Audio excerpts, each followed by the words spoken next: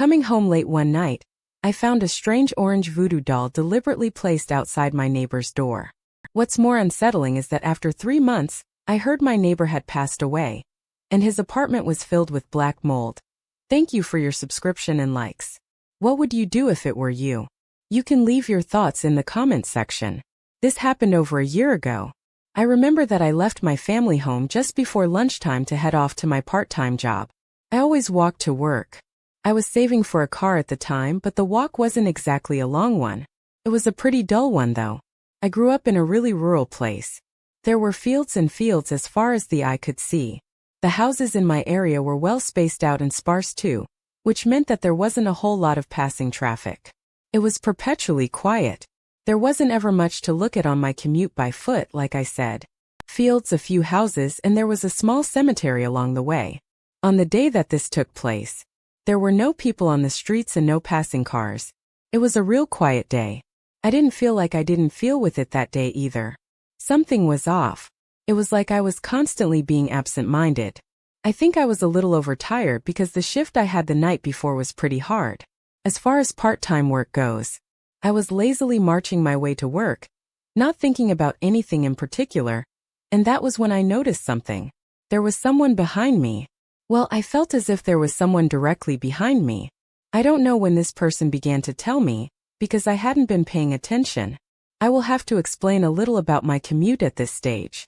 For the next part of my experience to make sense, the road that I walked along to work was in a straight line. That straight line runs through the middle of all those open fields I spoke about, and, most importantly of all, my journey along that straight line pretty much begins at the moment I set foot outside of my front door, so that were no houses, buildings, winding roads, hidden lanes, alleys, or anything for someone to emerge from or join me on my walk without me likely noticing it. What I mean to say is everything was visible. If there was someone in a field a mile away, I would have seen them coming in pretty much any direction. So how I ended up with someone tailing me without me realizing was something highly unusual to me. While I continued walking, I wondered how long this person had been following me for. When I thought about it a bit more, I realized that the guy behind was now closing the gap between us. Whoever was behind was now speeding up. Before I even took a look behind me, I thought that it might be a male. His footsteps were getting faster and faster, so I decided to try and attempt a sly look over my shoulder to see who I was dealing with. However, when I looked back behind me, I noticed that there was no one there. That's crazy. I remember thinking. I stopped and turned around so that I could look back. And the strangest thing happened. I felt as if someone was staring at me, but there was no one in sight. I knew something was looking at me. I could sense it. Some innate part of me knew that I wasn't alone. Something was there with me. I just couldn't see it. I immediately thought that I needed to get out of there, and fast I turned to leave, but my body resisted. I don't know if that was due to shock, surprise, or fear, but I couldn't move a muscle. My back then felt cold. The chills I felt weren't limited to my back, though it was like an ill wind was flowing through me. I don't expect anyone to understand what I'm about to say next, but this is the best way I can describe it. Was like my internal organs were cold. It was like cold hands were rummaging around my insides and wrapping cold fingers around my beating heart. I needed to get out of there, and fast. Something was seriously wrong. I thought that if I didn't figure out how to get out of there, then something bad would happen, but in the end I couldn't move. It was like this unseen person was holding me in place. I could almost feel arms around my neck. It felt disgusting, and then suddenly I was released. I sprinted as fast as I could from the scene. It took place while periodically looking behind me as I ran. I headed to my part-time job, and all the while the weird sensation I felt around my neck did not subside. My neck felt very uncomfortable that day. I tried not to think about it. I tried to chant this sutra healing chant in my head while I walked. My aunt taught me it when I was little. I took some medicine at work, but my pain didn't go away. After I had some of my lunch, I ended up throwing up in the bathroom. It was really embarrassing. I finished work by the evening, and when my day of work was done, I still didn't feel any better. I had no appetite, so I went to bed without dinner. I didn't sleep well that night. I was shivering in bed, and my neck just felt terrible. After an hour or two of light sleep, I woke up and I threw up again. I was really concerned about my health for a while there, but after about a week I managed to return to my usual self. I was really relieved. I really was worried about myself back then. I didn't know what I could do. I was pretty naive. I guess I have walked along that road many times since that day, but I've never encountered the same thing again. I've thought about it a little more, and maybe what I experienced was some kind of spirit passing through. I don't know. It definitely feels like the whole thing was paranormal. I mean, I'm no expert, so if anyone knows what that might have been and if I should be worried or should have done something, then I'm all ears. Maybe it was a brief possession. I'm fine. Now, though, I think I am. This happened when I was younger. I had a part-time job where I was collecting money for a newspaper deliver-free company. It was a pretty okay job. I didn't hate it, but I would tell you about one of the reasons why I quit the job. It was summer and a hot day. Whenever it's hot, I find myself easily irritable. I'm guessing you can relate. I was sent to collect a payment in a large apartment block. I had been doing the job for a while and I had met a lot of different kinds of people and their families. People can be so different. Some were extremely wary of people. They didn't know asking for money. When they realized who I was and why I was there, they would only hand over the money through a gap in the door, and they kept the chain on the door too. These people seem incredibly cautious of others, and then you get the ones who seem not to care at all. I have been met by housewives wearing next to nothing. It was really eye-opening for a young man like me. At the time, there was one apartment that I don't ever want to go back to. I rang the doorbell like I usually did, and I heard a child's voice and then the door unlocked. The child opened the door a crack and then stared at me and shouted back into the house, "Mom, there's a strange old man at the door." I thought, hey, come on kid, I'm not strange and I'm not no old man, what the hell? The boy's mother then came walking down the hall smiling and apologizing to me. She told her son that I wasn't a strange old man and not to say that about me. I noticed that there were a lot of children in that house. They were running around in the back. Their mother, I guess, went in search of her purse for payment. I wasn't the best with children at the time, so I was a little irritated. Also the heat, like I said before. The door was opened a little more at that point, and that was the moment I noticed something strange. There was a little girl of about 3 years of age lying on the floor just in front of the shoe rack by the front door. I was shocked that I didn't notice her lying there. Before the mother came back to the door to provide payment, as I was absent-mindedly getting everything in order, I began to wonder about that mother. Was there something wrong with her? Why was she letting her daughter take a nap by the shoe rack, with all those kids running around? Didn't she care? I handed over with the change and thanked the woman for her custom. I watched as she went to take a step backwards to close the door. As I watched, I couldn't help but shout out, "I'll watch out," because it seemed to me that she was unaware that she was about to plant her foot right on her sleeping child. The woman fixed me with a confused stare and then planted her foot. I winced as I was sure that I was about to hear that little girl start wailing, but I didn't hear a thing though. The little girl was sleeping there as if nothing had happened. I couldn't believe what I had just seen. It took me a second or two to consider that I might have seen something paranormal. That child was there but wasn't there. It was like I was the only one who could see her. The housewife was staring at me with this inquisitive look that slowly turned into an almost menacing glare. I don't know if that was my own sense of paranoia or not. I can't trust that part of my memory, but I can trust seeing that little girl lying there that no one else seemed to see, especially the homeowner. I had to get away from that place. I called my boss and said that I was sick and I took the afternoon off. I ended up becoming a bit sick after that. I'm not sure if it's related or not. I think I saw a ghost that day. I wondered if something happened in that doorway to that little girl. Or maybe an angry parent coming home from work was to blame. I don't know. This is all speculation from me at this point still. It was very creepy, but nowadays feels more sad or concerning to me than a scary memory. I heard this from my aunt. She worked in a hospital. Her whole career, as you can imagine, she has seen and experienced a lot. One night my aunt told me about when she first became a nurse. She said that the hardest part of her job was the night shift. The way she described her job and her duties made it sound like she was incredibly busy. She had to make regular rounds all throughout the night and respond to patients and the sudden changes in their condition. She found it hard to adjust to the night shift, since her body was used to sleeping while she would be working. But on top of that, she said that being largely alone in a dark hospital at night was very creepy. She felt like this as a new nurse and figured that she would just adjust eventually. One night she was making her rounds along the dark hospital ward. She would look in on the patients as she passed by to see how they were. When she arrived at one room on the third floor, she noticed a patient sitting upright, staring blankly at the window. The patient was an elderly man in his 80s. The elderly man noticed that my aunt was standing in the doorway of his room watching him, so he called out, "Isn't Noki on night duty tonight?" He never turned away from looking out the window, but since it was dark, my aunt could see his face in the reflection and he seemed to be grinning. My aunt then encouraged him to lie back down in the bed and get some rest. It wasn't the first time that she had heard someone say that since she started working the night shift she had heard the patients talking about this Nozaki-san. When someone mentioned Nozaki-san, it was usually to say something positive. One patient even said that Nozaki-san was much better than her at her job, and my aunt wasn't the type to develop professional jealousy. She's honestly so placid and patient, but due to the patients constantly referencing the other doctor or nurse, she decided to make an effort to meet them. She looked through the logs and registers but couldn't find this Nozaki-san anywhere on the sign and sheets that the doctors and nurses were supposed to sign when they started their shifts. As far as she knew, there was no one working on her ward by that name, but since she was still relatively new to her role, she guessed that there must have been some senior doctors and nurses working the ward that she hadn't met yet, so she didn't think much of it. After making sure the elderly man was back lying down in his bed, she returned to the nurse's station. A senior nurse was there and she and my aunt entered into some casual conversation. My aunt used that opportunity to bring up the enigmatic Nozaki-san.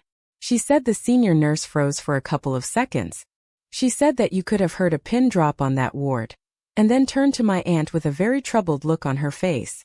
"Well, it's interesting that you mention Nozaki-san. She used to work here until about a year ago she took her own life. This kind of thing comes up every once in a while." For some reason my aunt was floored by that.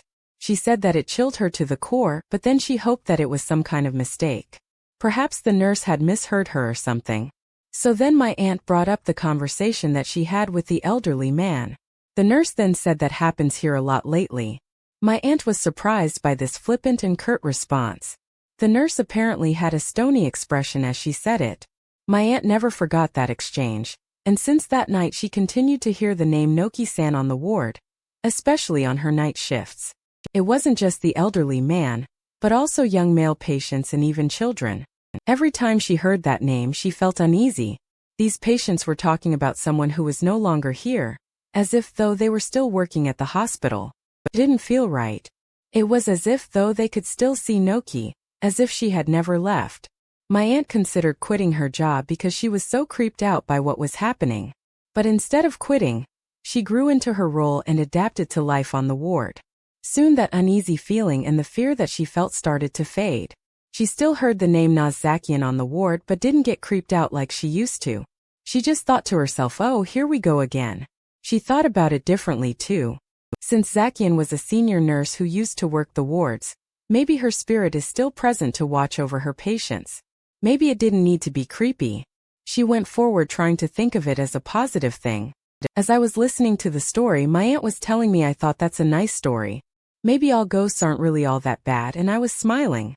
As my aunt continued, my aunt noticed my smile and she nodded at me and smiled back too and said, "Yeah, I was smiling like that too when I came to that realization, but then I found out something pretty disturbing. All the patients who asked me about Nozaki-san or if she was working that night after a couple of days, they would pass away. It seemed as if those seeing her or talking about her was an incredibly bad omen. It was a signal that the end was coming. I don't know, there's something about that seems so sinister. Like Nozaki-san was that hospital's Grim Reaper. This all started way back when I was an elementary school student. I would catch the bus to school every morning back then. This wasn't a school bus, by the way, this was just the regular bus. One day I saw someone that looked so incredibly out of place that it truly shocked me. That person was actually on the bus with us. At first glance, I thought that this mysterious passenger might have just been some homeless person who wandered on board. I saw them first when their back faced me from behind. I remember that they were wearing a big filthy-looking trench coat. They had a paper bag and an umbrella which looked like it had several holes in it. At the time I thought that person could be female, and that was largely based on the length of the hair of that individual. She, I guess, had her hair styled in a rock-solid fashion. It was as if she had hair sprayed it from the front of her head all the way to the back. It was a very unusual look. I thought that I better not stare at it. I was always told not to stare. She made it hard though because she really stood out to me. I decided to look back and see if my sister, who was a few years older than me and obviously didn't want to sit with me on the bus, had noticed her. My sister caught my glance and looked at me with this kind of mock look of disgust on her face, so I knew that she had noticed the person that I had seen. The adults on the bus didn't seem to be aware of that strange woman. The atmosphere in the bus didn't change. It was as if no one was aware. It was the same as usual. When we got off at the bus at our stop and made it home, me and my sister told our mom about the person we saw on the bus, and we even gave her a nickname, Hairwoman. Mom, of course, wasn't that interested in what we were telling her. Now you're probably thinking, wow, great story. You saw a woman on a bus who looked a little unusual when you were a kid. Well done. Well, what if I told you that wasn't the only time I saw that woman? It's been 20 years since that first encounter on the bus, and I keep seeing that woman. It's like she has this incredible ability to blend into everyday life without being detected. I always end up finding her, but I never piece together how she arrived at wherever I am without me noticing. The first time I saw her was in our rural village in Tohoku, and the second time I saw her was in the Kanto region. The third time I saw her was tonight. In fact, I'm currently in the Chubu region. It is without a doubt the same person. Each time. I mean, you can't miss her. She's always dressed the same, and I'm pretty certain that there aren't 3 of her up and down the country. I just don't get why I'm always seeing her, and it really does play on my mind. I saw her tonight and she was walking in the rain. She had that same tattered umbrella that I saw when I was a kid, but she didn't use it. Why not? I find myself asking questions like that whenever I'm not concentrating on something. I want to make something clear though. When I see her, I don't get scared. I don't feel anything other than, oh, there she is again. I don't really get shocked, but I do definitely notice her and I don't get why. Maybe because she looks the same. Whether it's midsummer midday, middle of the rain downtown in a rural area, she's always the same. So I'm here to ask if anyone else has seen her. I feel like I'm talking about that dream guy. Ever dream this man? Do you remember that? Not that though, she is out there. Look for her. Please tell me if anyone has seen her, please. Maybe I should try and interact with her next time. I don't know. I want to share with you the first experience I ever had with the paranormal. Up until this happened, I didn't believe I wasn't a believer before, but I am now. I got into a Tokyo university and I moved to the big city from my hometown mid-March. I got a nice apartment. Well, it was nice enough for what I could afford. My best friend, who went to the same high school as me, also landed and moved to Tokyo, but at a different university. We didn't live far away from one another, and that was really great. We gave each other our spare keys so that we could always come over to hang out at any time. We both enjoyed living alone, so we weren't over one another's place every day. But it was great when we hung out. We felt so free. You know, we were just 2 country boys who were living it up in the big city. We never really told one another when we might be coming over. We just let ourselves in. On the day that this happened, I came home from my part-time job at around 4:30 p.m., and the door to my apartment was unlocked. I pushed it open and I thought to myself, oh, did you come over with that in mind? I shouted out to my friend, hey, what you doing, pal? Or something like that, and then I heard a reply coming from the back. It was short and it was probably, hey, I need to explain the layout of my apartment for this next part. As soon as you open the door to my apartment, the bathroom is on the right and the toilet is on the left. They were separate, as they often are in Japan. If you go straight, you see the dining area, and behind there's a sliding door which leads to the living room. Since I had an agreement with my friend that we could stop by one another's apartments at any time, it wasn't super rare to find him in my place. When I got home, we were both really into a game called Pez Winning 11. He beat me the last time he came over, so I was eager to take my revenge that day. I quickly took off my shoes and headed in through the dining area. And then I pulled open the sliding door to the living room, but he wasn't there. Where are you hiding? Called out. I looked all over for him in this elaborate kind of act I was putting on. I looked in the wardrobe, under the bed, etc. But he was nowhere to be seen. I figured he was pranking me, so I said, okay, I give up, where are you hiding? Once again, there was no reply. Okay, maybe he just didn't hear me, I thought to myself. With that in mind, I shouted out, hey, really loud that time. Then I heard a voice that didn't belong to my friend. A voice that replied in a quiet, distant tone with words I couldn't quite make out. They sounded so muffled, but one thing for sure was that voice definitely belonged to a woman, and it sounded like it was just by the front door towards the toilet. I felt really confused, but I still kind of believed that it could have been my friend pranking me. So I headed towards the toilet, and when I got there I realized that the light was on. I could have sworn that the light wasn't on when I got home. I always got in trouble for leaving the lights on when I was a kid, so I have a habit of turning them off when I leave the room. At that point I realized that it couldn't have been my friend messing with me. Goosebumps came instantly. I also felt chills. It was like all the hair on the back of my neck stood on end. Then my back began to tingle and I broke out in a sweat. It was a really weird bunch of reactions. My mind was firing off questions that I couldn't answer. Like, who's in there? What's going on? What should I do? Just as I thought that it couldn't get more frightening, the unimaginable happened. The door to the toilet slowly began to creak open. I felt like I was about to lose my mind through fear. I was so scared.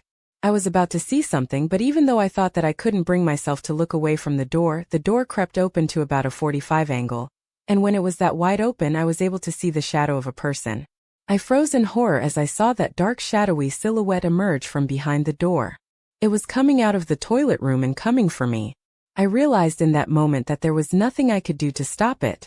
I felt so utterly helpless and powerless. All I could do was watch and tremble with fear.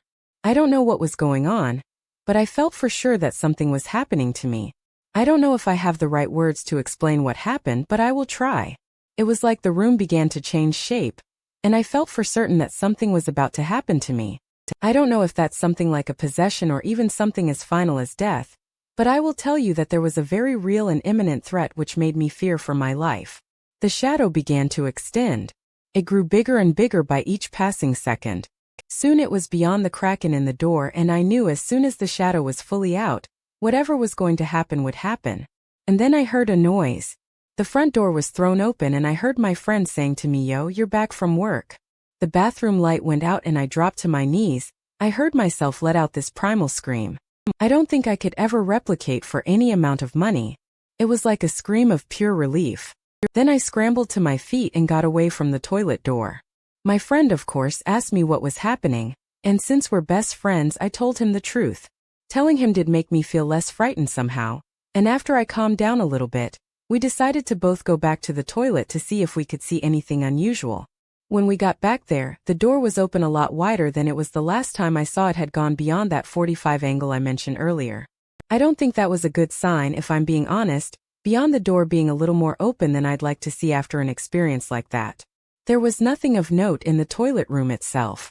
I stayed with my friend that night and I'm still staying with him. I'm trying to get out of my agreement with the real estate agent. I'm hoping that I can still get my security deposit back. I don't know what happened in that apartment, but I think it was something bad. I have a feeling that there's something with a grudge that still manifests its energy there. It scares the hell out of me when I remember what I saw that day. I heard the story from one of my mountain climbing friends. He's really into mountain climbing and has climbed and conquered many in his time, and I'm part of the same club as he is. He told me about this one club that he did, where he had to pay at this parking spot a kind of toll to climb. He said that the guy who had paid took down his address and information in case of an emergency. He arrived at 8:00 a.m., which is way later than usual for him. He was climbing alone that day and he was preparing himself. The elevation was high, but since he knew that he would be starting late, he decided before arriving that he'd spend the night at the summit. The guy who took payment from him told him that there was an unmanned cabin up there which he would be more than welcome to use. He liked that idea more than his tent, he felt like. Because of that, he could really take his time and enjoy the climbing experience. He climbed to the summit without incident and took in all the gorgeous views. He was the only one at the summit and the cabin was empty. He brewed some coffee, looked out over the mountain at nature's splendor and watched the summit. As evening arrived, it started to get darker and chillier, so he headed into the cabin. He brought some alcohol with him and had a little drink while preparing dinner and listening to the radio. He was really tired after dinner, drinking and hiking and all that, and he decided to head to bed and get some sleep so he could start his descent early in the morning. He turned off the lantern and the cabin was plunged into darkness. He said that he had no issue falling asleep due to his tiredness. In the middle of the night he awoke to a strange sound. It sounded like the door was rattling. It spooked him a bit because when he checked the weather forecast, it didn't seem like it was going to be a particularly windy night. He listened closely to the sound and soon realized that it wasn't the sound of the wind. It was something else. It sounded to him like the sound of someone trying the door and the sound of people walking around. You know, when you were in the dark and you're groping for something like the door handle. He said it sounded just like that. A quick look at his watch told him that it was past 2:00 a.m. He didn't think that another climber would be attempting the mountain at this time of night in the dark. Could there really be anyone out there that late? I know that some mountains are connected by ranges and you can hike or climb from one to another, but that mountain wasn't like this.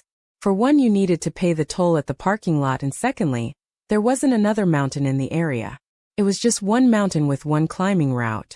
So he said, based on what he knew and his experience, there should be no one out there. He said it was impossible, and that terrified him. He lay in his sleeping bag shaking. He couldn't summon up the courage to leave it, and he tended to be asleep, but kept his eyes slightly open, waiting and hoping the noise from outside the cabin door would stop or go away. His hopes weren't answered. After few moments, he heard the sound of the door creaking open, and the sound was deafening. He said he was praying deep within his heart. When he heard that sound, sweat had begun to form on his brow, and his shaking showed no sign of subsiding. He opened his eyes slightly wider, and he said that he saw 4 figures by the open door, illuminated by the light of a shadowy moon: a boy, a girl, a man, and a woman. They were wearing tattered and torn clothing. They carried no flashlights or lanterns with them, and they seemed to be completely used to the dark. They entered the cabin. My friend closed his eyes and prayed that they go away. He was terrified of this family. They defied all logic that he put his faith into. There was no way that they could be there. Yet there they were, and now they were in the cabin with him. He heard footsteps creeping around the wooden flooring. They appeared to be looking for something. Agonizing seconds crawled by, and my friend stayed as still as he could to not alert them to his presence. Then, just as quickly as they had arrived, they left without conversation and without closing the cabin door. He said that as soon as he saw them go, he lost consciousness. I think he may have fainted through fear, and as soon as he woke, he hurriedly threw all of his things into his bag and began his descent. I'm not sure if he checked if anything was missing or not, but that would have been one of the first things that I would have done. He got dressed and quickly prepped for the descent. He went down the mountain as fast as he could, and he was still terrified by his nightly visitors. He didn't want to see them in the day. There was something about that family that truly terrified him. When he got to the bottom, he spoke to the man at the toll booth and told him about his experience. He said it wouldn't have been right not to mention what happened. He didn't care if it made him look dumb or scared. The toll booth guy told him that he was the only one on the mountain that night, and that disturbed him. He wondered if he was visited by spirits. The toll booth guy then said a few months back a family did go missing on that mountain and no sign of them had been found. Was it their spirits visiting him, or was the family still living? I wonder if they were looking for some food or something and were drawn to the hut. Perhaps something happened to them and they have memory loss or something. I don't know. My friend is convinced that the family that visited the cabin were spirits. He'll never forget that night in the cabin and all his climbs and hikes. He has never experienced the paranormal again, for this happened a decade and a bit ago, way back when I was an elementary or primary school student. I don't exactly remember how old I was, but I know I was about to be going into big school, as it were. Or maybe I was already in big school. Well, that's not really here nor there. Anyway, this happened a long time ago when I was a child. Well, some will know that there seems to be a lot of ghost stories that relate to the 4th floor on any given building. Hi, Jay here. What I think that the author is trying to get out is the fact that the number 4 is synonymous with death. It is pronounced she, which is also how the word for death is pronounced. There is also another way to say the number 4 because of this reason, which is yan, and it seems to be preferred especially when talking about flaws in a building. Sometimes in Japan you will find that rooms in hospitals, apartment buildings, and even hotels don't exist due to that superstition that surrounds the number 4. Like you might find room 101,102, 103, then 105 anyway. Back to the story, my parents bought an apartment on the 4th floor of a building. They were never the type to worry about superstitions. I think that they were just happy to get a great deal on an apartment in a popular block for a price that was lower than they expected. It wasn't the biggest of living spaces, but my parents did a good job with the space we had available. They divided the apartment up into bedrooms for me, my parents and sister, and a study area, as well as a living room. One gray afternoon, my little sister was messing around in my dad's office chair in the study area. She was spinning around. I could always hear her squeaking when she messed around on that thing, and I cannot count the amount of times my dad told her not to play on it. He always got annoyed when she messed with the back support and adjusted the height on it. So naturally, as the older sibling, I go in there with the intention to tell her to knock it off. I entered the study. I called out my sister's name. While looking at the office chair slowly rotating from behind me, I heard my sister answer, "What is it, bro?" I spun around to face her, only to find that there was no one behind me. I then turned back to the office chair, which had rotated in my favor, only to see that there was no one occupying it.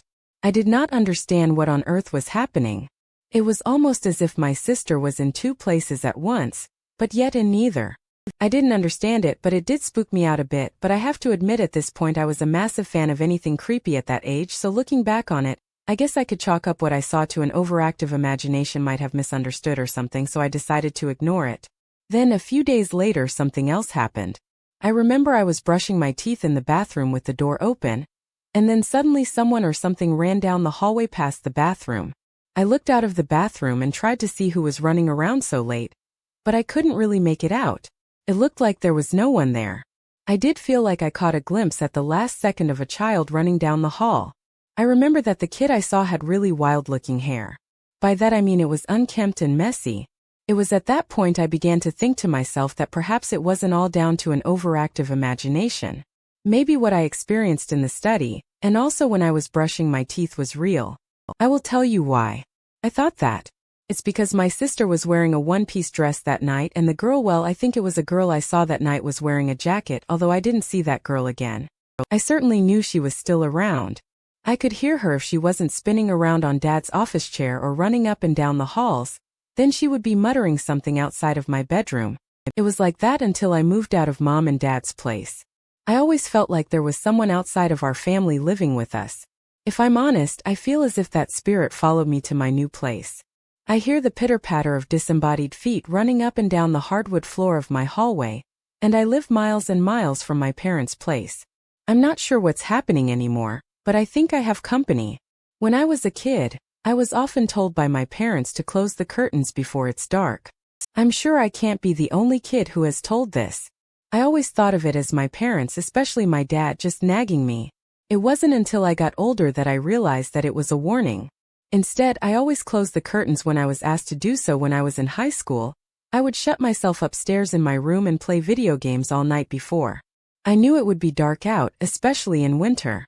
It got dark in winter quickly. On the night that all this went down, I finished up my game very late. I just didn't want to stop playing. I then looked at the window and thought, oh damn, I better close the curtains. It was very late, and I think that my parents were asleep at the time. As soon as I looked out of the window, I froze.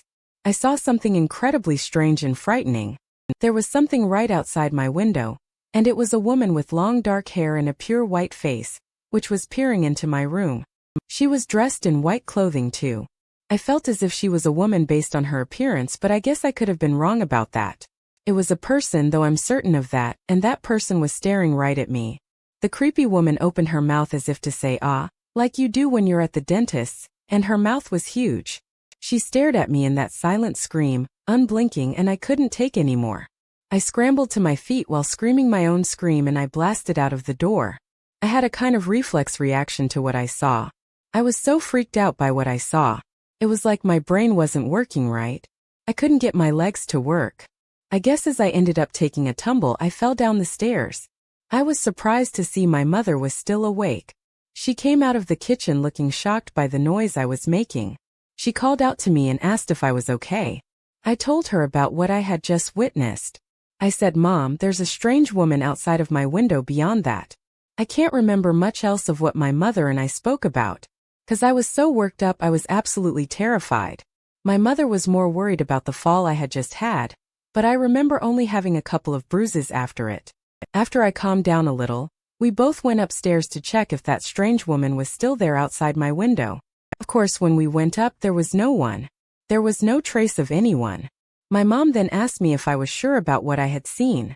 She even asked if I could have had a bad dream or maybe even a daydream of some kind. Well, I don't remember falling asleep, but if that's the answer, I'll happily accept it, because that is better to me than seeing the paranormal or something I wasn't supposed to have seen. The only thing I question is the clarity of the memory of seeing that woman. So clear in my mind.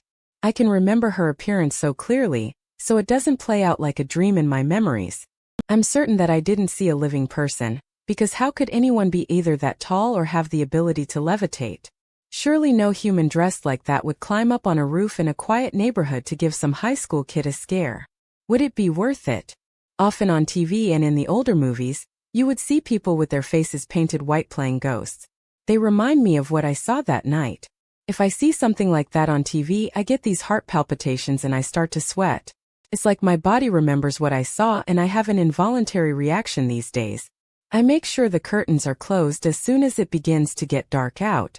I get really edgy around dusk if I'm at some place where the curtains are open, also gaps. I want to talk about gaps for a second. If there are gaps in the curtains, then that's a big no for me. I've started to develop an irrational fear of them in the morning. I don't open the curtains stood in front of them. I stand to the side and open them. I cannot stand to be stood that close to the window. I think that if you look out of the window at night when it's dark, you might find a real person peeing in, not a ghost, and that's just as scary as seeing a ghost if you ask me, or you might end up seeing something that you think about for the rest of your life just like I did. I feel like what I saw that night has permanently changed me for E.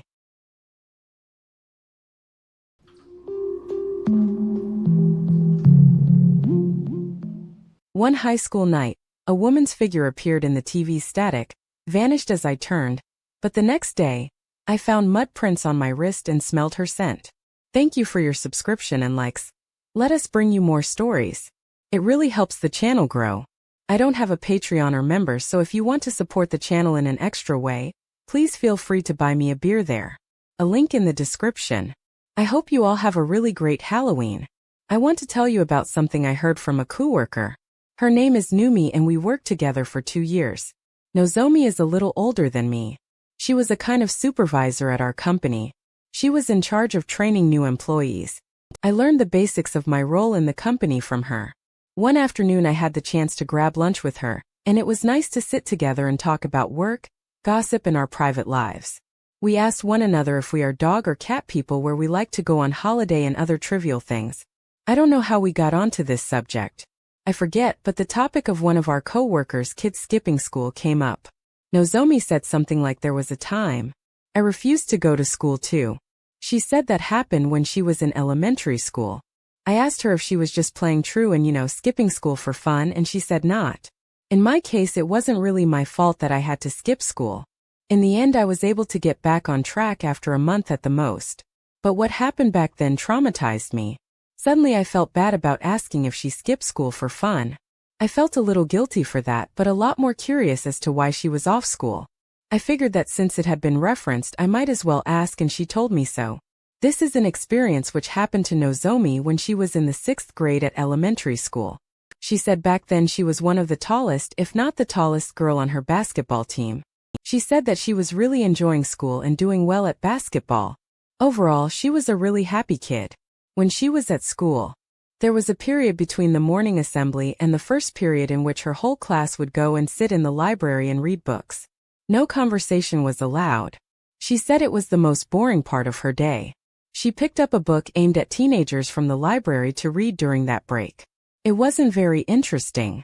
She ended up flipping through it absent-mindedly. She didn't really care much about the story. She just kind of skimmed it.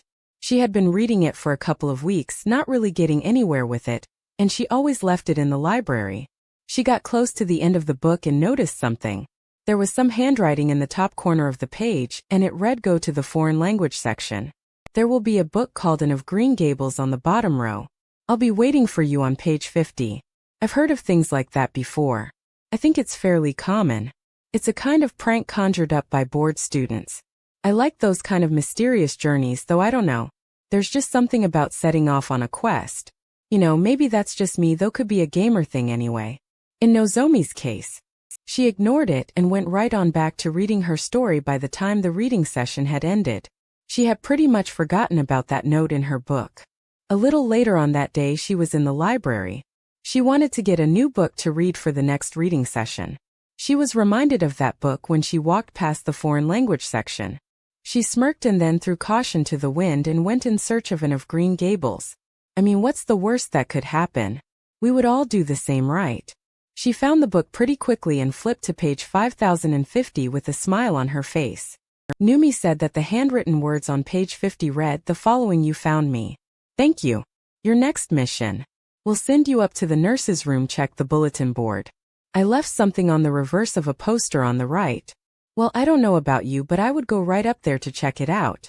But having said that, I would expect that the message behind the poster would be something like, 'I can't believe you came this far, dumbass,' and I half expected Numi to tell me her story ended with a punchline like that.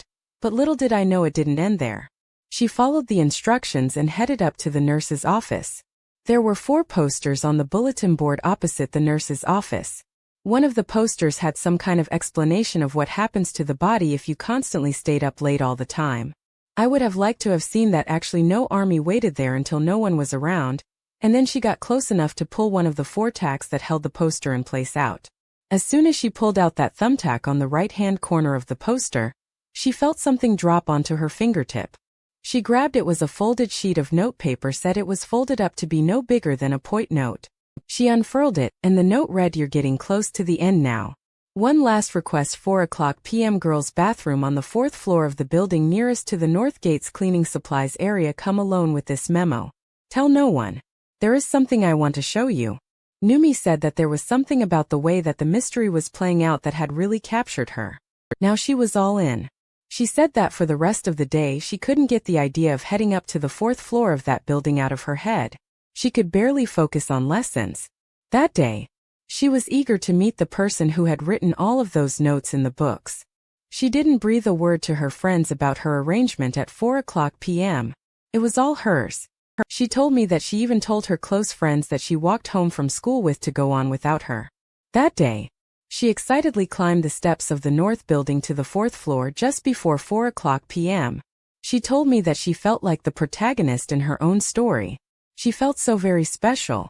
She paused after she explained that feeling to me, and I knew that something bad was coming. The thing about the 4th floor was the fact that hardly anyone went up. There were 2 empty classrooms and another classroom which was seldom used as a band practice play Sora instrument storage location. Numi told me that it was rare to see anyone up there, especially after class hours. She headed into the girls' bathroom. She said it seemed to have a certain aura, but maybe that was due to her excitement. The autumn sunlight was shining in through the window. She found the door marked cleaning supplies. It was a wooden door and it looked like it was well worn, to say the least. She stood in front of it with a heart that was fluttering in her chest, and she called out, "Is anyone there?" All she heard in response was the sound of her own voice echoing in the empty bathroom. There was no response. She decided to knock, and again there was no response. She reached out and grabbed the handle, braced herself, and then tried it. It didn't budge. It was locked. She thought about it and realized that the note said 4:00 p.m. after school, but it didn't specify a date. Maybe it wasn't today.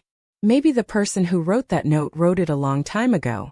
Perhaps they weren't even at the school anymore. Just as she was about to give up and go home, she noticed a small hole in the door. It wasn't a big hole. It was no bigger than 5 millimeters or just short of quarter of an inch. The hole was about chest height. Just above the hole in the door was some writing in magic marker, and it read, "Here," and just below. That was another message, the final message. "There's something I want to show you." So Numi bent down and prepared herself to look through the hole in the door. She brought her eye closer to the roughly cut hole and squinted to see inside. It looked so dark in there. It was hard to make out anything. She said it was pitch black in there. It all seemed so anticlimactic. Then suddenly an unknown feeling flowed into her, some kind of strong feeling of disgust. The mystery was gone and fear had arrived in its place. It was as if a SI sense kicked in. She innately knew that she needed to get away from that door, from that hole, and just as she withdrew her face, something happened. It was almost simultaneous. There was a sharp thrashing, jousting noise. A flathead screwdriver came bursting through the small hole in the door. Had Nozomi waited a second longer, then she would be telling me about her experience with a glass eye.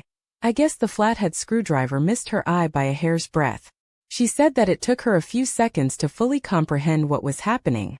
She watched as the flathead screwdriver jabbed and stabbed through the hole and then finally retracted. Numi didn't have the guts to put her eye to the hole. To try and catch a glimpse of her would be attack her. And, to be honest, I don't think any of us would either. In her shoes, she didn't think about screaming or running until she saw that screwdriver disappear. The second it was gone, something clicked and she ran for it. She said she tripped over her own feet, clattered into one of the stalls but got back on her feet again and raced downstairs. Although she was confused and frightened, she managed to tell a teacher. The teacher went up there and Numi followed on behind her. She said that when the pair of them got up there, they saw the cleaning supplies closet was now open. It was closed before and locked. The pair of them didn't find anything up there apart from, unsurprisingly, some cleaning supplies. A mop and a broom were tilted against the corner. The incident was reported and, due to the concern that it provoked, a school assembly was organized. Questionnaires regarding the event was sent out to the students and encouraged to be filled out anonymously. It sounded like it was being taken very seriously, but they weren't able to find the culprit. I asked Nozomi how she felt about the situation and she said something along the lines of, even though it was a close call, I didn't want the attention. I didn't want to be the girl who was attacked. You know, I didn't want that to be my thing. I just wanted to move on and graduate. I just guessed it was some kind of edgy prank. Having said that, the whole thing clearly traumatized Numi.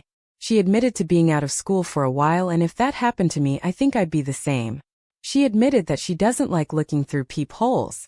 You know, those door scopes to check if someone is outside or not. Yeah, the image of a screwdriver coming through one of those must be pretty hard to shake off.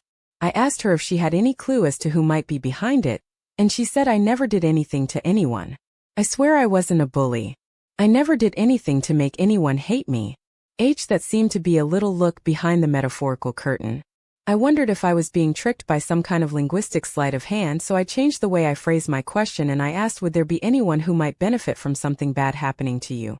Numi looked off into space and wrinkled her eyebrows, thought about my question for a couple of seconds, and then eventually she murmured. Sayaka Saka happened to be a friend from her basketball team. She said that Saka was in constant competition with her during practice and for a place in the team. Due to the trauma of the screwdriver incident, Numi, my work colleague, quit the team for a while. I get it. I would probably stay home too. In her absence, Sayaka got the spot on the team. It seemed to be the only motive she thought possible for someone to attack her. She said that she couldn't think of a single other person at the school who might have had a motive. She said that she didn't think it would be possible that it could be. Her Seiko was one of the happiest and supportive girls she'd ever met. She was the one who welcomed her onto the team and took her under her wing. You know, she wasn't the resentful type by the sound of it. Nozomi said that she was always full of cheer for her teammates, and didn't seem to have a bad bone in her body by the way she was described. She sounded like the picture, perfect example of cheerfulness. She was apparently well-liked too, so it seemed completely unthinkable to Nozomi that someone that nice would be capable of something so malicious. I don't know about you, but I could imagine some jealous teammate leading her some secluded to attack her. Who else would know about the secluded areas of the school? I could picture some jealous girl hiding in the dark with a screwdriver. It did kind of seem plausible to me. I asked Nozomi if she thought it was possible that her basketball teammate was behind this, and she flat out said no way.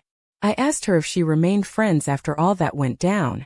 She said Saka went on to a different high school, but she had a look for her on social media and found out she's now a kindergarten teacher. That's a scary thought to me, especially if she was behind the whole screwdriver thing. That was about the point I got to with her before our break ended.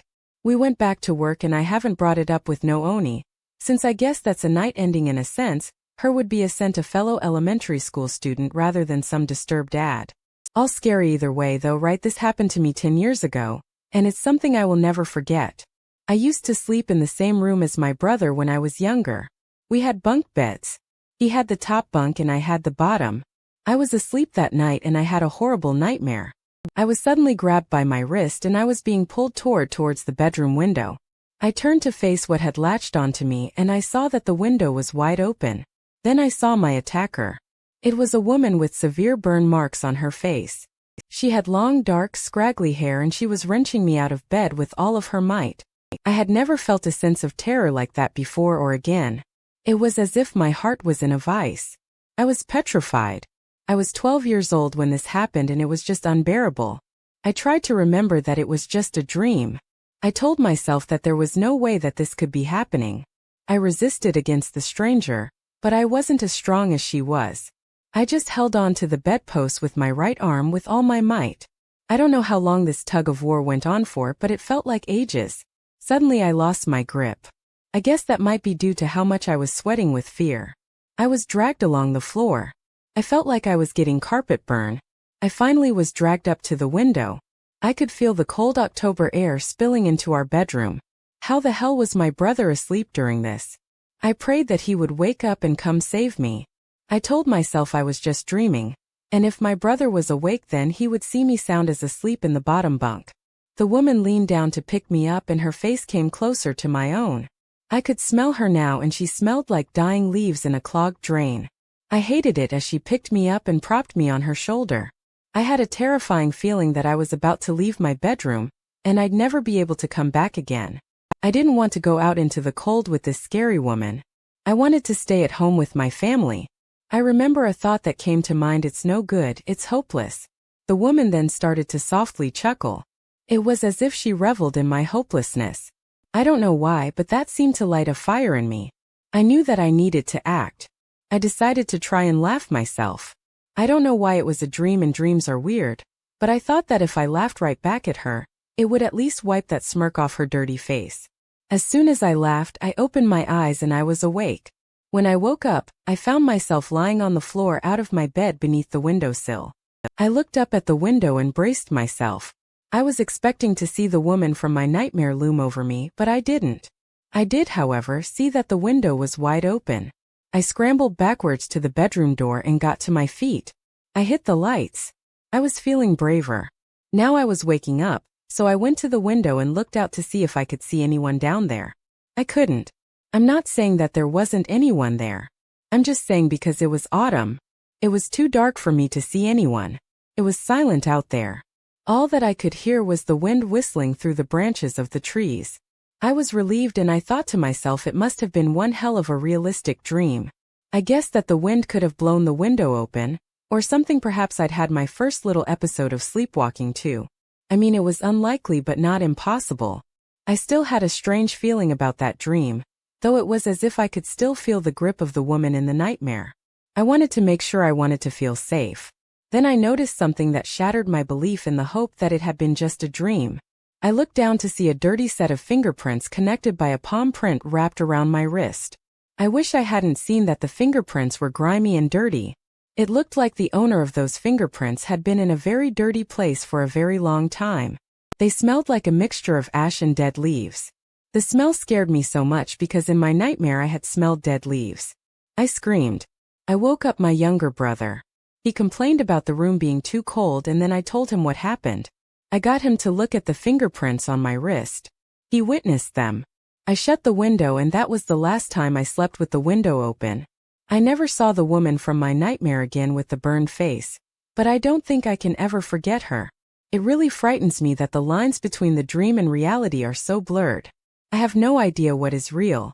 People tend not to believe me when I tell them about my experience, but I don't care. I think about people who go missing. You know, one night they're sleeping soundly in their beds and come morning they're gone. I wonder how close my name was to joining a missing persons list. That thought still terrifies me to this day. Sometimes I get too scared to sleep, especially on those dark, cold autumn nights. This happened about 5 years back when I had just landed a job in an office. I was living with my younger sister at the time. She was a high school student. On the day this experience took place, I came home from work on time, which was a pretty rare thing for me. Back then I went into the living room and plopped myself down on the sofa. I started scrolling through my phone. It was still the evening. It was autumn, but the sun hadn't set yet, so it was still kind of bright out, so I didn't bother turning the lights on. I sat there in my living room as the sunlight slowly faded. When the room was getting a little dark, I heard something from upstairs. It sounded like laughter and then some people talking. Well, like I said, I was living with my high school-aged sister at the time, so I mean laughter wasn't exactly rare at my place. I just assumed she had invited some friends over. This usually was the case. I tried to ignore it and carry on reading whatever I was reading on my phone. After a while I realized that it sounded like the conversation they were having up there was getting a little heated. It was really strange because my sister never really argued with her friends and strangers still. One of them was laughing. That laughter slowly grew louder. It was pretty annoying. Kept on getting louder and louder until it reached a cackle. What the hell were they doing up there? Playing a game or something? It didn't make sense and I was a little bit worried. One of the neighbors would complain. Back then we had a neighbor who was a real difficult guy. I already knew that I would be hearing his thoughts on this when I saw him next. When they started banging on the floor, I knew that they had gone too far. I had to go up there and tell them to shut up. As I was getting to my feet, I heard one of them let out a long sustained scream, a real ear-piercing one. I froze. It didn't really sound like my sister or one of her friends could make a noise like that. I walked over to the light switch and turned it on, and then naturally I looked up the banging. I guess it was kicking or something was getting so loud and powerful that the light in the living room was shaking. The scream turned into some kind of guttural growl. They sounded like singers from a metal band. It was seriously disturbing to hear. I had to go up there. I bet she had some boys over. He probably thought that I was going to be late home again. So with that in mind, I started marching up the stairs to give them a piece of my mind and probably kick the boys out. I left the living room and turned to climb the stairs to the second floor. But I realized something was off. I have to tell you a bit about my house for you to get this. So, basically by the front door there is an area where we take our shoes off. It's called the Genkan and it's common in Japan. So when I turned to go upstairs, I stopped because I noticed that my sister's shoes weren't in the place we take our shoes off. If she had someone over or a couple of people over, then I would have expected them to take their shoes off before they came in. She knew the house rules. In fact, she enforced them. So that's why I was stunned to see no shoes by the front door. I paused and tried to make sense of the situation. I thought to myself, am I the only one home?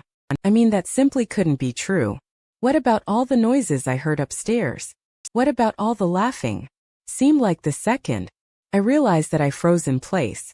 I couldn't move. The laughter stopped and the house fell silent. All I could do was stare at the dark staircase in front of me. It was pitch black upstairs.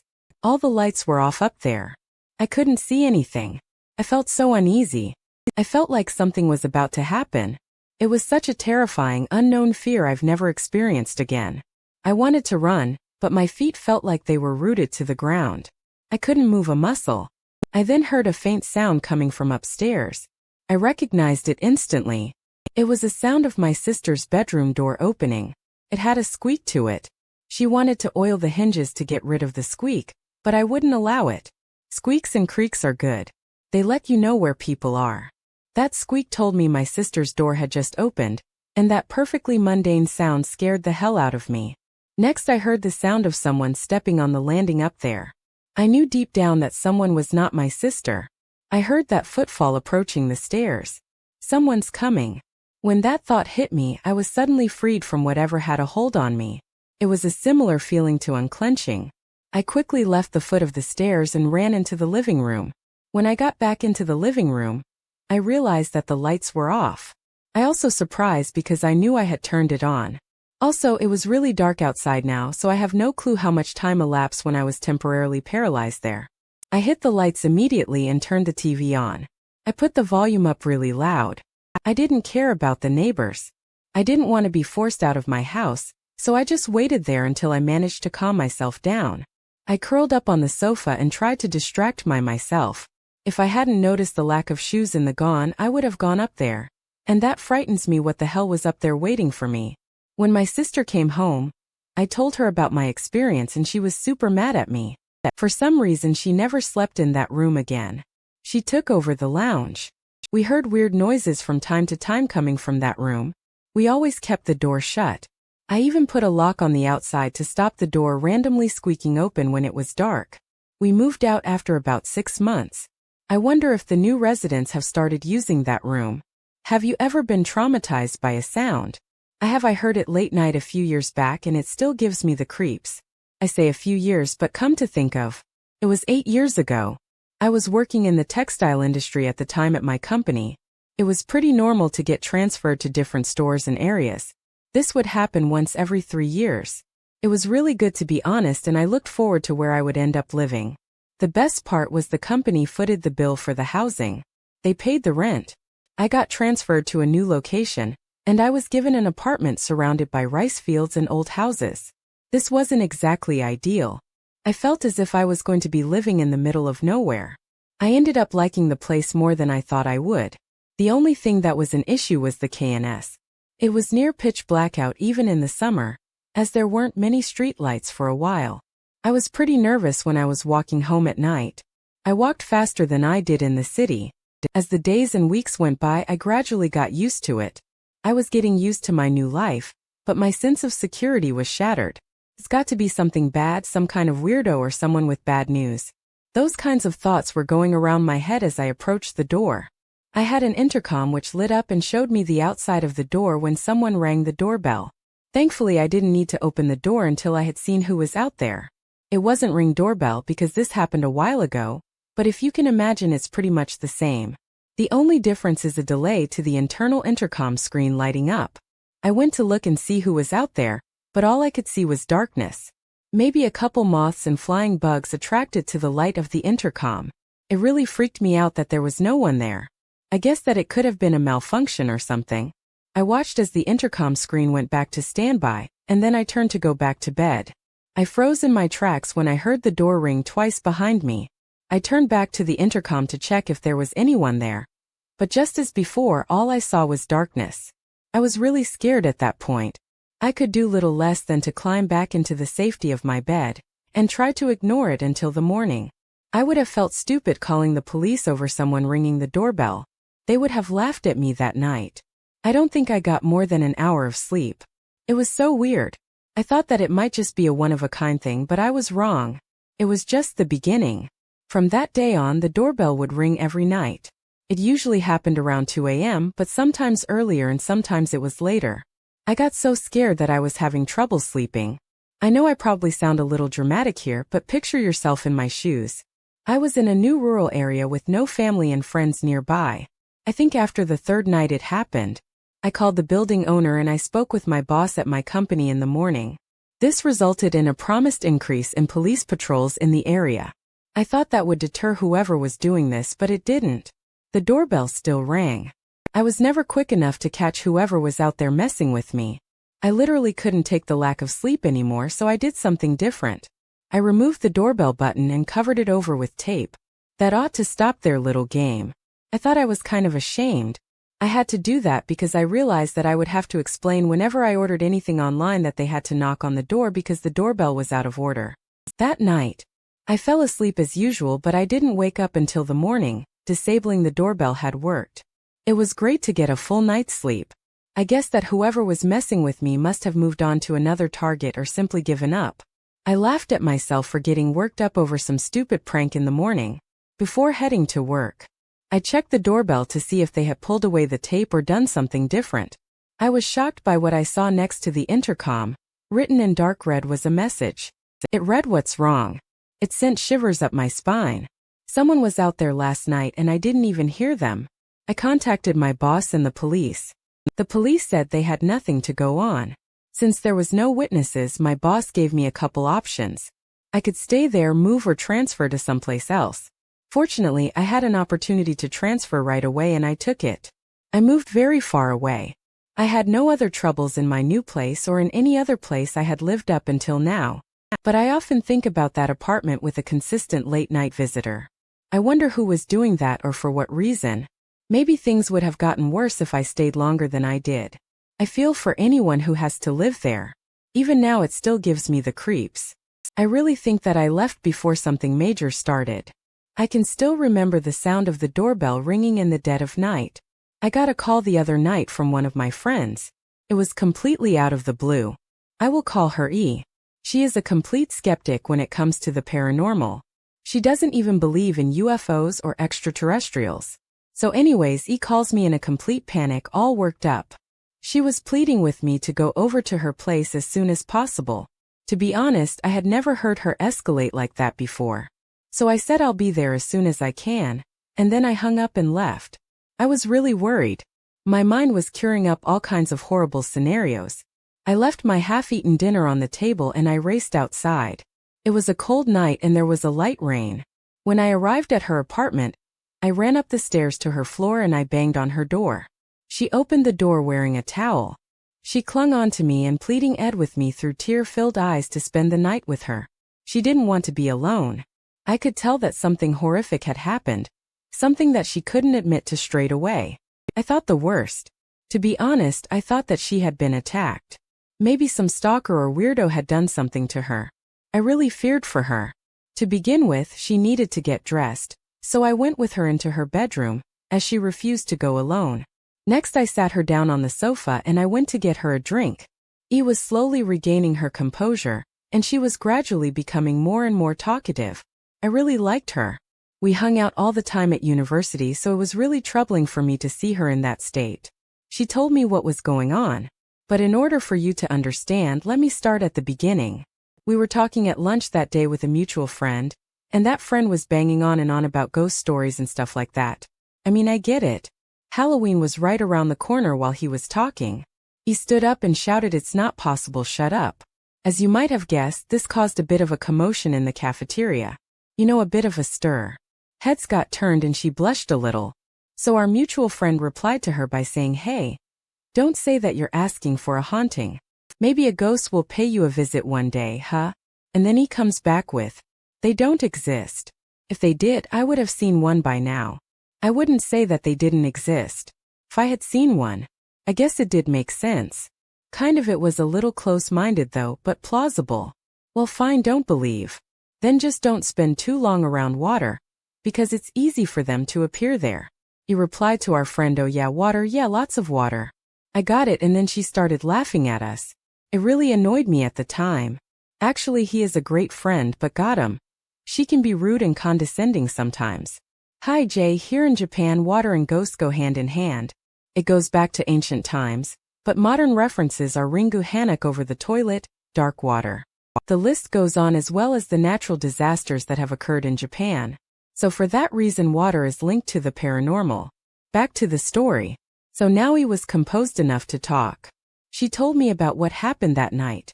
She was taking a shower and she was reminded of our friend's claims of ghosts appearing around water. So there she was washing and she was about to wash her face before leaving the shower. And she decides to challenge the paranormal. She calls out to the empty bathroom, "If ghosts exist, I want to see one right now, right before my eyes when I get done washing my face." She thought that if she had seen something by her own eyes, she would be happy to admit to us that the paranormal does exist. As she finished her request, she slowly opened her eyes. "I guess there is no such thing as ghosts, after all." Then she said proudly as she looked around the empty bathroom. She grabbed a towel, put it around her and turned to leave the bathroom, smiling at how stupid the thought of ghosts were. She turned the door handle, but it wouldn't budge. Even when she pushed her way against the door, it wouldn't move. "Did I lock the door?" she thought to herself. She told me that she usually didn't lock the door, because she was the only one living in her apartment. So she goes to unlock the door, but right before she does it, something catches her eye. This is going to take some explaining. Okay, so some of the older apartments our university provided had vents in the bathroom doors. They were near the bottom of the door. So when she went to unlock the door, she said she spotted something in that vent. She said that there was a pair of eyes staring at her from behind the vent. Someone was peeping on her. The purpose of the vent was to allow the flow of air, but it was slanted so no one should be able to look into the bathroom, as that would be a privacy issue. So logically it made no sense. I mean, how could a pair of eyes be staring at her? The gap just isn't there. Surely she would be able to make out more than just the eyes. There was something seriously weird about her claims. It was crazy. I knew E well though, and how openly she refuted the paranormal and always searched for the logical. I am certain that something happened in that bathroom, and I do believe that she saw some eyes staring at her, and that thought sends a shiver up my spine. She said that she stood there for a few moments, staring back at the eyes that were staring at her from the vent. She was unable to move or make a sound. Then a sudden realization came to her. She decided that she needed to move, and fast she put all her strength into throwing the bathroom door open, and thankfully, now that she had unlocked it, it came open. She half expected to see someone behind the door, but there wasn't anyone there. The apartment was empty. She looked back at the ventilation panel and she could no longer see the eyes. That was when E flew into a panic and grabbed her phone to call me. As a result of her experience, she set about taping up any gap that she thought the eyes could peer at her from, and she no longer mocked ghost stories. She wouldn't even listen to them. I have no idea what she saw, but I found it pretty creepy. Hi, Jay here. This experience reminded me of an urban legend. I will go over it now very briefly, and if there's any interest, maybe I could put this in the next urban legend collection. Just let me know. So, the girl in the gap or Sima Ainer is a Japanese urban legend about a female spirit that lives in gaps or cracks in one's home. If you meet her gaze, she will ask you to play hide and seek and then vanish. If you decide to look for her and happen to see her again, she'll drag you into another dimension through that gap, because it's thought that the gaps that she comes from connect to another plane of life. Just thought I'd mention that briefly. I want to share an experience I had in my hometown. I say town, but it's often been described as a village. I live in a very rural area. Picture this: miles and miles of fields and farmlands. Some of the farmlands are well maintained and some are not. I think some are not in use and, for want of a better phrase, abandoned. This story involves an area of abandoned farmland. Someone shared that they found some weird protuberances or bumps in the earth on a message board, and they said that it was way out deep in the mountain in a farm field. So when I read that the location was in my town, I just had to set off on a hike and try to find it. I knew where it was because, to be honest, I don't think I've ever seen anyone make use of that piece of land. It's always been abandoned. My friends and I played soccer there a couple of times when I was younger. I found it and there were a few of these weird bumps in the ground, just like the message board had said. I didn't know how they got there. I just kind of thought, who nature's pretty weird, huh? I forgot about it for a while. Summer got too hot for hiking by the time autumn came around. I thought I'd head back out on a hike to see if they were still there. I was quite interested in them. I reached the field again and I noticed that things were different this time. Apparently someone had moved into our town and had wanted to rent that field. They were in the process of leveling it so they could make use of it. I managed to meet this individual at his field and I asked him how it was going. Naturally, the bulges in the land were broken down to make the field flat. I asked him about what was underneath them, and he told me that he had made a strange discovery. Something was within them. First of all, there was a layer of some kind of blanket or quilt which, although quite badly damaged, looked very luxurious. Underneath that was some wood and bamboo. These materials were burned in areas. These things must have been buried there by someone. Further down beneath the wood were bones. The guy who owned the field thought that they were animal bones. He said that they were large bones. He hired some landscapers to restore the field, and one of them was a hunter. He told him that he thought the bones might have belonged to a boar or a deer. I didn't buy this. The largest animals that I had seen in my rural area were tanuki. I really doubted that those bones belonged to an animal from my town. Maybe they had been brought here from another area. I mean, that's the only explanation. We just don't have big animals in the wild here. The guy who owned the field consulted some of the locals about his discovery, and he said that the main consensus was that some kind of ritual was carried out here. In the end, people in my town started to get very suspicious of what had been happening out there in the mountainous woods. The fact that the bones weren't buried that deep got people worried. Someone wasn't all that worried about them being found. It gets so dark in the mountains during the autumn and winter, and very few people head into the woods at night. So whoever was out there in that field would have been able to come and go as they please. Rumors began to spread that there was some kind of ritualistic cult active in our town. That honestly scared the hell out of me, I think, because it seemed so plausible. A few days went by and I bumped into the new guy in the local store. I used this opportunity to ask him what he had done with the animal bones, and he told me that he incinerated them. That's really surprised me. I would have probably hung on to them, called the authorities to investigate. I pressed him for more information, but he didn't want to talk about it. He was being evasive and not interested in continuing any conversation with me. He didn't seem as easygoing as he did on the field that day. I wondered if there was something that he was not telling me. I mean, you don't just find a pile of bones buried on your land and just incinerate them without even getting them checked right. Am I crazy here? I would want to know where they came from. I wondered if maybe someone had intimidated him after his discovery. I know I sound like I could be making mountains out of molehills here, but something is not right. I think if there was some kind of cult out here, they got to him and told him to keep his mouth shut.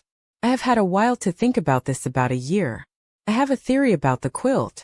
I think that the remains of whatever was burned out there was covered with the quilt after the fact, to help prevent the smell of jarred meat attracting animals and residents of the town. I will tell you why I think that is the case. He's no longer in town. He just up and left. Never saw that man again. I think that something is going on in this town. I never went back to see what the field looks like now because I think that would be a little risky. I mean, I could go at night or something. It's pretty dark. It is October after all.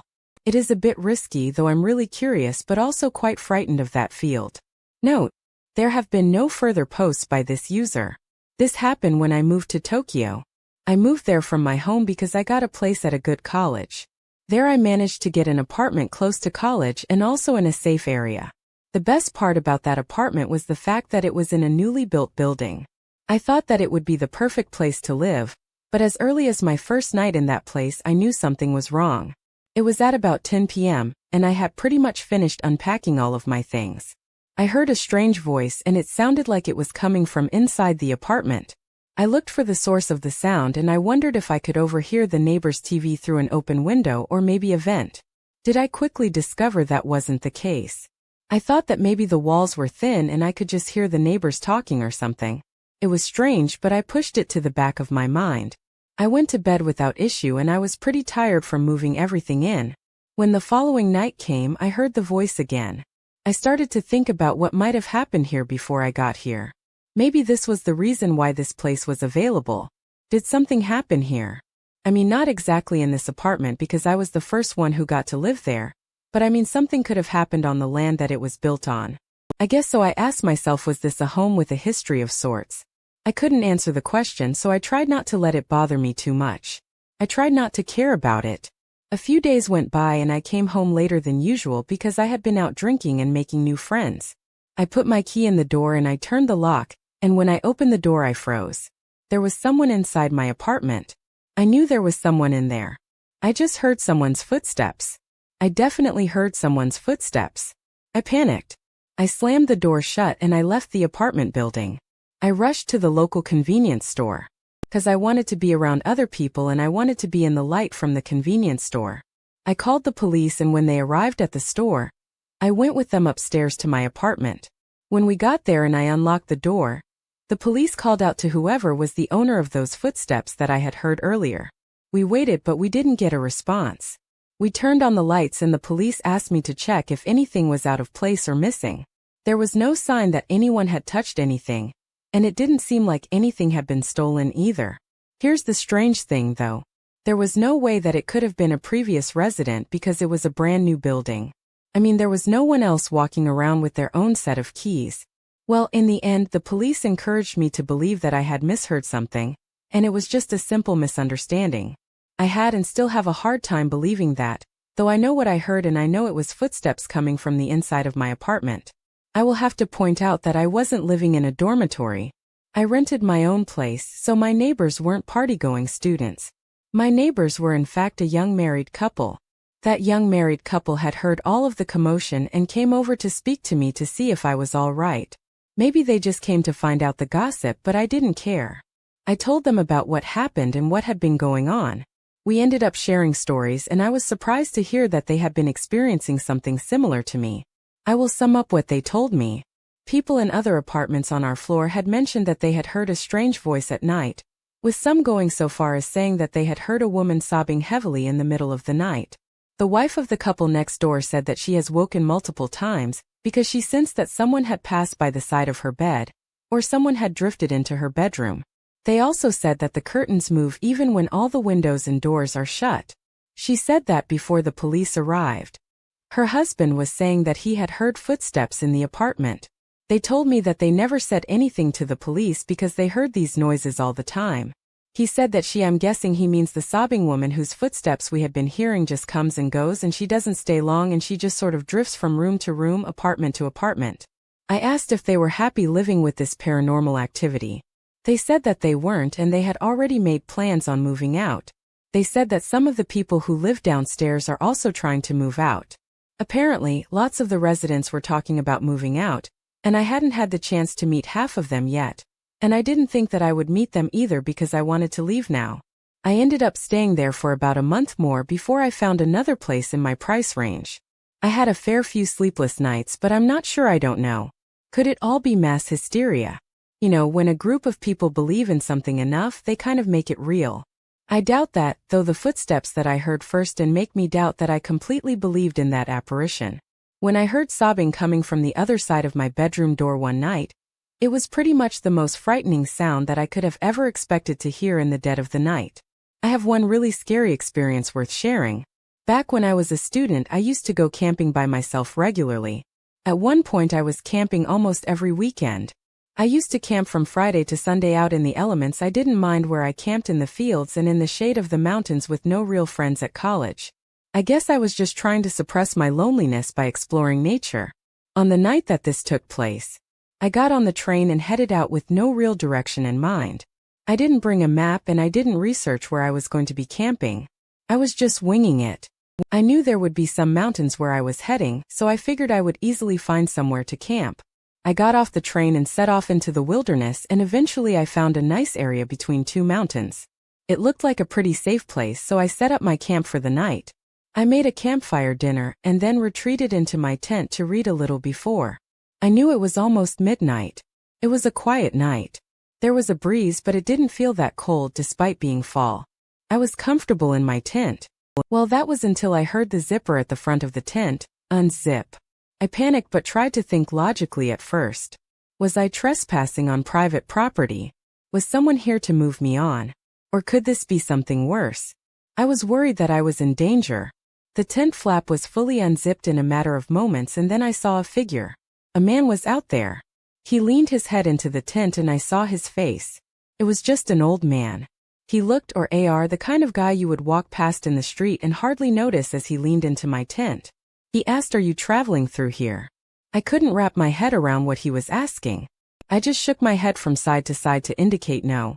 And with that, the old guy zipped up the front of the flap and left. I was confused and pretty freaked out. I didn't spot a house in the area. I think the closest one I saw was nearly a mile away. What the hell was this guy doing out in the mountain? So late I started to wonder if maybe I'd seen a ghost or something. I knew deep down that I'd seen a real person though, but the absurdity of the situation had me questioning everything. Well, I guess the sleep was off the agenda for the night. I mean, there's no possible way I could sleep with some guy out there. He was comfortable enough to open my tent, so what else was this guy going to do? I don't know if he was a psycho or if he was armed or if he was a thief. I mean, he didn't look like any of those options, but I guess it's possible that he could have been all three. I definitely couldn't sleep with that on my mind. While I was mulling over all of that, I heard the sound of the zipper being pulled again. The front flap opened, and this time a completely different guy stuck his head through the opening in my tent, more or less asked the same question: "Are you on a tri-trip or vacation or something?" Again. I shook my head. No, to indicate. I didn't know how to answer this guy, and I wanted to give a similar answer to the first one I gave. I didn't know what they were testing. There had to be a point to their line of questioning. When he heard my response, he zipped up the tent again and seemingly walked off someplace. The second guy was younger. He was middle-aged, again very ordinary looking. I didn't know if I was being targeted or if this was just the beginning of some kind of game. I didn't plan on sticking around to find out, so I decided to pack up my things as fast as I could. I was worried, though I knew it was dark out. There was no moon out that night, and you know how dark it can get in the mountains in the woods, right? I didn't see either of those guys carrying flashlights. Just keeps getting weirder and weirder. I needed to plan my way out. I honestly spent close to 20 minutes imagining what kind of scenarios would happen when I set foot out of my tent. I knew I wouldn't be able to see where those guys were, and they would come at me from any angle. I imagined a kitchen knife being plunged into my back. I had no choice, though. I mean, I had to get out of that tent. I could not just sit there and wait for their first move. So with my heart racing, I decided to step out. I equipped myself with a MAG life for self-defense. I slowly went out, but I couldn't see anyone out there. I thought maybe this might be my chance to get all my stuff packed up and just get the hell out. I was making promises with all the known gods that if I got out of there safely, this would be the last time I went on a solo camping trip. I shoved my things into my bag, but I stopped in my tracks when I heard the sound of approaching footfall. I looked up and saw those two men's silhouettes. I just carried on with packing my stuff up, But then one of the men spoke, "Are you going home? It's the middle of the night." I replied this time said something along the lines of, "Yeah, I had an urgent call. I got to go." One of them then replied, "We didn't hear a phone ring." Naturally, I turned to face them at this point. They knew I was lying. I show my flashlight at them and saw that they were wearing dark robes. They had masks perched on the top of their heads, as if they hold them up off their faces. There was something very disturbing going on out here. They stood there and watched me frantically get my stuff together. A thought came to mind that really scared me. It was like my internal voice said to me, "It was a short life." I really thought this could be the end. I thought they were about to attack me. They didn't do anything though. They just stood and watched. I got my things together and just bolted. I heard something weird as I was running. I knew that there were more people out in the mountains that night. I could tell there were. I heard footsteps, branches snapping, and I swear I heard someone laugh. But most chillingly of all, I heard what sounded like a chorus of voices beginning to murmur something. I tripped and stumbled, and by the time I got to the foot of the mountain I was covered in unseen cuts and bruises. I spent the rest of the night at the train station. I didn't get any sleep. As soon as the first train arrived, I joined the morning commuters and got out of there. I must have looked like a wreck. I was definitely getting some strange looks. I kept my promise, though that was the last time I went out camping alone. It was a really terrifying experience. I don't know what those people wearing robes and masks were doing out there in those woods, and I don't really want to find out. I have a feeling I got away with something that night. Maybe it was down to the way I answered the questions they asked. Maybe they thought I was a local. I don't know, but if I told them I was on a trip and I wasn't from that area, maybe I wouldn't be sharing the story with you. Oh, and for those who are interested, this happened in Japan. For this happened to me in my early 20s, and as a direct result of this experience, I have now developed a strong fear and mistrust of the opposite sex. For that reason, I will be keeping my identity anonymous. It happened one night when I was on my way home from work. I got off the train at my usual station, and I was walking down the street in the direction of home. I had my earbuds in and I was listening to music. It was just an ordinary night. As I was walking, I sensed a presence behind me, so naturally I glanced back. I guessed that I might have been in someone's way or something. I looked back to see a man on a bicycle. He was wearing a surgical mask, so I couldn't see his face. Clearly he looked young, and when I heard his voice, I guessed that he was about the same age as me. He said something along the lines of, "Hey, when I saw you, I knew that I just had to stop and talk to. You are so my type. Are you free right now?" Realizing that this guy was just trying to hit on me, I pretended that I couldn't hear anything over my music. I just kept hoping he would leave me alone. "Hey, can you hear me? Or are you busy? Why is that? Why don't you just give me your contact information? I won't even contact you. Then why the hell do you want my number?" I wondered. I realized that this creep wasn't going to get the hint, so I decided to go a little stronger. I made a big gesture of turning my head away from him, and I upped my pace so he wasn't as close. He did freak out, but it only took me about another 3 or 4 minutes to get home. So I just focused on what I wanted to do. When I got in, I told myself soon I would be sitting on my sofa watching a movie behind a locked door. I didn't look back. I just kept walking to get to my place. I have to go along some busier streets and some quieter ones. When I turned off to head down the quieter street, I noticed something suddenly from behind me. I heard some kind of clanking sound. It sounded like metal rubbing against metal.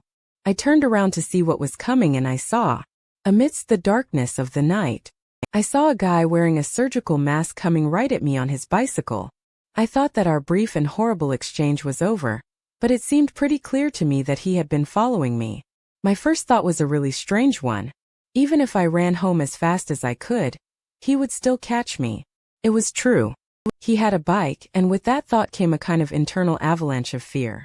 I was confused and scared, and I wanted nothing more than to be off of those dark streets. I remembered that there was a coin laundry nearby that I sometimes used. I figured I could get there and into the light in about 10 seconds. There might be people in there too. If I was lucky enough to find someone in the laundromat, then that guy would probably go away. If not, I could lock the door from the inside if I had to, and then I could call the police. I turned and started sprinting. The metal clanking sound was getting louder, which I guess now was probably the pedals of his worn-out bike. I knew without turning around. That meant that he must be pedaling faster in pursuit. I threw open the door to the laundromat and got in without the creep catching up to me. Of course no one was in. There were no other customers. That was just the kind of luck I was having that night. I locked the door. I knew how to lock the door because I'd seen the owner do it. I locked the door and I headed right to the back of the room. I was shaking with fear and breathing heavily. I grabbed my phone and as I was frantically trying to unlock it, I saw the shadow appear in front of the door outside. The guy who was following me had arrived and he dropped his bike to the ground and started trying to open the door. But then he realized that I'd locked it and this angered him. "Hey, open the door, come on, just open it. Come on. It's not like I'm going to do anything to you." "I won't do anything." "Okay, fine, just give me your number. I won't contact you, but if you give it to me, I'll go away. Just open the door. Come on, open the door." He was saying stuff like that. I remember because he said he wanted my number but he wouldn't contact me earlier. Now he was saying open the door. "I'm not going to do anything to you." The way he was double-speaking was really creepy to me. It was like his true intentions were slipping out.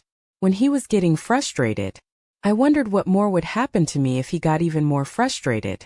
He started pounding on the door with clenched fists and shaking the handle. The door was shaking in its frame. The door was primarily made of glass, so I wasn't sure how much of a beating it would be able to take. I was absolutely terrified of what was going to happen to me if that man was going to get in. It was time to do something. I couldn't just stand there cowering and waiting for him to get in. I yelled at him. I told him that I was going to call the police and that they would be here any minute. I said, "You better stop, you idiot." He stopped banging on the door and calmly dropped his arms down to his side. He looked at me in the eyes and I knew that he hated me. I think I'd upset his ego by calling him an idiot. He then pointed at me and said, "I'm going to kill you." Then he turned and kept muttering something, but I couldn't hear it. And then he picked up his bike and left. I couldn't move for about 10 minutes, but I had to. When an actual customer came to use the laundromat, I unlocked the door with my trembling hands and then I called the police. I made sure someone stayed with me on the phone until I got home. I got home safely that night. I hated that night at home though because that horrible experience happened on a road I regularly used to get home. It led to a lot of fear and negativity during my commutes to work. It really ruined my life. In order to get back to being myself again, I had to move. I had to get away. I couldn't live each day wondering if I would run into that man again or not. Thankfully I never did, but it scares me still to this day knowing that he could still be somewhere out there. I don't own a TV and I don't watch TV. I have a computer with a monitor, but when I don't use it, I cover it with a cloth so I can't see the screen. There's a good reason why I don't own a TV, and I want to share that reason with you. I want to know if anyone out there has experienced something similar. It happened when I was in high school on a dark Saturday night in fall. I loved that time of year. I was a big horror movie fan back then and there was a horror film I wanted to watch on TV. I decided that I was going to stay up and watch it. I'm an only child, so I didn't have any siblings to fight over the remote with, and my parents always went to bed early. So I figured that I would be able to sneak out of my room and watch the movie at kind of a low volume. My dad's a real snorer, so the TV didn't have to be super quiet. We had a 32 inches cathode ray tube TV. You remember the type before. Everything was all plasma and LCD. It's one of those real chunky TVs like The Simpsons have. Back then, when I was a kid, that was a luxury item, to be honest. It boasted HD capabilities. So to watch my movie in the optimal spooky settings, I hit the lights and got myself comfy on the couch. I ended up dozing halfway through the movie, though I guess this was because I wasn't all that used to staying up late on weekday nights and the movie was surprisingly boring. By the time I woke up, the movie was over and there was just static on the screen. That used to happen quite a lot when I was a kid. When the broadcast ends, you just get static. I got up off the couch to shut off the TV, relying on the dim hallway light to guide my way. As I turned off the TV, the screen went dark and I saw something that I'll never be able to forget. I was on my feet ready to leave the room, and I saw that there was another person in the room with me. Someone was stood right behind me. I tried to think logically, was I seeing things? Was this some kind of mad reflection of the light? The more I thought about the possibilities, the more I found myself rooted to the spot I stood in. The person in the living room with me had long, dark hair and she looked like she was wearing a whitish dress. It could have either been a hospital gown or a night dress. I couldn't see. Her face was hidden beneath her hair. There was enough space for someone to pass into the room from behind me, but there shouldn't. No, there couldn't be anyone there. I couldn't take my eyes off of that woman. I didn't want to take my eyes off of her. It was mesmerizing and terrifying. I had to, though, in order to leave the lounge. I needed to turn away from the TV due to the position of the furniture. I was so scared that when I turned, that woman would come into view in real life. I'd see her with my own eyes and not in the reflection on the TV screen. I thought that I needed to do something. I couldn't just stand there and wait for something to happen. I decided to turn to see if I could see her in the flesh. I turned and something caught my eye. It was like a flash or something like. I could see something my mind couldn't comprehend. I remember that part so clearly, but unfortunately, or maybe I should say fortunately, I can't remember anything beyond that point. I was woken up by my mother and scolded for sleeping on the couch. I looked around and the room was empty, apart from my mom and me, and now it was the morning. Since that experience, I became reluctant to watch TV, especially at night. I wouldn't be in the same room as the TV at night if it was turned off. I was terrified of seeing that woman again. After a few years, my dad eventually got rid of that TV. I think that would have been around the time when digital broadcasting started. He sold the TV online to someone who lived in our area. He didn't think he'd get much for it since it was outdated, but unbeknownst to him, his high-definition cathode ray tube television was sought after by technology enthusiasts and he got a pretty reasonable amount for it. A few more years went by and I wound up working in a thrift store part-time while I saved up for college. The manager came back from some purchasing trip he had been on with some fresh stock. While I helped him to unload all the new stock from his V-Man, I noticed something that sent a shiver through me. He had bought a 32-inch HD cathode ray tube TV. Me and him set the TV down and he asked me to check the power to see if it worked. It was weird to see a TV like the one we used to have. Again we set it down, wiped the screen clean, and then something caught my eye. I thought to myself, hang on, isn't this the one we had? The reason that I thought it was ours because I got in a lot of trouble once because I scratched the right-hand side of the TV screen with some toy. I couldn't believe that the TV my dad sold to some guy years ago had made its way back to me after I was done cleaning it. I told my manager that I believed that it was our old family TV. I liked my manager, so I even told him about that frightening experience I had with the woman in the lounge. My manager was very knowledgeable about technology and he also seemed to be into spooky things, so I thought he would get a kick out of me and my story. At the very least, he tried to explain what happened to me that night. He said it was kind of like photography. In a sense, you know how some people claim to have captured pictures of spirits in photos. A lot of those photos are kind of old black and white ones. He said that the type of TV that we had may have been capable of something similar. The new types of TVs, like the flat screen ones, don't have the same technology in them, so don't worry about your TVs. Roughly speaking, a cathode ray tube uses a method to bend emitted light using a magnet force and project it from the backside of the glass surface. This is just my manager's hypothesis, but he said that perhaps spirits are attracted to the light and the magnetic force and they enter the space in the cathode ray tube. Well, that didn't make any sense to me, and when I tried to make it make sense, all I could imagine was a ghost going inside a TV to show itself on the outside of a TV. Well, that's what he thought I saw, so we just kind of left the conversation there and went back to work. I wasn't really satisfied with that explanation, though the woman was reflected in the room. I believe that this type of TV had the capability of revealing things that the human eye cannot see. It was odd though, because no one in our house ever said anything about it being haunted. I even asked my dad in later life if it was an accident, property, or a home with a history, and he said it wasn't. So I still didn't have any answers. I just got on with my work, thinking that what I saw was a one-off, and the only strange going on was the coincidence that brought this TV back to me. My boss asked me to test if it still worked though, so that's what I did.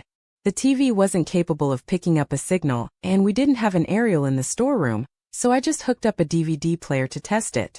I put a DVD in and the TV appeared to be working well. It was impressive. That TV was almost as old as I was, and get this, we didn't even have a remote control for it. I just used one from the same manufacturing company we had lying around and it worked perfectly. After doing the test with the DVD player, I switched the TV to the channels and as expected, there was nothing but static. That was natural because there was no antenna fitted. I went to report that the TV appeared to be in good working order to my boss. I turned it off and turned to leave. The TV faded to black and I saw the shelves of books and junk behind me. I stopped dead in my tracks. There should be no one in that room but me. But I wasn't alone. There was a woman in the storeroom, not a colleague, but a literal ghost from the past. It was her, the woman I had seen all those years ago in my lounge. I couldn't move just like last time. I was too scared to do anything. I just stared at her in the TV screen's reflection. I don't know how long this standoff went on for minutes, seconds, but then I realized, like I did when I was younger, that I couldn't just stand there. I had to move. I had to get away from that TV, just like the time before I turned to face the woman in order to leave. I had to step around all the new stock we had brought into the storeroom. I was terrified to face her, but unbelievably curious. I turned, and as soon as she came into my field of vision, I felt like there was an internal bang in my head and I lost consciousness. That is the last thing I remember before I woke up. The boss found me passed out on the floor in front of that TV. He had heard a loud bang, which I guess was the sound of me falling. I went home that day earlier than scheduled. I don't know what the manager did with that TV, but I'm guessing that he either hid it from me or sold it pretty quickly because I didn't see it again. So that's pretty much why I don't own a TV. I don't want to risk it because every time I passed out I was always woken up by someone. I live alone these days, so if I saw her again, I would be out until someone came and found me. I guess, or maybe it could be a kind of 3 strikes and you're out situation with her. It's just a theory and probably not a very good one. I wondered if the guy my dad sold the TV to had ever seen the same woman. Maybe the manager bought the TV off his next of kin. I think about that sometimes.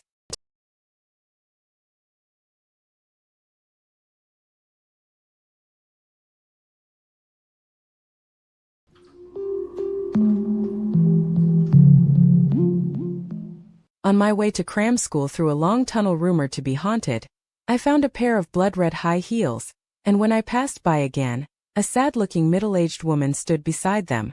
I'm from the countryside. In fact, my family home lies just behind the shadow of a tall mountain. The land that the mountain stands on is actually owned by my grandfather. Our family have always been happy to allow villagers to use the land as long as a small portion of their profits are shared with us. By that I mean the grounds are free to walk, the fields are free to work, and the game is free to hunt. To me that doesn't seem like that much of a bad deal, due to my family's history of being somewhat more than kind with this arrangement. We have been beset by thieves over the years since our family wanted to make sure we continued this community spirit. The elder men in my family offered to patrol the mountain ranges at night in search of thieves. My family would often remind me of areas on the mountain range that would be dangerous at night. In their words, it was for adults only, the adult world. No children allowed. It didn't stop me and my friends exploring, though we found out pretty quickly why the adults didn't want us to play in those areas. For one, the wildlife, but more realistically there was a pretty deep cave, and to us kids that cave was one of our favorite playgrounds. Felt like it was ours. So that leads me to this experience I had when I was a kid, which I'm so that will live with me for the rest of my days. I was playing in the forbidden areas of the mountain range like normal in the cave. All of a sudden I had the urge to pee, so I decided to head out and do it behind a tree. We were usually nervous about being in places where we were explicitly told not to play in, but being caught peeing out there, well, that really gave me the willies, if you'll pardon the expression. I was basically double scared of being caught. I kept looking around to make sure that the coast was clear, but then as I was midstream, I saw someone. There was a stranger walking up towards the cave. He was down by the river. I shot back behind the tree. I didn't even have a chance to pull my pants up. He was a middle-aged guy by the look of it, and I didn't know that man. I hadn't ever seen him before. I knew everyone who was permitted to use the mountain range. It wasn't a big village. My family had been talking about someone who had been stealing mushrooms, and that may sound trivial, but some of these mushrooms that we grew, they could fetch a pretty price. It made sense that this stranger could be the thief everyone was talking about. He was carrying a backpack and he was clearly on the lookout for something. If this was the thief that my family was so worried about, then I didn't want to be seen by him. I stayed as still as possible out of sight in the trees and bushes. I felt like such an idiot. This was exactly what my parents had warned me about. I watched the stranger. It looked like he was looking for something and he was being cautious. I kept an eye on him to make sure he didn't spot me or try to come close. I mean, I had no plan if he did come close. I was just too scared to take my eyes off of him. I watched him for a while, and then I noticed someone approaching from behind him. I knew who was approaching very well. He was my uncle. He approached the stranger. My uncle was holding a shovel. He stopped the guy and it looked like those two were in conversation. I was too far away to make out anything that they were saying, though my uncle seemed to be admonishing the gun guy, giving him a real telling off. You know, the stranger, or should I say thief, took off his backpack at what looked to be the order of my uncle. My uncle then snatched the thief's backpack. He opened it and then I saw my uncle get very angry. Then something happened that I didn't think would ever be a possibility. My uncle smacked the fay across the back of the head with the shovel. The thief went limp and just fell flat on his face in the dirt. My uncle then dragged the stranger into the river and watched as his lifeless body bed downstream. My uncle then walked off in the opposite direction. Like nothing happened. That scared the hell out of me. My uncle was the younger of the two brothers, the elder being my dad and man. My uncle had my sides aching so many times when I was a kid. He was hilarious, but in that moment he didn't look anything like himself. He looked so cold and expressionless. It gets worse because he came around to our house for dinner that night and I had to sit opposite him, knowing what I knew. He was smiling and joking as usual. It was as if nothing had happened. At one point he looked at me right in the eyes and I thought to myself for a brief second, while he and my father spoke about trespasses on the mountain range. Do you know? The thief didn't ever come back. I'm not sure what happened to him, but I can guess based on what I saw if he did manage to get away. He never went to the police or anything. I learned about the adult world that they had warned me about with their off-limit areas that day. It was a really scary experience, and I haven't been able to look at my uncle the same way since this happened when I was in my 3rd year of junior high school. We had some entrance exams coming up at school, and my parents expected me to get the best grades possible. So I was enrolled into a cram school. Cram school is basically just school. After school, you go to a specific class to focus on specific topics. It's pretty dull and it makes the day feel super long. So after school finishes, I make my way to CR school, and we lived in a really rural area, so the cram schools weren't exactly close to my school. In order to get there, I had to go through this long dark tunnel. That was pretty creepy even in summer, but I lived in an elevated area a little ways up in the mountains, so tunnels were fairly common. My parents said that when they were my age, they got themselves to their lessons and back and expected me to do the same. So from a young age I was pretty active because of this. My friends at school said that the tunnel was an active spot for ghosts, and like I said, the tunnel was creepy, but it wasn't as if I was scared of anything paranormal. I didn't really believe in ghosts, but that all changed on the day that this experience took place. That day I headed to my cram school lesson as normal after my regular classes. I entered the tunnel. It was pretty long and it was always dark in there even during the day. That day though I felt a chill at my back despite there being no breeze. I thought that I might be catching a cold or something, so I didn't pay it much mind. I just tried to hurry to get myself a little warmer. Something caught my eye. I said it was dark in the tunnel, but it wasn't exactly pitch black. That's how I noticed something lying on the floor. There were 2 objects and they were bright red. Who there in the tunnel was a bright red pair of shoes. They were high heel ones as well, and I was a little girl at the time growing into a teen. I was instantly drawn to them. I would have stopped and looked at them, maybe even picked them up if I had the time, but my volleyball practice had overrun at school, making me late for my CRI school lesson while I was at crim school. I couldn't focus on my lesson because I couldn't get those shoes out of my head. I mean, why were they there? Did someone walk into the tunnel wearing them, and then I don't know, something happened and they just left without their shoes? Was someone tired of wearing them and just ditched them? I didn't know why they were so alluring to me. I didn't walk back through the tunnel because my mother came to pick me up. This was usual, and that was fine because I didn't like the idea of walking home through that tunnel in the dark, and it got dark in winter pretty early in my town. The following day was a Saturday and I was out playing with a friend. I asked her if she wanted to come with me to the tunnel to see if those beautiful shoes were still there. She wouldn't go, though she was too scared to go into that tunnel, even though it was a really bright day. So later I decided to go by myself, but I couldn't find the shoes. I didn't exactly look hard though, because once again I was running late. Are you noticing a theme with my sense of timekeeping? I guess that the owner of those shoes might have come back and picked them up, or someone else could have swiped them. It was a bummer. But I made a mental note to double check on Monday on my way to my lessons. Monday rolled around and after school I was approaching the tunnel once again. Just before the tunnel there was a bend in the road. There was a guardrail hugging the border of the road. Just there I saw something go over the edge, something big. It was so weird though because it was like a shadow. A shadow just fell off the edge. Like I said, we lived up in the mountains. If something goes off the edge, then it's really bad news, definitely fatal, as it is a long way down to the jagged rocks below. Not really understanding what I saw and potentially being too young to process it, I just ran into the tunnel. I wanted to get to the adults at my lesson to tell them about it. And as I was rushing through the tunnel, something caught my eye. There were two red objects neatly stacked side by side on the ground ahead. The red shoes were back. I couldn't help but gasp or scream. I can't remember exactly. I stood there stunned, staring at them. And then I looked up a little and I saw something which made me feel as if my little heart stopped. There was. A woman stood there in the tunnel, only she didn't look real. She looked like she was a memory, and I can't explain that in any other way than what I just said. She wasn't there, but she was there. She looked to be about 40 years old. She stood there glaring at me and she had the saddest looking expression on her face. She looked so lonely and so desolate. I was so shocked and scared by what I saw that I couldn't even scream. I just ran right out of the tunnel. I looked behind me once the woman wasn't following me. She just stood there glaring at me with those sunken eyes and her hunched, defeated posture. I ran into a convenience store and I must have been crying and sobbing because I caused such a fuss when I got there. They called my parents after I gave them my number, and I didn't go to crime school that day. I have never been so terrified in all my life. In fact, I never walked through that tunnel again to my lessons. I was shown a different route.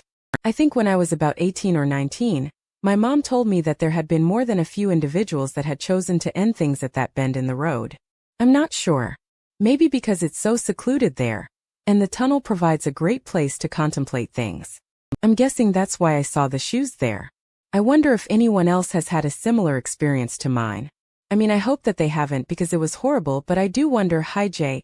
Here you may be wondering why someone would remove their shoes before ending things. On their own terms, this seems to be somewhat of a common trait in Japan, and I found the following few points from an article on the Japan Times website, which I will link in the description. Possible theories as to why someone may remove their shoes before ending things, as not to carry dirt from this world into the next, to indicate that the death was in fact on their terms and not some kind of accident or at the hands of another, to increase the chances of their body being found. In the past, samurai have been known to do things like that too, and because it's been popularized in TV and dramas, the image of a pair of shoes on a cliff or on a roof on a building, there's something that's prevalent. It's better to remove one's shoes than have them come off during the fall and land in some embarrassingly untidy way, apparently, and finally, because they don't want their soul to stay grounded on earth. I heard something weird on the way home from school.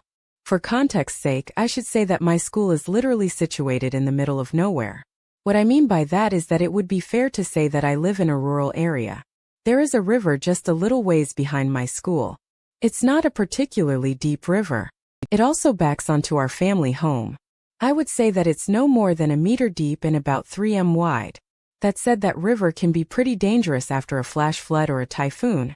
In some cases, the river can become as deep as 4 m and as wide as 6. The reason why this river suddenly grows in size is due to a similar-sized river just upstream. There is a merging point, and when the rainfall is heavy, everything just gets swept downstream.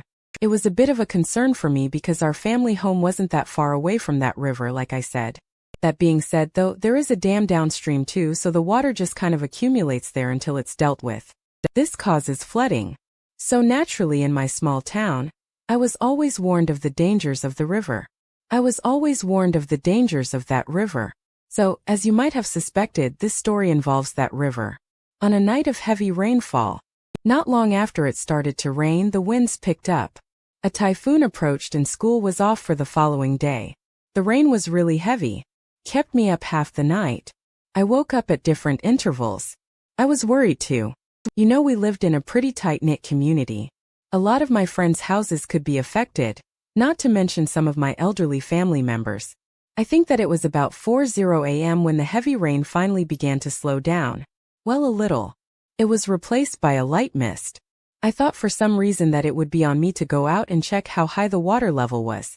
The rain was weak and the night seemed still, but as I approached the river I heard a sound other than the rapid flowing water. There was an odd gurgling noise.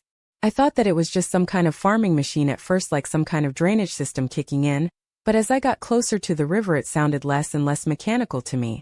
I was curious, but I have to say a bit scared too. It was odd to be out there in the mud in the middle of the night. All I have to say is that I'm grateful that I had the wherewithal to put on my Wellington boots coat and bring a flashlight. I wanted to get to the edge of the river well near the edge. I didn't want to put myself in danger.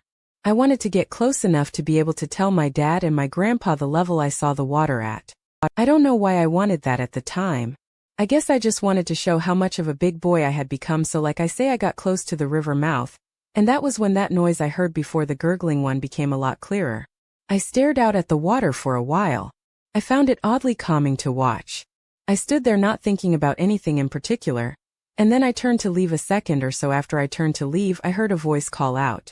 I spun around in the dark and aimed to my flashlight in the general direction I thought I'd heard that voice coming from, but all that I could see was fast-moving, dark, muddy water.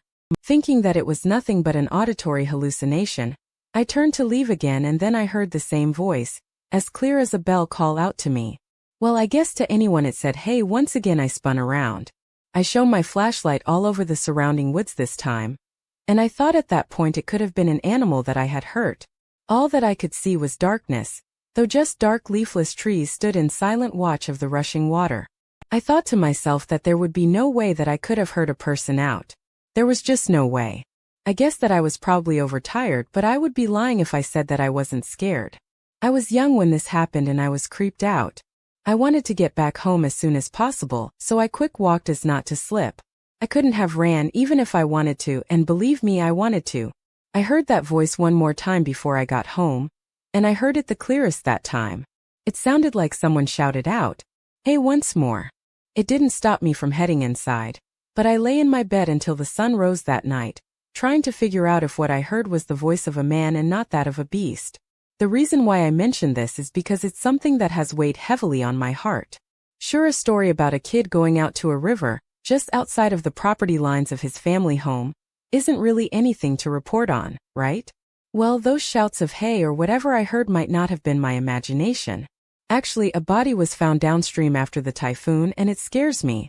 It really terrifies me that I was in the right place at the right time and I was hearing a guy call out for help, and I was too scared to react. A guy who might have been in that river for a long time. If I'd have been able to help, I would have. But the river looked completely empty to me. I curse myself and I second-guess myself all the time these days.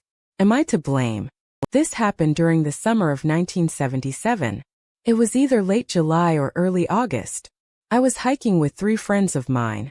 Back in those days, I was an avid mountain hiker. We were on a 3,000 hiking course called the Eerie Evening, which is part of the Japanese Alps. That hike isn't for the faint-hearted, so I just want to briefly describe it for you. The course duration should take about 4 nights and 5 days. However, if you are a fast hiker, it is possible to do it in 3 nights. That wasn't the case for us though, plus this duration doesn't take the weather into consideration.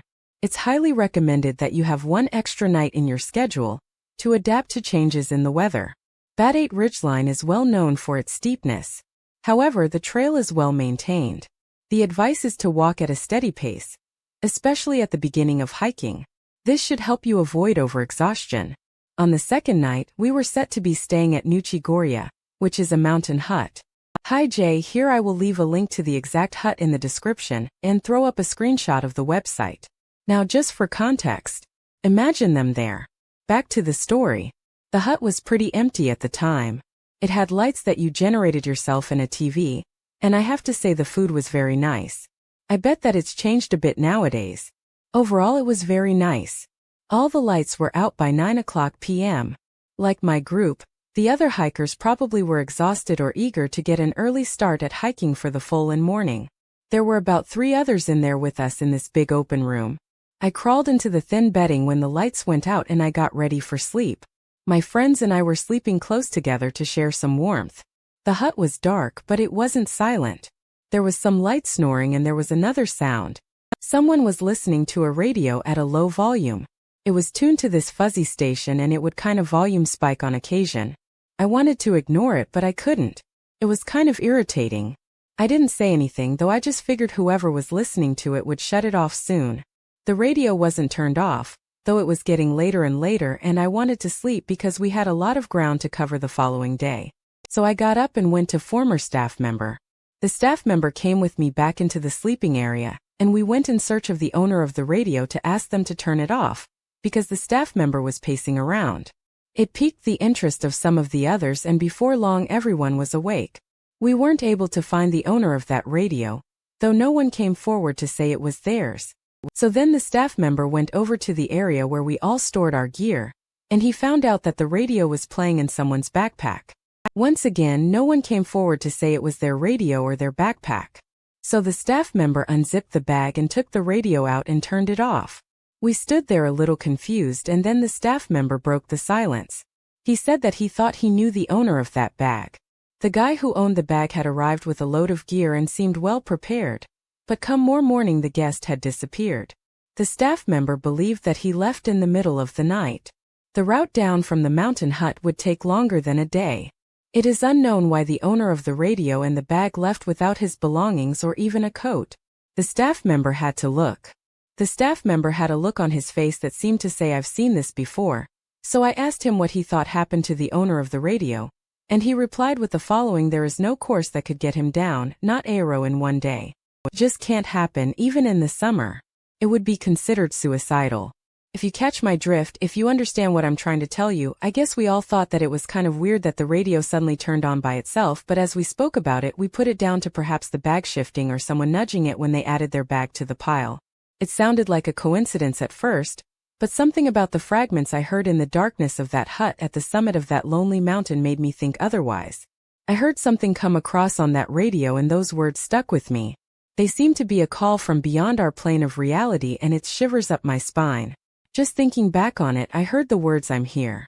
I am not sure if that meant he was someplace else or still here in our realm. I think I also heard the name of a new religious group, and that scared me too. I think about the owner of that radio now and then, and I can't help but constantly wonder about what led him to leave the hut in the middle of the night and what led up to his final moments. Perhaps he was seeking something, or perhaps he was being influenced by someone. I wonder if more communications would have come through if we just left that radio on E.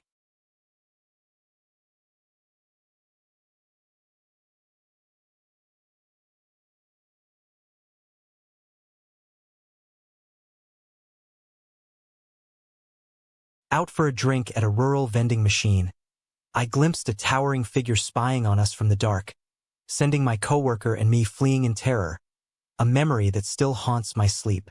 Thank you for your subscription and likes. Let us bring you more stories. So please like, subscribe, comment, enjoy. This happened about 10 years ago when I was working in a rural area.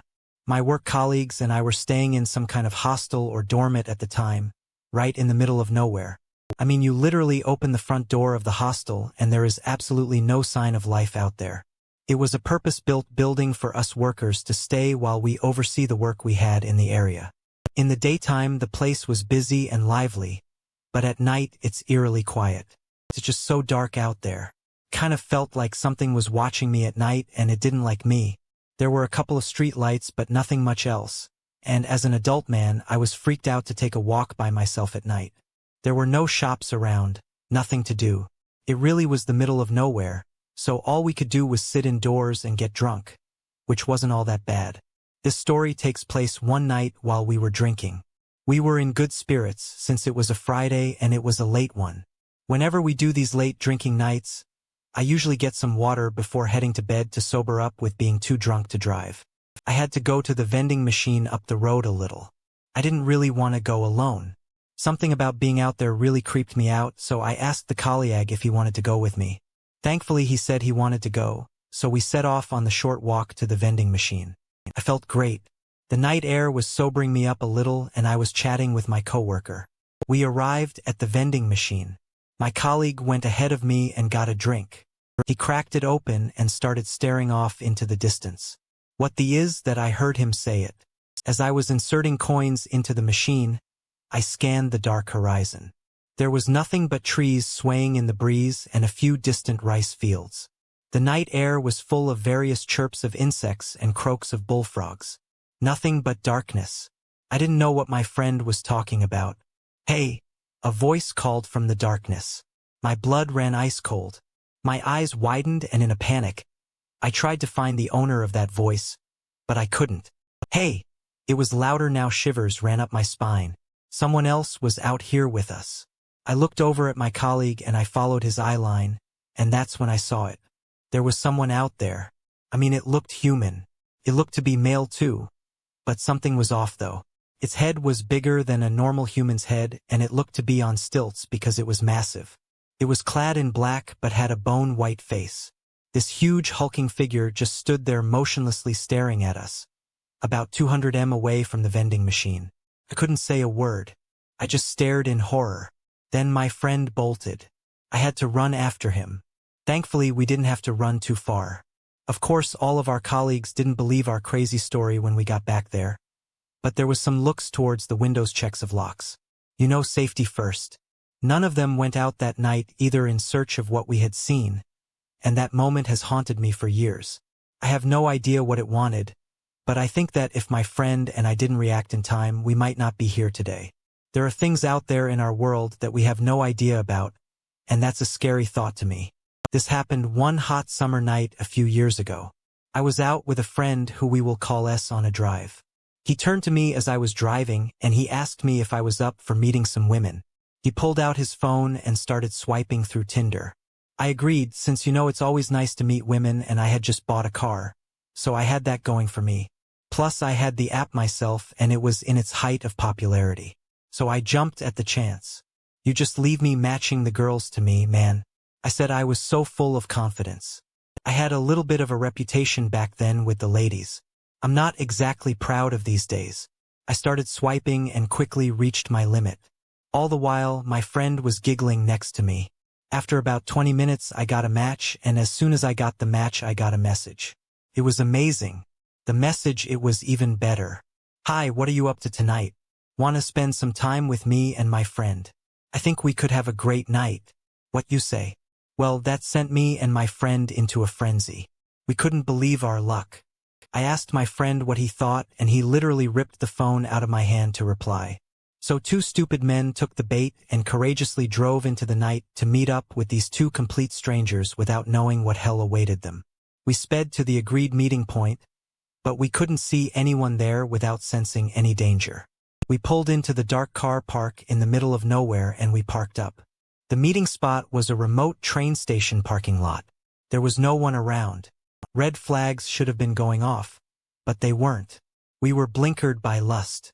I suppose I said to S, this is pretty weird. They said they'd be right here waiting for us. We were so desperate to meet these women that we got out of the car and took a quick scan of the area searching for them. I said to S that I thought we might have been tricked, that it was a hoax. Then I heard someone shout, "Oi me," and S kept silent and we started back to my car. Hey, you, what you here looking for? Some guy shouted. Two men started walking towards us. These guys didn't seem like law-abiding citizens at first glance before we knew it. They were approaching the car. I looked at S and we didn't need to say a word. We knew these were the people who set the trap on Tinder for us. I mean, why else were we told to meet at this remote location? We scrambled back into the car as they started jogging towards us. I saw the look in their eyes and they definitely had malicious intentions. I sped out of the parking area and they gave chasing their own car. It was terrifying, the thought of what might happen to us if we were caught. Would we be robbed, beaten, extorted, something worse? I broke some speed limits that night, but eventually we lost them, or maybe they just gave up. I was surprised they followed us for as long as they did. Maybe they wanted something we had, maybe my new car. I didn't want to go anywhere close to where me and S lived, just in case those weird guys were still stalking us from an unseen distance. We kept driving and agreed to make sure we were about an hour away from our town. We stayed away from our homes until 4:00 a.m. that night and then returned completely exhausted and nerve-wracked. Since that day, I've avoided dating apps. I have this ability to get tangled up with strange people once every few years or so. I'll try to explain this, but it is a weird one. I meet elderly men and women and middle-aged people. They always seem to be a little older than my parents. These people come up to me right out of the blue and speak to me as if I'm a close friend, and sometimes they even call me their teacher or their family member. I've never met any of them before, yet they seem to all think that they know me. I thought it was just some kind of prank. At first I thought I might even be secretly recorded for content, but no, they're adamant that they know me, and it is the strangest thing. I used to ignore these weird encounters at first and think of them as nothing but mistaken identity. But there have been too many now and I can't ignore it anymore, and this morning I had an encounter that proved divisive. It happened when I got off the train this morning. As soon as I got onto the platform, an older man came rushing over to me. He threw his arms around me and said, "Dad, it's you." I was used to meeting someone who thought they knew me by now, but a man older than me, probably older than my parents, calling me dad and hugging me. That was something else. I just thought to myself, this cannot be right. I froze. I mean, what would you do? I didn't know what to do. Everything around me seemed to dull and I was just locked in that moment with a man, and it was just so weird. I snapped back to my senses and I told him that he was wrong. I wasn't his dad, but he wouldn't drop it. I told him politely at first he had the wrong guy, and then I had to get a little firmer with him. But that only served to irritate him. "Why are you pretending to be someone else?" he asked me. I was talking fast, babbling, really, because I wanted to get away from him. I told him that I had to go and there'd be a mistake and all these kind of excuses. But he wouldn't get away from me because our argument had heated up a little. We caught the attention of a station guard. The station guard tried to usher us out the station, but when the old man began to get angrier and angrier, he pulled us both into some kind of train station office room. He sat us down and asked us to explain. The old man started first and he told him what he thought was going on, and I watched the look of concern grow on the station guard's face. I guess at that point he was contemplating how to deal with him. He asked the old man why he was causing so much trouble, and the old man began to tell his story, and this is pretty much how it went. He said that his dad passed away when he was 20 years old. He said that normally when people die, their memories fade away and only their soul can be reincarnated. However, his father claimed to possess the power to pass on his memories to another as well as his soul. He promised that his memories and his experiences would live on through someone else and that he would see his friends and family again, but in a different body. He said that, of course, no one believed his father's promise at first, but members of his family kept saying that they had seen his father here and there. He began to believe that he might see his father again someday, and he triumphantly said that today was that day. The station staff and I must have looked so confused, because we were. The old man looked to be fully composed. Now he was sure of what he was saying. He looked like a wealthy guy too, and he didn't really look like an idiot or drunk or a maniac. He just kept repeating himself over and over about reincarnation of the soul and memories and how his dad chose me, because I am of a certain generational age and I couldn't make any sense out of it. When he finally took a break from speaking, the station guard told him that it was a simple case of mistaken identity. I thought to myself, more like a simple case of identity. The old man stared at him with a powerful look on his face and he said, "Could you ever mistake your dad for someone else?" The station guard continued to tell him that he was wrong, but the old man wouldn't listen. It was a pain in the ass. I was trying to find the right opportunity to leave. I got up. I had enough and I just turned to leave and the old man stood up with me and presented me with a business card. It had his contact information on it. He wrote his personal address on the back of the card. I took it from him as a gesture. I guess I hoped that would be the end of it, and he grabbed my hand with both of his hands and said, "Listen, when you get your memories back, you call me okay, Dad." I looked at his business card and he was high up in a company I had heard of. I went home and checked the company's website and I saw his face right there on the homepage. Something struck a chord with me. He looked younger in that photo and kind of familiar.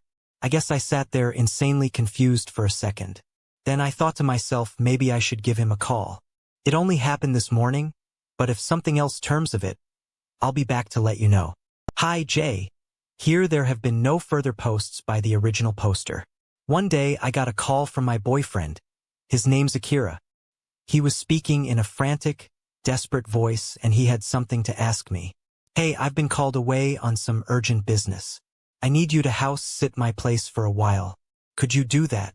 It'll only be for about 2 days and you can go to your classes from my place. You got to help me. If anyone turns up, I don't think anyone will, but if anyone turns up, just say you're my girlfriend and that's why you're there. Just say that I'm on business and just get rid of them for me, please. Like I said, I don't think anyone will turn up though, But just in case, I didn't really understand the request, but I liked his place and it was closer to college. I figured I could just veg out and watch some movies all the time, so I happily accepted. So the first evening I was there, things went smoothly. I watched 2 DVDs. It got to about 8:00 and then my peaceful night was just disrupted. I heard thunderous banging coming from his front door. Some voice was shouting, "Open up. I know you're in there. Come out now." Obviously I was shocked and worried. I wondered if there was something I was doing that upset a neighbor. I was watching movies at such a low volume. I doubted that this was the case. I couldn't pretend that no one was home, because in Akira's entryway there's a small window and I had left the whole light on. So clearly it looked like someone was home, or so Era Place was just a cheap college door. The door was old and I wasn't sure it would stand up to much. It looked like a door you'd see at the back of a house, like a kitchen door or something. It had many dents and scratches in it. I was scared and alone, so I had little other choice than reply, "Akira's not here." I said, "Oh, you're putting on a woman's voice, open up. Now I know it's you." The voice behind the door shouted. I opened the little window I mentioned earlier and I said, "Akira is not here."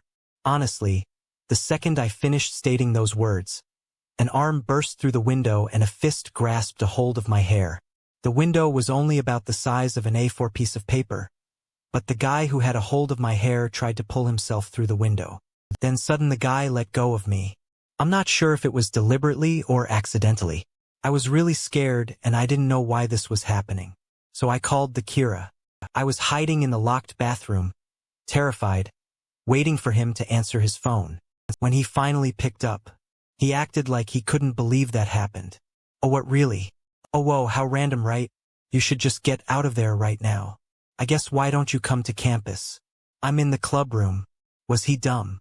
There was some psycho on the other side of the door and he lived on the 3rd floor. It wasn't like I was about to walk past the guy out there without being noticed or jump out of a goddamn window. I realized that I should have just called the police instead of him. I was crying and I was on the verge of a panic attack. I was out of options, but then I heard another voice outside. I guessed it was another one of the residents. He was shouting some pretty explicit threats, and then I heard him chase the would-be intruder off. It sounded like it was quieter out there now. I waited for a while and then I unlocked the bathroom door. I walked towards his front door. I looked through the peephole and there was no sign of anyone out there. I decided to make a break for it. I was still scared, but I wanted some answers, so I headed to university to find Akira. In our college, they had a room called the club room. It's like a hangout spot. I went in there and Akira was in there with some woman I didn't know, watching TV and eating candy together. I shouted at him, "What the hell do you think you're doing putting me in that situation?" He then proceeded to tell me the following: "Oh hey. Sorry, this is my ex-girlfriend, E. She's been hiding out with me in the club room because she's being chased by her ex. He's all like abusive and stuff. Her ex suspected that me and Yumi were getting together. We are so not, though, anyway. I suspected that he might come looking for me at my place and looks like he did so. That's why I asked you to house sit my place, so that when he turned up, he would believe that I've got a girlfriend and nothing's going on with his ex. I guess that he would go crazy if he saw me in person. It was something like that. Sorry, it's hard for me to recall accurately. Clearly, he didn't seem to mind if the stalker ex of his ex was rough on me. Furthermore, I called him in a panic, worried for my life, and where was he sat? Comforting watching TV with this E. I was angry and I asked him outright, "So what, your ex is more important to you than I am?" He said something like this in response: "No, it's not like that. I just wanted to comfort the person who was the most in need." You know what, for you to say something like that to me, that's just disappointing. I'm really cold. I really didn't expect that from you. His ex-E looked at him and grinned, and the prick grinned back at her. I stood there indignant, thinking of a response. But something deep down inside me said he's not worth it. The only response I gave him was this: "I'm done with you. We're breaking up." On the way home, I stopped by his place and left a note on his door. Akira and Yumi are at the club room at college. After that, I just went home the next morning. I looked at my phone and there were 10 missed calls from Akira. About a month later, I heard from a mutual friend that Akira had gotten into a serious accident and was taking a break from college and was back in his hometown. And I was glad I didn't hear anything about Yumi, because I didn't know her in the first place. I'm really glad that's all behind me now. A few years back, I went to a festival in Hakioji. It was summer and I was with 3 friends. We had a really great night out. We took in the night markets and enjoyed some street food, but it was late and we were ready to head home. It was a hot and humid night, so we decided to pop into Starbucks. We figured it would be a great way to grab a cold drink and escape the massive foot traffic. Heading towards the station from where I sat, I could see the counter clearly. I was chatting with my friends about the festival, and in the intervals in our conversation, I naturally glanced towards the counter, as it was right there in front of me. I saw a guy wearing a long jacket, stood there at the counter. He looked like he was waiting for his drink to be prepared. I think he caught my eye because he was wearing a long jacket and we were in the height of summer. I was half listening to my friends but keeping an eye on this guy. It looked like he was talking to the woman behind the counter preparing the drinks. I thought that maybe they were friends at first, but then I realized that the woman at the counter was ignoring the man. She just went about her work in silence and apparent ignorance of the man at the counter. I thought that looked a little weird. I wondered if he was bothering her or even harassing her. I kept watching. I don't know why, but the guy in the jacket suddenly lunged his upper body over the counter towards the woman was rummaging around for something. I could hear the sound of it. I didn't know what the hell he was thinking. It looked like he was searching for something. The woman behind the counter didn't even seem to notice that anything had happened. I watched all of this unfold with an uncomfortable feeling in the pit of my stomach. Something seemed so wrong. After he rummaged around over the counter, he returned to the spot he stood in before the counter. I watched, and it still seemed like the barista didn't acknowledge his existence. He continued speaking to her, and she continued her work without hearing. Couldn't help but watch. Suddenly the man in the long jacket turned to face me and looked me square in the eyes. He looked shocked and surprised. You know, the look of someone being caught doing something they shouldn't be doing. It was like that in that instance. Something happened. Everything around me suddenly stopped. It was as if someone had hit the pause button on TV. There was a clear and audible sound. I don't know how to explain it best, but this is what it sounded like to me. It sounded like ice cubes were being dropped into a glass. You know that clanking sound of ice rolling around in a glass, that one. Then, as soon as I heard that sound, all the natural diegetic sounds around me returned. As soon as I heard the sound of ice tumbling into the glass, it was as if someone had unpaused my life. I instantly looked towards the counter, as it was right in front of me. The guy in the jacket was gone. I looked at my friends. They were still talking as if I hadn't zoned out. I asked my friends if they had seen what I had seen. Well, I asked them if they had seen someone weird by the counter, and they said that they didn't. I don't know what the hell that was, but it remains a mystery to me. I wonder why he was bothering the barista. I have seen other weird things like this in my life, but nothing recently. Nothing since that man noticed me looking at him. Did you ever have a secret base or a hideout? As a kid, I think lots of kids used to build secret bases. Well, I found mine in the mountains. It was an abandoned cabin, and this experience takes place when I was in my 4th year of elementary school. I used to hang out with 2 kids from class, and it was when I was out with them that I discovered the cabin. We would always go out and play in the mountains. When we opened the door to the cabin, we saw cobwebs everywhere in there. It felt as if we had just entered a dungeon or something from a video game. We quickly realized that in the past someone must have lived there because there was furniture still there. Most of the furniture was busted up and unusable, but we were thrilled with our new discovery. It felt like it was ours, our new secret base. From that day onwards, we spent most of our time after school at our secret base. I took an old chair from my place up there, and we would bring comics and snacks. It was awesome. We wanted to keep the secret base just for ourselves. We decided that no one else from our school or outside of the school was allowed in. So we pulled our money together and we bought a padlock and a latch, and we installed it on the outside of the door and locked it whenever we left. We also installed a sliding bolt lock on the inside so that we could keep people out when we were in there each day at class. We would decide who would be the first person to get there, and that person would become the key holder for the day. Whoever came to the hut after that would have to use a secret signal, a special kind of knock, to gain access. The secret knock was simple. I remember it, and it goes like this: 2 knocks, pause, one knock, pause, and a final 3 knocks. Pretty cool, huh? So one day one of the 2 friends and I headed out to the secret base while we waited for our 3rd friend to come along. He was held up with some after-school activity. That day, after a while, my friend and I in the cabin heard a knock at the door. We both thought that it was our friend. I raced over to the door to unlock it and let him in, but my other friend grabbed my arm and whispered, "That's not our secret knock." A voice on the other side of the door, which kind of sounded like our friend, then said, "Hey guys, it's me, open the door." This was followed by 3 short knocks. It was really weird because it was our friend who was running late's idea to create a secret knock, and now he wasn't using it. I said to our other friend that it must be our friend out there and he's just forgotten the knock. But then he reminded me that we had all promised never to open the door until we had heard the secret knock.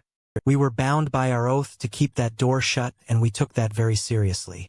Another quick 3 knocks came at the cabin door. We stood there in silent defiance. More knocking followed.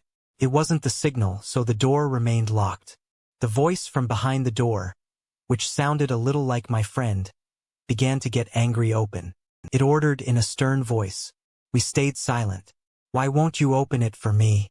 the voice hissed. I don't know how many times I almost went over there to open it. I was really wrestling with that idea in my head. Something deep down always persuaded me to keep my distance until I heard the correct secret knock. Something felt wrong about that situation. There was now a hammering at the door. The voice sounded less and less like my friend, and when it shouted in a booming voice its orders for us to open the door, it sounded nothing like him. We looked at one another in the dusty old cabin with eyes that pleaded for this to be over. Suddenly the knocking stopped. There was nothing out there but the silence of the mountainous woods. My anxiety slowly faded. We waited a few more moments, and then we unlocked the door and looked out there, and there was no one there. We left our secret base and then headed to our friend's house. When we got there, we saw his mom in the garden and we asked where he was. She said that he was ill. She had to rush to school because he was running a very high fever, and by the time she had got there, she was told he was already in an ambulance heading for the hospital. That made us feel really weird. On the one hand, of course, we were worried about our friend, but on the other we realized that it couldn't have possibly been him at the cabin door. After we left his house, we spoke about what happened at the cabin. We both considered ourselves very lucky that we didn't open the cabin door. My friend suggested that we probably shouldn't go back there again, and reluctantly I agreed. Then we went our separate ways and headed home. When I got home, the sun was still up and shining. My mom wasn't home from work yet. I dropped my school bag in the lounge and grabbed a drink from the refrigerator. I was feeling pretty tired, so I laid on the sofa for a while and shut my eyes. I must have had my eyes closed for all of about 10 seconds when I heard a noise. There was a knock at the door. Our home had an intercom system a little bit like the Ring doorbells that are popular these days. If someone pressed the doorbell, then you would see who was out there on a little monitor inside the house. So I was wondering why someone hadn't pressed the bell. But I know that some people don't always press it. So I got up and I headed for the door, and then I stopped in my tracks. Something dawned on me. I recognized that knock, and it went like this: that was our secret knock. 2 knocks, pause, 1 knock, pause, and a final 3 knocks. My head was spinning. I heard the same knock again. This was no coincidence. I could see through the frosted glass. Whoever or whatever was out there was bigger than my friends. There was a dark, hulking shadow looming in our front door. It felt like whatever was trying to get into our secret base had followed me home. The banging at the door got louder and louder, and I didn't know what to do. I called my friend, the one who was with me at the cabin, and after a few rings, he answered the phone. I said, "Hey, you won't believe this." And he said the following: what he had said. What, to the exact rhythm of the secret knock. I was in shocked silence. Then another voice spoke through the phone, and it said 3 chilling words: "Open the door." That's all I can remember. I woke up and I was lying on the sofa. I wondered if it was all a dream, but I saw the phone lying on the floor. It was a corded phone. I went over and picked it up. There was no dial tone, only silence. I put it back in its cradle and I backed away from it. The next day at school, my friend said that he had heard someone knocking at the door, which sounded like our secret knock. I wonder if something from the mountains followed us. Maybe something happened in that cabin, and whatever it is, it still lives out there in the mountains. I heard stories of afflicted families. Disease-ridden families being sent away to live in the mountains, away from society and people to prevent the spread of disease in towns. I wonder if that had anything to do with that cabin. Whenever I see a full moon, it reminds me of a night when I was in my second year of high school. For some reason still unknown to me to this day, my high school prohibited commuting by bike. The reason was so vague. I barely remember it, but it was something to do with promoting a healthy mind. Something about walking healthy mind. I don't know anyway. I lived just over a mile away from school, so it would always take a long time to walk to school from where I lived. I think it was about 2 weeks before summer vacation when this happened. I was forced to stay late at school. We had these club activities after class, and it seems like no one wanted to go home that day. Eventually we all decided to leave and it was really dark out. I think it must have been about 9:00 p.m. My friends and I left school exhausted. This wasn't anything new, though we often enjoyed staying late, just not that late. We would all walk together, but en route our numbers would shrink. All my friends live closer to school than I did, so I would always be the last one standing at around the halfway point. I would walk the rest of the way home alone. I would get off the main roads and walk the back roads. I'd go through dark alleyways and unlit streets in an attempt to shorten my walk home alone. Back then my family and I were living out in the sticks, pretty much in the middle of nowhere on the main road. The streets were bright and there were plenty of cars passing along. But these back roads, they were very dark and quiet. There were open fields either side of the roads and it was pretty creepy. Walking there at night, that night in particular, was creepy. I felt a strange sense that something was wrong. I don't know if it was a kind of weak premonition, but I was suddenly aware of my surroundings and it felt like something was different. I had walked those roads for a few years, but I had never had a feeling like that before. It was eerily quiet. A gentle breeze was blowing and the moon was full. It was a cloudless night and I could see my surroundings. Well then suddenly I was made aware of the source of my discomfort. I looked down at the road and there was another shadow cast by the moonlight besides my own. I felt chills race up my spine. Since when was there someone walking behind me and how long have they been there? I asked my panicked mind. It was really scary. I didn't know what to do, but then I remembered something I knew. If I kept walking my route home and I turned the next corner, I would approach a curved mirror on a pole. You know those mirrors that you sometimes see by the side of the road, so that drivers can see oncoming traffic approaching one of those. So I kept my composure. I turned the corner and I was horrified by what I saw in the curved mirror. There was a man behind me, dressed in black, wearing a white mask and a hat. It was truly disturbing to see someone dressed in that kind of getup out here late at night. I caught a glimpse of something else, though he was holding something in his hand. It appeared to be a hammer, not a regular household hammer. It looked more like he had a sledgehammer, like he had cut down the handle and made it handheld size. Chillingly, he was walking the same pace as me, mirroring my speed exactly, only he was a few yards behind me when my right foot hit the road, so did his. I could tell that this wasn't the first time he had followed someone. The moment I saw him, I felt like screaming, but I thought that if I screamed I'd be dead.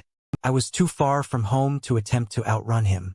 Plus I was pretty exhausted from playing basketball all night at school. I made a decision. I was going to run up to the next house. I saw with the lights on. I passed 2 or 3 dark houses, utterly terrified with each step that it could be my last. Then I finally saw a house with some light. I walked right up to this stranger's house and opened the door and loudly said, "I'm home." I walked right in and shut the door. I had to. I was running out of options. There was a family there watching TV in the lounge and they looked so puzzled. But I managed to explain myself and I asked them to call the police and my parents. We looked out of the window, but Hammer Guy was long gone. It was a traumatic experience. I tried my best to give a description of the man, but like I said, he was wearing a mask and a hat. All I could have given them was height, maybe weight, and it would have just been an approximation. Something good did come of this. I guess my school lifted their pointless ban of commuting to school on bikes. So I cycled to and from school from that day forward and I refused to stay so late. One thing plays on my minders. I wonder what would have happened if the door was locked on the house I approached. Would I still be here today? Maybe not. This happened in June. A few years ago, I was really busy at work and feeling as if every day was the same as the last. Each week I did the same things and I barely noticed when the months changed. One night I was heading home after work when I got a call on my mobile phone. I didn't recognize that number. I answered it anyway, and it was a good friend of mine who I met at college. I was kind of surprised. I hadn't heard from him for about 10 years. At university, we were basically inseparable, though we would get dinner and drink always like I said. I was surprised to be hearing from him after so long, but after a few minutes of speaking to him, it was like we were right back in the old days. We were talking for a while, and then he asked me if I would be down to go meet him for dinner and some drinks. I said of course I would be down for there. We set it up to meet at the weekend, as we both didn't have to work. To be honest with you, it was just what I needed. I guess I didn't know at the time, but I was close to burning out and that call really turned my week around. We said we would meet up outside of a train station halfway between my place and his. I was there at the right time, but I guessed he was running late or something, because I couldn't find him anywhere. After a little while, some guy was waving in my direction. I was sure it wasn't my friend, because he looked nothing like that guy and I guessed that he might be waving at someone else. About a minute passed and he was still waving at me. He actually came jogging over towards me. When he got closer, I realized that it was in fact my friend from college. He said to me, "Hey man, I was waiting over there. I was on time." Honestly, he looked so different that there was no way I would have known it was him if he didn't come right up to me. 10 years had passed and we hadn't seen one another, so I should have guessed that we wouldn't look like the people we were at college. We headed into the restaurant and I realized that despite his looks changing, he was still the same person inside. By that I meant he really hadn't changed much since college.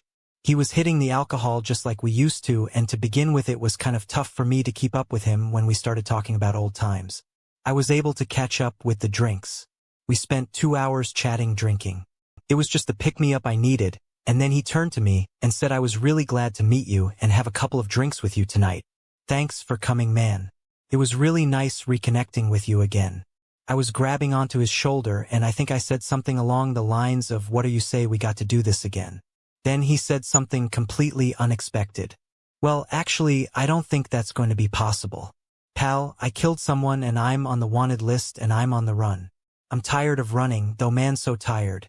I can't even sleep because the person I kill's face appears in my dreams. I can't stand this pain. I'm thinking the only way to end it is to turn myself in." While I was thinking all this over, you popped up in my head and I thought, who would I like to see one last time before I'm sent away? I guess you could say Miss is like my last wish. His confession had me stunned into silence. It was just the way he threw it out there, since I had alcohol on board. I asked him about who he killed. He said it was a woman. It was a stabbing. It was his girlfriend and he had found out she had been cheating with another man. He said the red mist descended and he couldn't remember much after that. But when he came to his senses, he saw what he had done to her. He told me about life on the run. He said he had to completely change everything he could about his appearance. Now I get where I didn't really recognize him. I thought this could have been an elaborate joke or prank, but when we left the restaurant I watched as he walked right up to a police officer by the station. I watched from a distance with interest. In less than 10 minutes a police car arrived with sirens blaring and he got in. When I got home I looked into his claims and found that what he said he did actually happened. He described a murder to me that night and I was pretty certain it was him who did it. After I read about the case, he should be in prison for what he did, and I can't ever forgive him for that, but I feel a little conflicted. It was a strange yet somehow sentimental experience lately. I've been hearing a voice outside my window late at night. I can only make out a few words.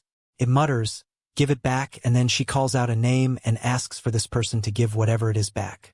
The voice is definitely female and it's loud enough to wake me up. If I have my window open, I can usually hear this voice between 1 and 3:0 a.m. and between 1 and 4 times a week. Sometimes it's really loud and other times it's as loud as the usual street noise. Unless I'm in a deep sleep, I will always wake up when I hear it. After about 2 weeks, I was feeling a little sleep-deprived and not my usual self. The window is close to my bed and whenever I heard that voice, I looked out there often, but I could never see anyone. I thought that I could have been hearing things. I even thought I could have been having bad dreams, but one night I heard someone else react to the voice as a pretty crazy dude in my neighborhood, and he lives diagonally across from my place, and I heard him shout out a few times for whoever it was to shut up. A few nights later, I was out with a good friend of mine, drinking and heading home pretty drunk. I lived just off of the main street and down an alleyway to get to my place. You have to follow the curve of the alleyway and then you come out in my little neighborhood. As soon as I came out of the alley, I saw a woman loitering by my house. She was holding a box under her arm. It was about the size of a B5 or A4 piece of paper. I could see her papers all bundled up in there. It was her voice that I had been hearing. She was muttering right in front of me for someone to give something back to her.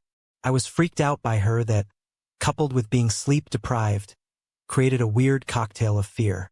She wasn't facing me and I wasn't sure if she realized I was there or not. I used this opportunity to quietly call the police.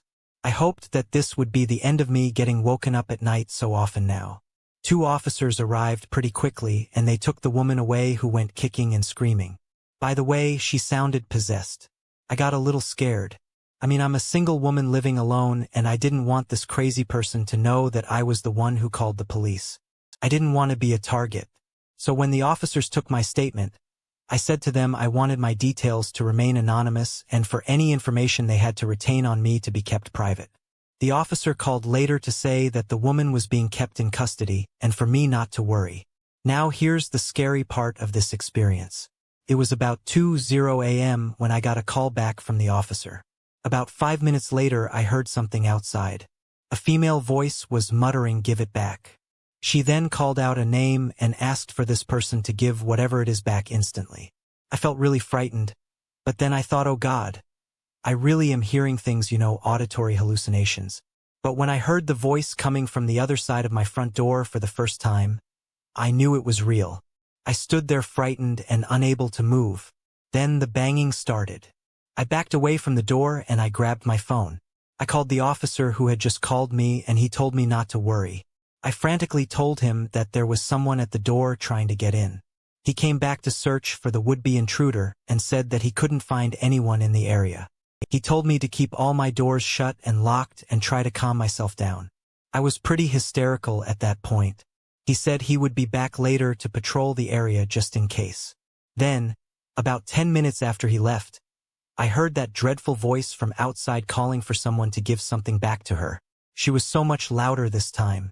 I didn't want to call the cop again, for fear that this could all be in my head. I didn't want to seem crazy. I really didn't think I was. It all seemed very real to me.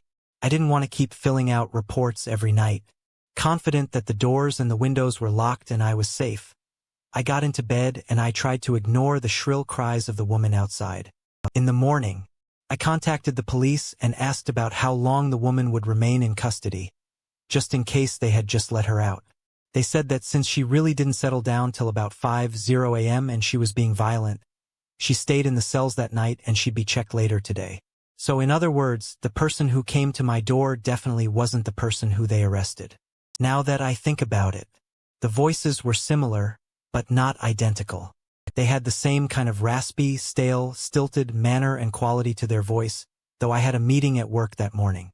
I had to go, but I was scared to leave. I pulled myself together, though, and I timidly headed out the door. There were loads of dirty footprints all over the bottom half of my door. It looked as if it had been repeatedly kicked. I guess that was probably that banging sound. I took some photos and I headed off when the police came in the evening. I showed them the door and my photos once again. When night came, I heard the voice of a woman out there calling for someone to give something back to her. The police told me that they thought there was a group of these suspicious people in the area. They weren't able to provide me with a reason or a motive for their actions. That was it for me. I stayed with a friend the following night. The police were watching us that night. They patrolled both outside my home and my friend's home. They seemed a lot more concerned at that point. It was almost as if they weren't explicitly telling me I was being targeted, but kind of giving me that impression. They didn't find anyone that night, though. After that night, I stayed another night with my friend as the police patrols continued, but I never heard that voice again. Something weird did happen. 3 days later, I got a call on my home phone and I heard a voice muttering something unintelligibly. It was strange. I didn't put my number in the phone book. Usually I don't answer calls from withheld numbers, anonymous numbers, etc. But my niece was staying over that night and she picked up the phone. When she answered the phone, she said that she heard nothing but silence, and that was when she handed it to me. And as soon as I said hello, a voice started muttering something angrily to me. I'm kind of glad I didn't understand or hear what the voice said. I don't need to know what kind of curses or threats were attempted to be spat down the phone at me, because whenever I think about that voice I heard outside and the banging at the door, I get the idea that there might be more of these cult-like people who are seemingly intent on harassing me. I get really scared at that thought. I've racked my brain and I cannot think of a person, male or female, I have fallen out with, being in a relationship with, or even irritated who I thought could be capable of doing this to me. I'm glad it's all over with. I really am. Well, I consider it all over with since I haven't had another incident for a while. If anything happens, I'll post it here. Hi Jay. Here there have been no further posts by the original poster. This happened a long time ago when I was in college. I was renting this one-bedroom dump of an apartment. It was tiny. The area wasn't too bad, though it was in a really quiet residential place. Despite it being small, I didn't have much else to complain about. Well, that was until all the activity started. Weird things began to happen. For example, I woke up one morning to find a meter-long black hair in my mouth, and I would occasionally hear a baby crying in there in the dead of night. I regularly suffered with sleep paralysis and horrible nightmares. I lived in room 101 and I couldn't believe that I was the only person living in the block. It was quiet, real quiet. Occasionally someone would move in, but before long they would move out. I mean, there could have been other residents. For all I know, I just remember that all the apartments were pretty much empty all year round. On the upside, it meant that there were always places to park and I could play my guitar as loud as I wanted to without getting any noise complaints. I noticed that there were 4 apartments on the ground floor, but only 3 doors. I don't know why it was like that. I tried to figure it out.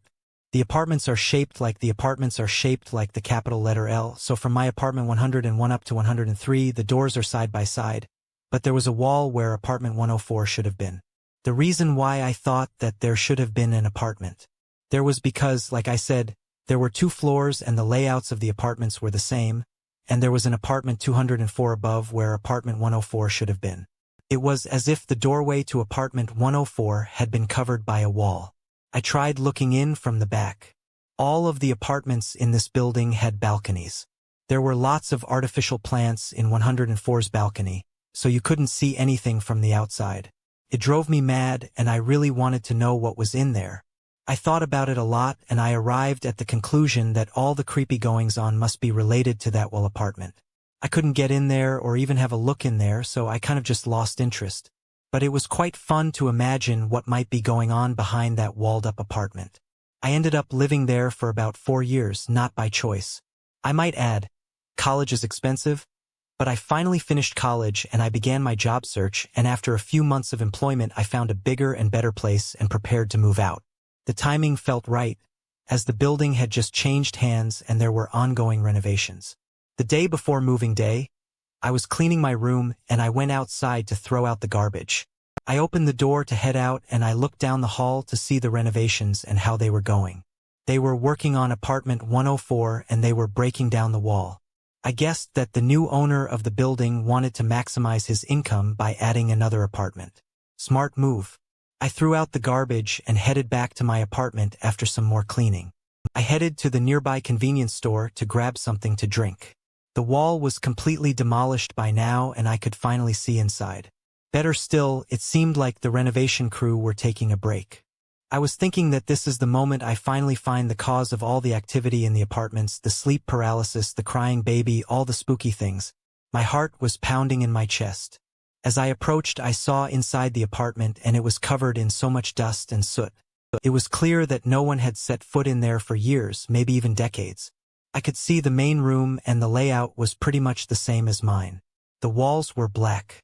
I thought it was more dust, but I took a closer look and noticed that there was something else written on the walls. The letters were very small, but they were there. I think the original color of the wall in that apartment would be white, because my walls were white and the letters were white.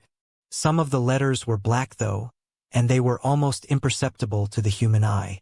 I got a really bad vibe from that place, yet I couldn't look away. It was like I was staring at something more than just letters on a wall. Like there was something else in there. You know how you can look out at a body of water and your mind conjures up the idea of a deadly animal beneath the surface, like a shark or a crocodile. It was like that. My eyes were glued to the wall and to those letters. I couldn't make out what they said because they were written so small and I didn't want to go in there. It was all in Hiragana on the right side of the wall. I was able to make out some letters. Masuya. It's not a word. I have no clue what it means, although once I read that word, I started to feel sick. It was time to leave. I wanted to be in a place where there were people, so I headed back to the convenience store. I pulled myself together after a while and then I headed home. It was my last night in that building and I'm glad that it went by without incident. The next morning, as I was putting my moving boxes in the car, I saw the entrance to room 104 was now covered up by some sort of tarp, so people couldn't look in there. I started to wonder if the renovation crew discovered something more sinister than I did. About 2 years after I moved out, I kind of forgot about the place. Well, that was until I was driving past my old neighborhood. On a recent day off, I decided to go take a look at the old place for nostalgia's sake. I was really curious to see if anyone was living in 104. I drove slowly along the back road which the balconies faced by the car park. I almost crashed when I saw something pretty shocking. Their 104 was walled up again. The plastic plants were back so you couldn't look in. Everything was how it was before. I couldn't believe my eyes. It was like I was looking into the past. I looked at my old place and someone was living there. Laundry was hanging out on the balcony. All the other rooms were still vacant, though there weren't even curtains in the windows. I have so many unanswered questions. What happens in that apartment block? What was the meaning of those words? Because whatever the renovation crew and the owner discovered in room 104 made them put everything back the way it was. What did they see in there? Does the person living in my old place have the same sleep paralysis issues, and do they hear the same strange noises as I did? One thing I do know is I won't be going back there. I feel so creeped out by that building.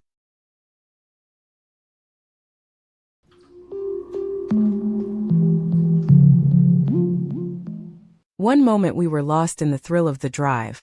The next, a chilling wail had us questioning every horror movie we'd ever dismissed. It was a sound that made us believe, if only for a second, that the supernatural was real. They were great for drifting and I was just getting into that. I put a lot of money into my car. It was tuned up to the max.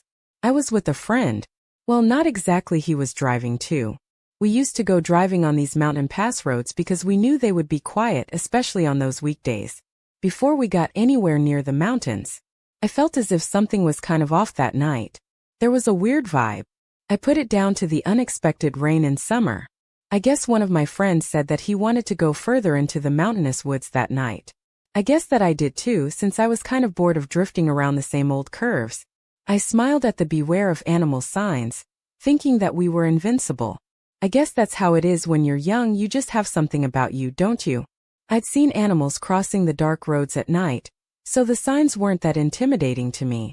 I saw 3 animals that night, actually nothing that impressive or frightening: a weasel, a big bird, and a tanuki. The tanuki is a kind of raccoon dog native to Japan. One of my friends swore that he once saw an animal with a glowing white body. One night, I just laughed that off. I hadn't ever seen anything like that. There were no streetlights in the mountains. There was nothing but darkness. I guessed that he had witnessed an optical illusion. We kept on driving. It got later and later. We always had it out late, but it was almost 3 a.m. and we weren't heading back home. I had enough at that point, to be honest. I was running low on gas. I didn't feel like wasting it driving around and around in the middle of nowhere. I turned around and put my hazards on. I sent my friend a message to tell him that I was leaving. I sat there messing around with my phone, expecting my friend to reply. He seemed to be taking his time there. I thought to myself, screw this, I'm tired. I figured that my friend would understand if I took off early. We were in constant communication with one another. I gave him a couple of minutes more, though I gave him till the end of my smoke.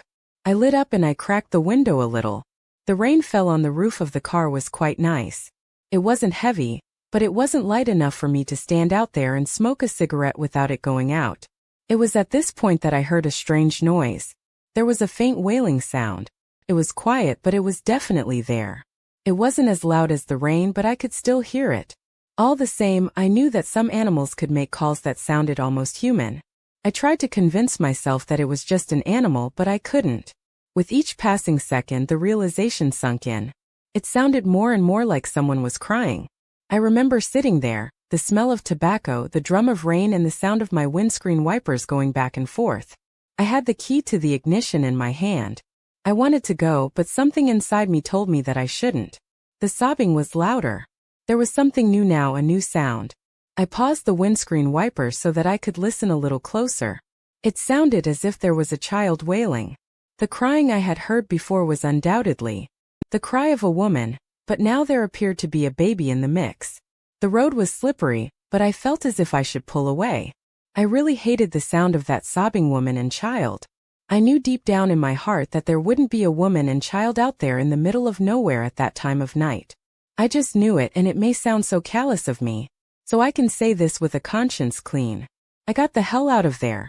It wasn't until about a month later that I heard a woman and son had been murdered, killed by her husband and the boy's father. What a dark thing to do. Apparently, their bodies had only just been discovered and they had been out there in the heat of summer and the cold of the rain and wind for some time.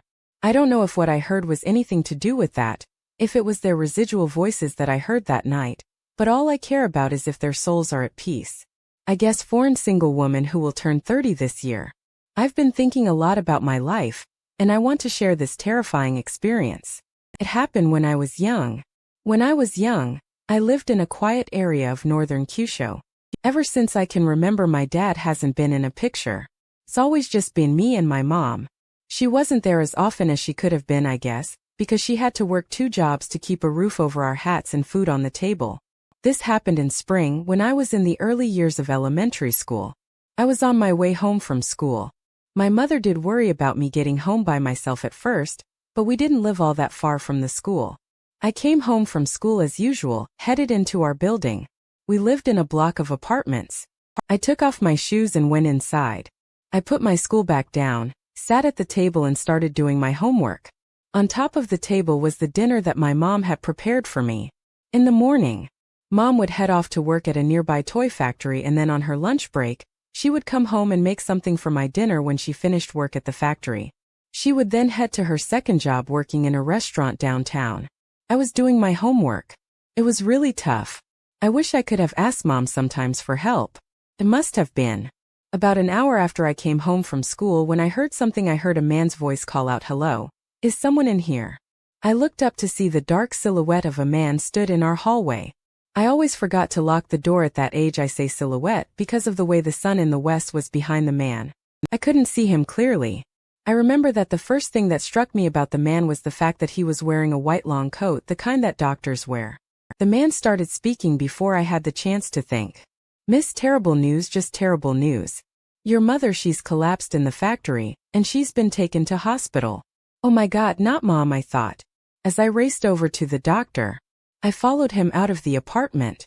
There was a big rusted black bicycle downstairs just outside of our apartment's lobby. He lifted me up and put me on the child's seat at the back and then climbed onto his seat and started pedaling. We rode off under twilight skies. I was looking off to the side watching the city pass us by. I asked the man, "Is Mom going to be okay?" He didn't reply. I asked again, nothing. No matter how many times I asked him about Mom, he didn't say a word. After a little while I noticed something. Even though I was young, I thought that something was wrong. I realized that we were going the wrong way. We were heading towards the woods and the mountains, and the hospital was back in the other direction. "Hey mister, I don't think we're going the right way." He didn't say a word. In response, I started to panic. I shouted at him. I tried pleading with them. I pretended I didn't care, but nothing I did could make the man talk. Then a very basic but frightening question rose to the forefront of my mind, and that question was, where are we going? I was becoming more and more frightened by each passing second. All the town roads and sidewalks were behind us. Now we were on trails and dirt roads. There were dense rows of trees either side of us. It was darker there too, without the streetlights. Why are we going down a dark forest road? A man just kept pedaling. We were not going to stop. I thought this man isn't a friendly man. He's going to hurt me. He wasn't behaving like any adults. I knew he wasn't like mom or my teachers. This guy was strange. In those moments of quiet contemplation, for the first time in my life ever, I thought about death or being killed. I was so scared that I just started to scream as loudly as I could. I wish I had the presence of mind to do it in the town, where there were more people and more lights. My scream made the man talk. He spun his head around to me for a second and then said, "We'll be there soon. No need to scream. I'm a gentleman and I'm kind." He said that weird statement with the look of sheer frustration on his face. I knew that I needed to do something, but it felt like I didn't have many available options. I decided to jump out of the bicycle seat. I then hit the ground really hard and scraped my knees. I staggered to my feet and then ran as fast as I could into the woods. I must have tripped and stumbled a couple of dozen times, but there was no way I was going to stop moving. From behind me, I heard this strange man yell out, "Miss, where are you? Tell me, and it will all be fine. Your mom is about to die. If you run away from me, then your mother will die. Do you understand? So hurry up and get out here now." He sounded angry at first and then he went into a more friendly voice, as if he was calling a cat or something. "Miss, come on out, it'll be fine. I'll take you to see your mom, come on." I felt disgusted by him and his voice, but I didn't want mom to die. I wasn't sure if I should have gone back to the man or not. He was wearing a doctor's coat. I was wrestling with these thoughts in my mind.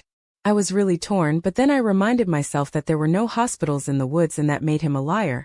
And if he was comfortable enough to lie about the hospital, then he could have lied about mom too. I hid behind a really big tree and I just waited until I couldn't hear the man anymore. Apparently, I was found the next morning in a cemetery at the foot of the mountain, which was about 3 kilometers from my home. I don't know how I managed to get there, but I was walking around in the dark. An old man who came to clean a grave found me hugging my knees to my chest beneath a big tree. I can't remember much of that. I found out that mom didn't collapse. She was fine. She came home from work, and when she found that I wasn't home and that the door wasn't locked, she called the police and reported me missing. I have no idea what happened with the man, but my mom and I have our suspicions.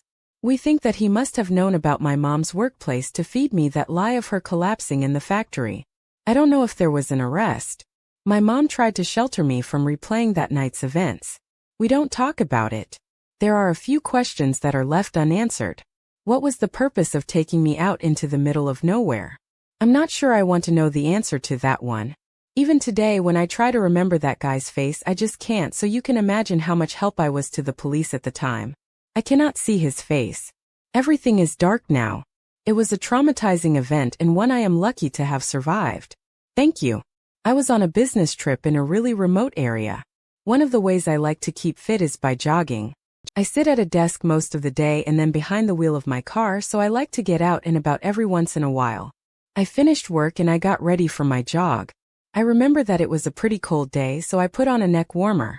Usually when I'm staying away on business trips, I'm in the city, so when I run I usually run through streets, but because I was in a remote area, I felt it would be a great chance to run off-road. Through the woods. I planned on running around for about half an hour, but I was really enjoying the run and the scenery, so I just kept going. I was making good time too. I headed deeper and deeper into the woods. I crossed the river at one point. I was really curious as to where I would end up eventually. I came out at a kind of forestry school in the middle of the woods. I looked down at my watch and I noticed that it was almost 9 p.m. pretty late. Actually, when I looked up, I saw a large dark shadow stopped in my tracks. There was a small dim sensor like close to the forestry school and it came on. The shadowy figure shambled towards the school and into the light, and my heart skipped to beat. I knew what that shadow was. Instantly a bear was about 20 meters ahead of me, and it was a big bear. I felt like all the blood in my body ran ice cold. I couldn't move. I couldn't act. All I could do was just stand there like a statue watching the bear. Then suddenly something brought me back to my senses. A very unique noise. It was the sound of the bear grunting. It was now close enough that I could hear it breathing. The bear looked to be about as big as an adult, maybe a bit bigger and a lot thicker. Oh, I thought I turned and ran as fast as I could. The moment I started running was the moment I realized that I had broken the first rule for bear encounters. He should never run from a bear. I looked back over my shoulder and I saw that gigantic black shadow bounding towards me. It was too late. I was being pursued. Even though a bear is much bigger than a human, the speed they can come at you with is unbelievable. I've never been so horrified. Her memory came back to me suddenly. It was something my grandpa said. He was a man who loved the wild, and I looked up to him. I realized that I needed to stop running in a linear line if I stood any chance. So I decided to dash into the bush off the side of the trail, and I felt instant agony as I clattered with some kind of jutting branches. I knew that I couldn't break my pace, though I got to a point where I realized that I couldn't run anymore. I just kind of fell into a barrel roll down a short verge. I kept moving as soon as I came to a stop, because I could still hear that horrible grunting sound pursuing me. To be honest, I thought to myself, as long as my legs can carry me, I will keep moving. I didn't care if I got spiked by plants or if I ended up with bruises. I just had to keep going. I didn't care how long it would take for my legs to recover too. As long as I left the woods with my life after the verge, I knew it wouldn't be long before I reached the river. I figured that if I got across the river, then the bear might give up. I don't know why I thought that, but I thought it would be the only shot I had thinking back on it. I guess that some part of me remembered that over the river was the town, and in the town there was lights and people. I landed in the river. It was freezing slippery too because there was a ton of algae on the riverbed. It was really difficult to get a foothold, even more difficult when you know that something is gaining on you. I thought that would be a couple of seconds ahead of the bear, but before I knew it, I heard the splash of water and the grunting noise it made when it breathed. It was louder than ever. Now it was right next to me. It was at that moment that I knew it was all over. I remember a thought distinctly clear as a bell. I thought to myself, I am going to die in those seconds. I thought that I felt my legs give way beneath me. I had slipped on the algae. The current swept me down the river at a rapid pace. I clattered with rocks. One hit me on the ball of my foot, and I knew I wouldn't be able to make a quick getaway if the bear was upon me again. I had some kind of faint hope in the back of my mind that the river would flow me downstream so fast that the bear wouldn't be able to keep up. I knew that I didn't just slip into the rapids, though I knew that bear would catch me up in no time. It was going to be all over. I could imagine that thing's jaws locking onto one of my limbs just when it looked the darkest. A mini truck arrived. It stopped on the bridge just up ahead. I heard a male voice call out. I think the guy was old. I couldn't see him all that well because it was dark out, but I saw his mini truck's headlights in the loudest voice I could muster. I shouted, "Bear, there's a bear, help me." I heard something like a match striking. Something was on fire, and then I heard some massive bangs. It sounded like explosives or fireworks going off. After a while I heard football approaching me.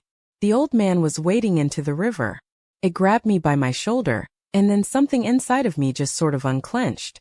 I went from nothing to something. I thought it was all over, but I'm here today. He wrenched me out of the river and dragged me to his truck. I was taken to hospital. I spent some time in there. It turned out I had a couple of broken ribs, sprained ankles, bruises all over, not to mention hypothermia. I thanked the guy profusely who helped me. He happened to be a local farmer who was on his way back from a pachinko parlor. If you're not familiar with that word, it's basically a kind of legal gambling place in Japan. They're pretty popular actually.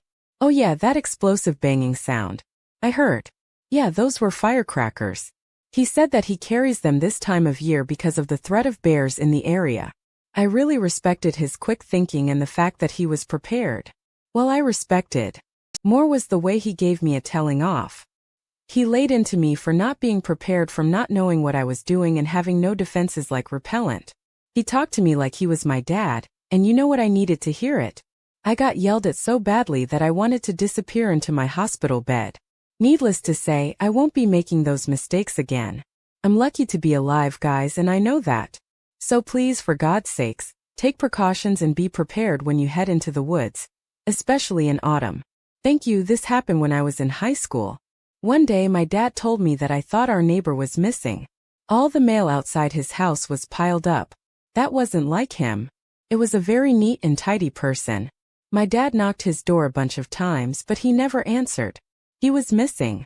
He didn't leave any kind of note at home, and on the last time we all saw him, we all said that he wasn't acting strangely or anything like that, seemed totally out of the blue.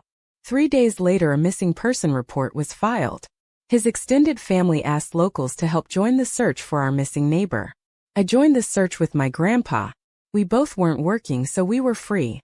We met at the assigned meeting place and listened to the instructions of the group leader ahead of starting the search. I was nervous. I was very aware that I was in an adult world.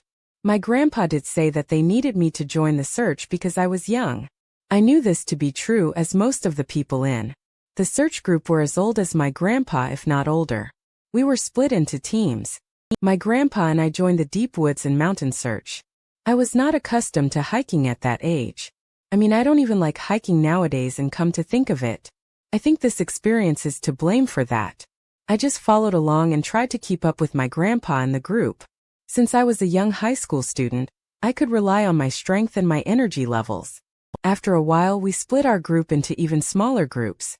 My grandpa knew the mountains we lived close to really well. He often went out into the mountainous woods searching for wild vegetables to harvest, so my grandpa said that me and him would head into the deepest part of the woods. I followed my grandpa and we climbed up and down and all over the place, but we didn't find anything. I looked at my watch and it was coming up to noon. According to the instructions of the group leader, we were all to meet while having lunch to exchange information, and then set off again. I couldn't see my grandpa. He must have gone off ahead, so I turned around and then called out in the general direction. I thought he went off in before I could finish the word grandpa. My call turned into an involuntary scream. I didn't ever dream that I would be the one to find my missing neighbor. He hung himself. There was a cloud of flies swarming around the body. There was a light breeze that day, so the body swayed from side to side. I heard the creak of the rope against the tree limb. Hearing my scream, Grandpa came rushing over to me, but he was coming from the opposite side. The body was between us. I saw the look of pure horror on his face. He saw the same sight as I had and he let out a shocked gasp. He just froze. I called out to him, but he was unresponsive. It was as if he was in a trance. His knees were shaking. I always thought that was a cliché, but I guess that it was true. I ran over to him. I had to go the long way around the body as I didn't want to get anywhere near that. When I got close to him, I shook his shoulders. I wanted him to come back to his senses. It was so stressful for me. He slipped to one knee. I saw the sweat gathering on his brow and his face was turning pale. He couldn't handle what he was seeing, and when I understood that, I knew I needed to get him out of there. I lifted him up onto my back like a kind of piggyback ride and headed away from the body. Luckily, there was someone from one of the groups not too far away. I explained the situation and left my grandpa in their care. Just wanted to go home. The police came next, as I was the person who discovered the body. I was tasked with the duty of leading them to it. I knew the grandpa wouldn't be able to do it, and as much as I didn't want to go back, I knew I had to. I was asked by the police. It's not something I could have gotten out of. I guess you can't really turn down the police. I climbed the mountain with the police officers and I hated every second of it. I showed them the tree and they made me stay as they cut down the body. It made such a hollow sound as it hit the ground. Then they took me back to the police station to be interviewed. I had to go through it again and again to their satisfaction when I was released. My family wanted to know all about it, but I just couldn't do it anymore. I couldn't keep going over the same thing. I saw I didn't sleep that night. I had pain in my legs, but that wasn't the cause for my lack of sleep. Every time I closed my eyes, I saw the neighbor's body swaying in the breeze. I ended up having insomnia for about a week. It didn't end there though. I wanted to put it all behind me, but I couldn't. Yet the owner of the mountain area came to our door with a request. He wanted me to cut down the tree that our neighbor hung himself from, as I was the person who discovered the body. I don't know if this is a thing elsewhere in Japan or even abroad, but I kind of understand it. I mean, it wouldn't be nice for the bereaved to do it or someone who was scared of going to a place where someone chose to end it all. He offered to pay me to do it as well, and since I was a high school student, I didn't have many chances to make money, so I went with him. I guess that he didn't want the tree to still stand on his property. Maybe his reasons for wanting it cut down were superstitious, and maybe that's why he needed me to do it. With each step further into the woods, I felt closer and closer to all those feelings I felt when I discovered the body. Even though I was exhausted from cutting down a tree, I couldn't get to sleep that night. I didn't sleep well for many nights after that. Thank you, this happened about 12 years ago. It happened when I was a student. I got into Kyoto University and I began living alone for the first time. I absolutely loved the freedom of it. Despite being a student, I was pretty well off. I had a motorcycle and I used to love going out on long rides. I had a girlfriend at the time and we often rode together, her on the back and me driving. One awesome day the weather seemed nice enough, so I took my girlfriend out for a ride. We crossed Biwako or Hashi Bridge. We've gone to Omahakamon City to visit some friends, and this happened when we were on our way back. It was night. At that point I got tired of driving or I wanted to smoke. I can't remember, but I pulled over by Lake Biwa. It was nice to stop by the lake and take in the view and what was left of the dying light of the afternoon. What I will say is that the area wasn't that nice. I had to wade through some thick grass just to find a large rock we could both sit down on. We stayed there for about 5 or 10 minutes and then we left. We got back to the bike and headed back to Kyoto. Nothing of note happened that night. The next day I got a call from my girlfriend. She wanted me to take her back to Omahakamon City for some shopping. It was already dusk when I got that call, so I was thinking to myself, could I make it in time? Well, yeah, probably if I gunned it a little. So we went back over the bridge and past Lake Biwa, as we did the night before. By the time we had finished shopping, it was really dark out. It was awesome after all. We both got on my bike and we hurried back to Kyoto. As we approached the lake, we were confronted by some traffic in that area is pretty rare. I was on a bike, so I didn't mind that much. I just slipped in and out of the queuing cars. I saw some red lights flashing up ahead. There was a police car. I was thinking about what might be the hold-up, and then I remembered that the spot where the cop car was pulled over was pretty much the exact same spot that we pulled over the night before to take that break. The police were questioning some of the passing drivers, so I slowed down to a stop to speak to them. I was really curious as to why they were there. When I was in my youth I was a lot more cocky and outspoken, so I just outright asked the cop, "Hey, what are you guys doing here? What happened?" And the cop said, "We pulled a body out of the lake. Do you know anything about it?" I think he spoke to me like that to put an end to my cocky questioning. Gotta give it to him. It worked. I replied to him stating that I didn't know anything and he let us pass by. It gives me the shivers to think that we were so close to a body. I think my then girlfriend probably felt the same. I wonder what happened to that guy. It may not be the scariest story, but I promise you it's a true one. And if anything ever happens like that to you'll understand what I say. It was a very weird experience. For and on late night drives there's something about the empty road and the night air that just really chives with me. I don't need to have a particular destination in mind. I just need gas in the tank. One night, not that long ago, I was out on one of my drives. I just come off the highway. I decided to drive up to a high point I knew of in the mountains. I figured that the view from up there would be pretty perfect. I planned on having a smoke and playing some tunes and then heading home. I leave out in the sticks. By the way, it's not that uncommon for me to use mountain roads. Often I was driving through some of these winding and narrow roads heading up the mountain, the type of roads which are sighted by nothing but thick forest. I went over something. I don't know what it was, but shortly after I drove over it, my car started to make strange noises. It was like a hissing sound. I realized what had just happened. I must have driven over a nail or something because it sounded like I had a flat tire. There happened to be a little kind of rest area up ahead, so I decided to pull in and take a look. I was really annoyed. I loved my car and I threw most of my money into maintaining it. I had just upgraded my tires and now one had a puncture. The area wasn't big. I guess that it was primarily used as a rest area. You know, maybe for truck drivers with those long overnight drives. There was a restroom and a vending machine there. Since it was really late on a Sunday, no one was out. I had the place to myself. I parked my car and looked at my back tires and I could see the issue. There was a puncture. I was so annoyed.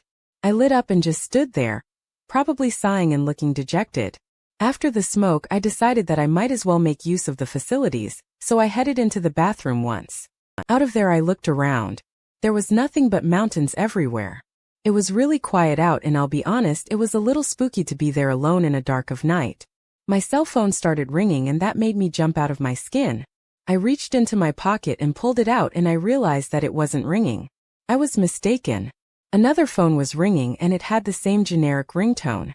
Mine did, and it sounded as if the phone was coming from the other side of the little bathroom building. I was scared now, or I didn't know if I was alone anymore. I loitered by my car for a while, expecting to see someone come out from behind the building, but no one did. Come to think of it, if there was someone out there, then they must have arrived on foot. because there were no cars in the parking lot but mine. I decided to go check the back of the bathroom. I was half wondering if someone was hurt or something. Maybe someone lost their phone. I figured I might as well try and find out. I looked around the corner of the brick wall as stealthily as I could, and I couldn't believe what I saw lying on the ground, were countless smashed cell phones. One of them was ringing. I thought about the chain of events which had led me to that parking lot, and then I ran back to my car as fast as I could. I didn't care about damaging my car. I just pulled out of there as fast as I could. I headed back down the mountain passes and back towards the safety of lights. I chose to drive off for a few reasons, and if they aren't obvious, I will break them down for you, someone. I believe that the flat tire was deliberate. I think that I drove over something that was probably placed in the road. It was placed strategically so that I would have to pull into the rest area to check my car. I think that the rest area is where something terrible happens. I think that the phones were smashed up and thrown there, but whoever had been doing whatever they had been doing with the phones failed to break at least one of them. So that's why there was one ringing. I wonder if one of the victims, I say victims because I believe something sinister is going on. I wonder if it was one of the victims' friends or family members calling to see where they were. What makes me say this is because I can remember as clear as day that a lot of the phones seemed feminine. They had little stickers or gems. I could tell by some of their cases that they probably belonged to women. Now I think about it. Maybe someone was calling to make me pick up the phone then when I was distracted. I would have been rushed. I'm not sure, but I'm very glad I got out of there without finding out. I reported this to my local police and they said they would look into it, but I didn't hear back. I really wonder what might have happened if I answered the phone. I don't like thinking about what happened to all those owners of those phones. I have actually prayed once or twice that they just suffered a robbery foreign. This happened when I was a child. I grew up in the countryside. The village I grew up in was very traditional. They lived a very old-fashioned way of life. I only found out how technologically deprived and behind my village was when I got out. Now don't get me wrong. I didn't hate living there. I didn't know any better.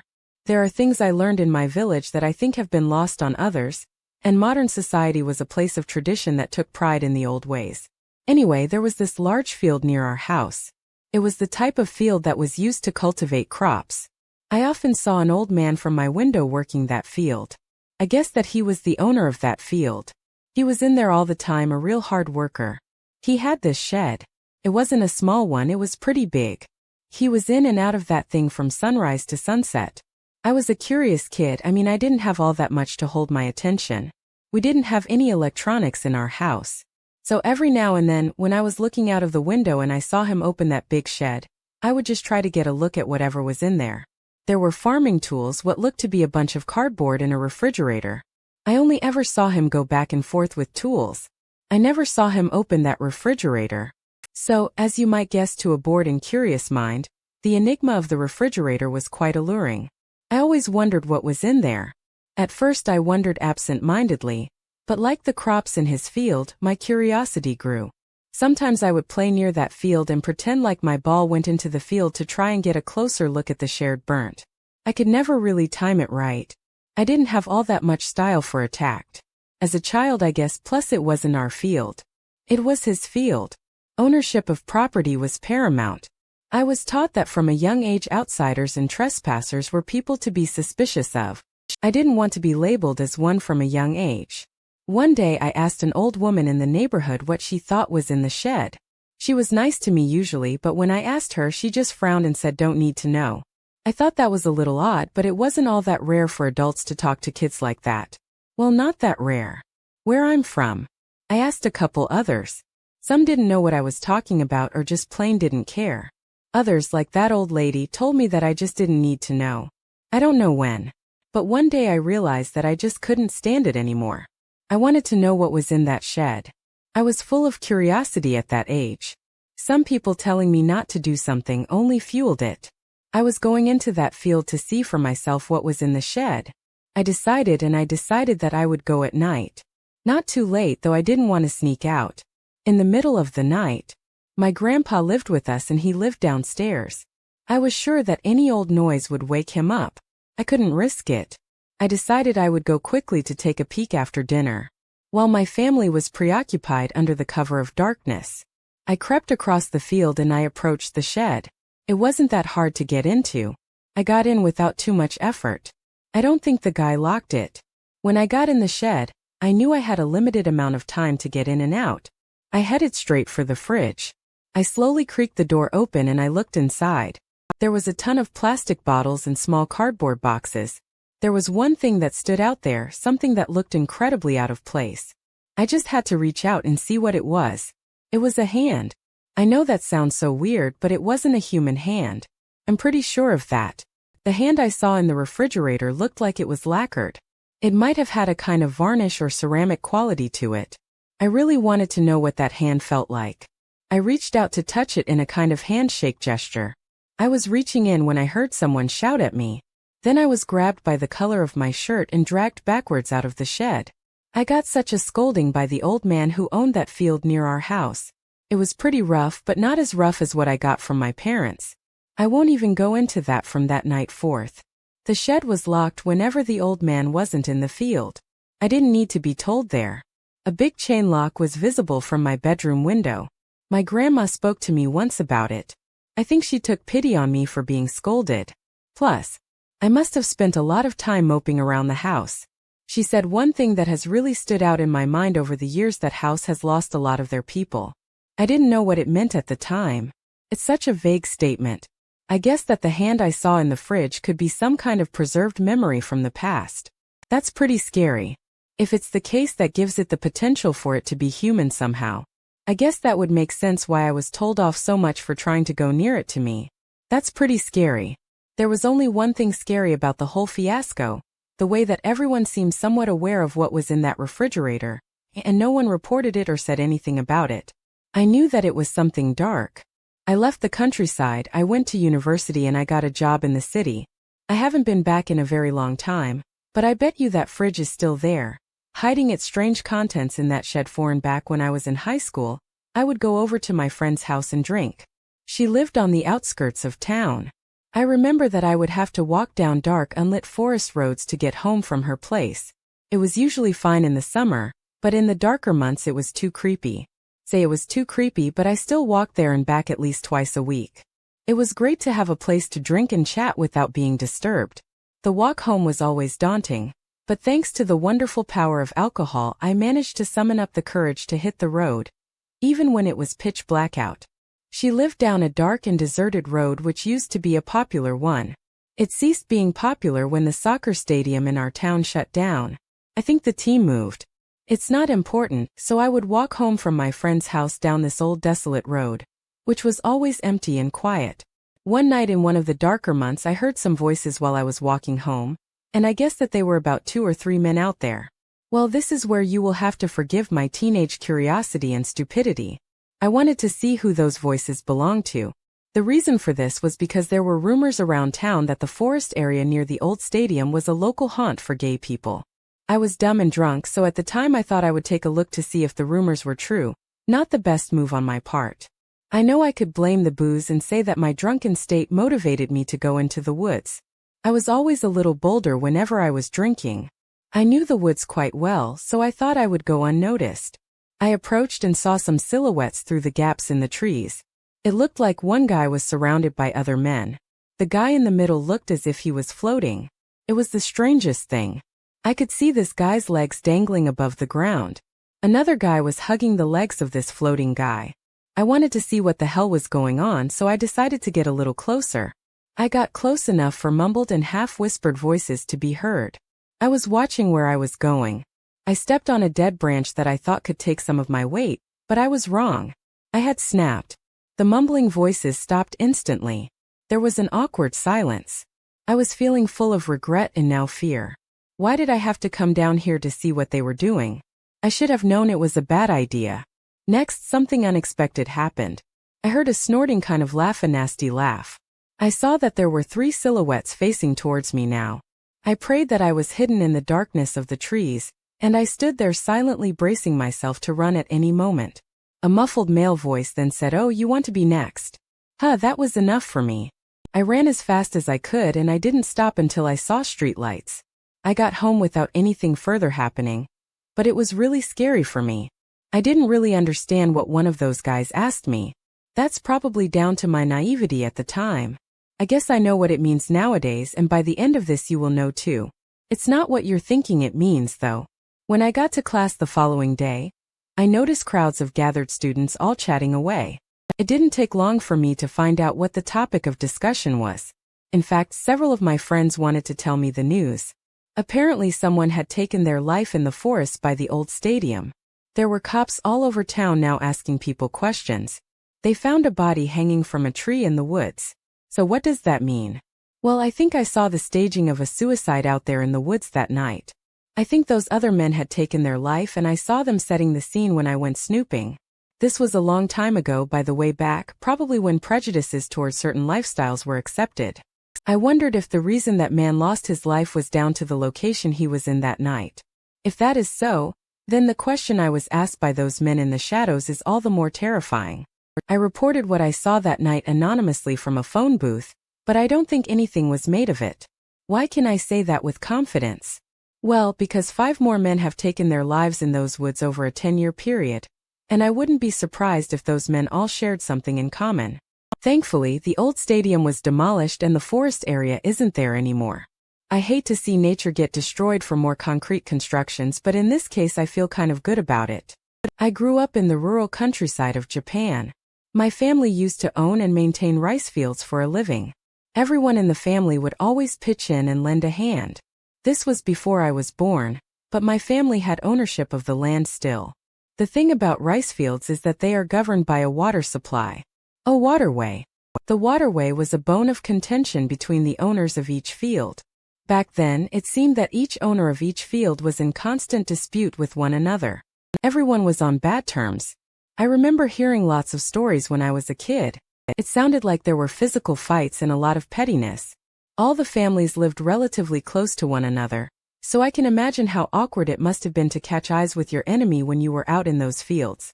Over the years, the number of rice field owners in that area had drastically decreased.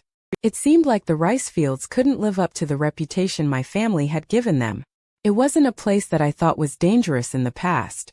It sounded like they were at each other's throats day in day out. By the time I was 10 years old, nobody really worked in the rice fields anymore. But if you spoke the family name of my family's rival, the scars of memory would seem fresh. The water flowing through the waterway stopped one day, despite fields not being used much. The water flow in the waterway was needed. Our rural village depended on it, so the family house affected by the lack of water the most went in search of the blockage, and they cleared an area and made a morbid discovery. Bones were found collecting dead leaves like a gutter in the waterway. When I first heard this, I was with my family and my grandma reacted. I don't know if she meant for the following to be said under her breath, but it was loud enough for me to at least hear it. She said, "Oh, they finally found you." I didn't ask what that meant, but I've come to realize that over the years there may be something behind those words. You know, an implication. I think my grandma probably killed someone or knew someone who did. If you throw some charred bones in the waterway, they don't get found for a while. I guess our waterway was a really deep one, so it made sense. After I heard that, I felt like hiding in the waterway from Grandma. It was a very unnerving thing to hear. Thank you, Foreign. It was about 28 to 29 years ago. After I graduated from high school, I got a job in Saitama. It's a prefecture in Japan which neighbors Tokyo. I got a second-hand car after a couple of months of moving to Saitama. You really need it out there. I was glad I bought one. I used to go on long relaxing drives after work.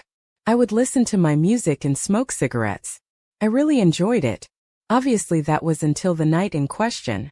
One night I was on a particularly long drive. I was way out in the mountains. There wasn't much but darkness and the sound of cicadas all around me. I drove with the windows down, well, at least one window, the driver's side window. Since I was usually smoking, I was heading along this dark road and I heard a scream. It wasn't an adult scream. It sounded like a kid's scream. It was blood-curdling. I don't want to talk about it much, because I can still hear it in my mind as I type these words. But trust me, if you heard something like that, you do what I did, slam on the brakes. It was instinctive. I wasn't a believer in the paranormal or anything like that. I put a lot of faith into my 5 senses and I felt like something was happening out here. So I pulled over onto the hard shoulder and got out of the car. I felt chills rise up my spine. It was the dead of night and there was no reason why I should have heard what I heard. I scanned the area as best I could. My car's headlights lit up the dark woods ahead of me, but there was darkness in all other directions. I began to sweat. I was worried, scared, nervous, paranoid, you name it. I was overcome by some terrible dread. What made that sound? Was someone in danger? I was wondering. My legs began to tremble. I thought that was just a thing that people say, but it's pretty true. I couldn't hear anything apart from my heartbeat and the restless shuffle of my feet on the dirt road. I was panicked. I wanted to leave. I managed to convince myself that it was just an auditory hallucination. Maybe I was staying up too late or something. I didn't hear anything else after that initial scream, so I thought that I could just go. So I headed back home. About 3 weeks later, I was watching TV and the same roads and the same mountain passes came up on the screen. The newscaster said the words that I will never forget. Miyazaki has confessed to the murder and identified the scene of the crime to the authorities. The case had already proceeded to the courts. Therefore, I knew that the scream I heard was not happening in real time yet. Perhaps it was some distant echo of the past. That scream wasn't one you'd hear in an amusement park, or if somebody startled someone, that was an end-of-life scream. I saw on screen the exact area I pulled over. It was truly too disturbing. To imagine what happened there, I didn't have to imagine, because after the trial months later, the guy's actions were very well documented by media and himself. If you don't want to sleep tonight, you can look up the crimes of Osamu Miyazaki, but I will not give him the recognition here. What he did truly turns my stomach. You'll understand why that scream scared me so much. I stopped going for night drives in the woods after that, thank you.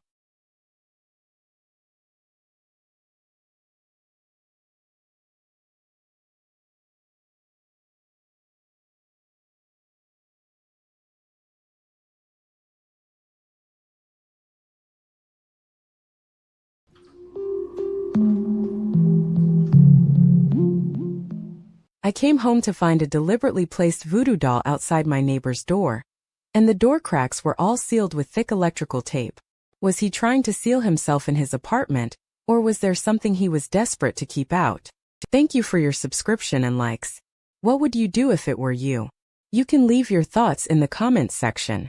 There's something very strange that has been happening next door. I live in an apartment building and think things have been getting weird. I came home one night recently at about midnight, and as I was walking down the communal hall, I noticed that there was something orange outside my neighbor's door. I had just come back home from having a couple of beers with some friends, so I didn't hesitate to stop and make a closer inspection. I guess I'm a nosy guy when I'm drunk. The orange object appeared to be some kind of voodoo doll. It didn't look like someone had dropped it there. As they were walking down the hall, it looked to me as if it had been deliberately placed there. It was roughly 5 centimeters directly in front of my neighbor's door. It was lying on its front, with the top of its head facing the door and its limbs outstretched. One other thing I noticed was that the twine or string wrapped around its head had come away. It had this string wrapped around all over its body. It looked very out of place and just very odd. Well, even though I had a few beers on board, I knew that weird twine doll wasn't there. When I headed out at 7:30 p.m., seeing that orange doll wrapped in string seemed to awaken a memory in me, because I realized that this wasn't the first time I had seen something kind of weird in front of my neighbor's apartment.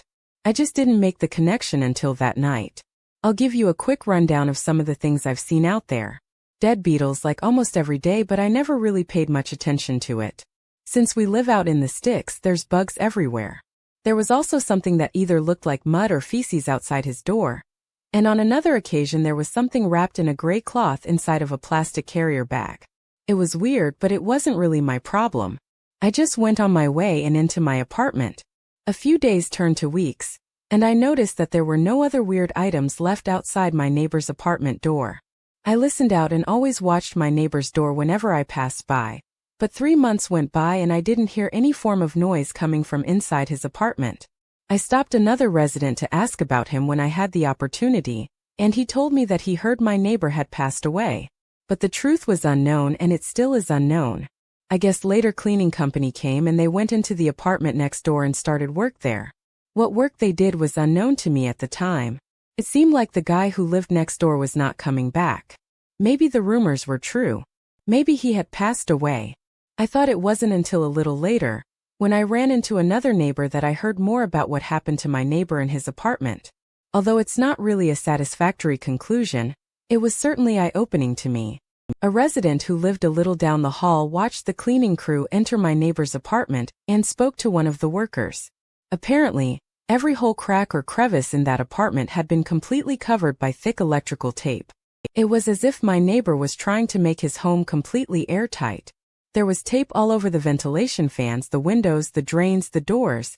It was everywhere due to the fresh air being unable to enter the apartment.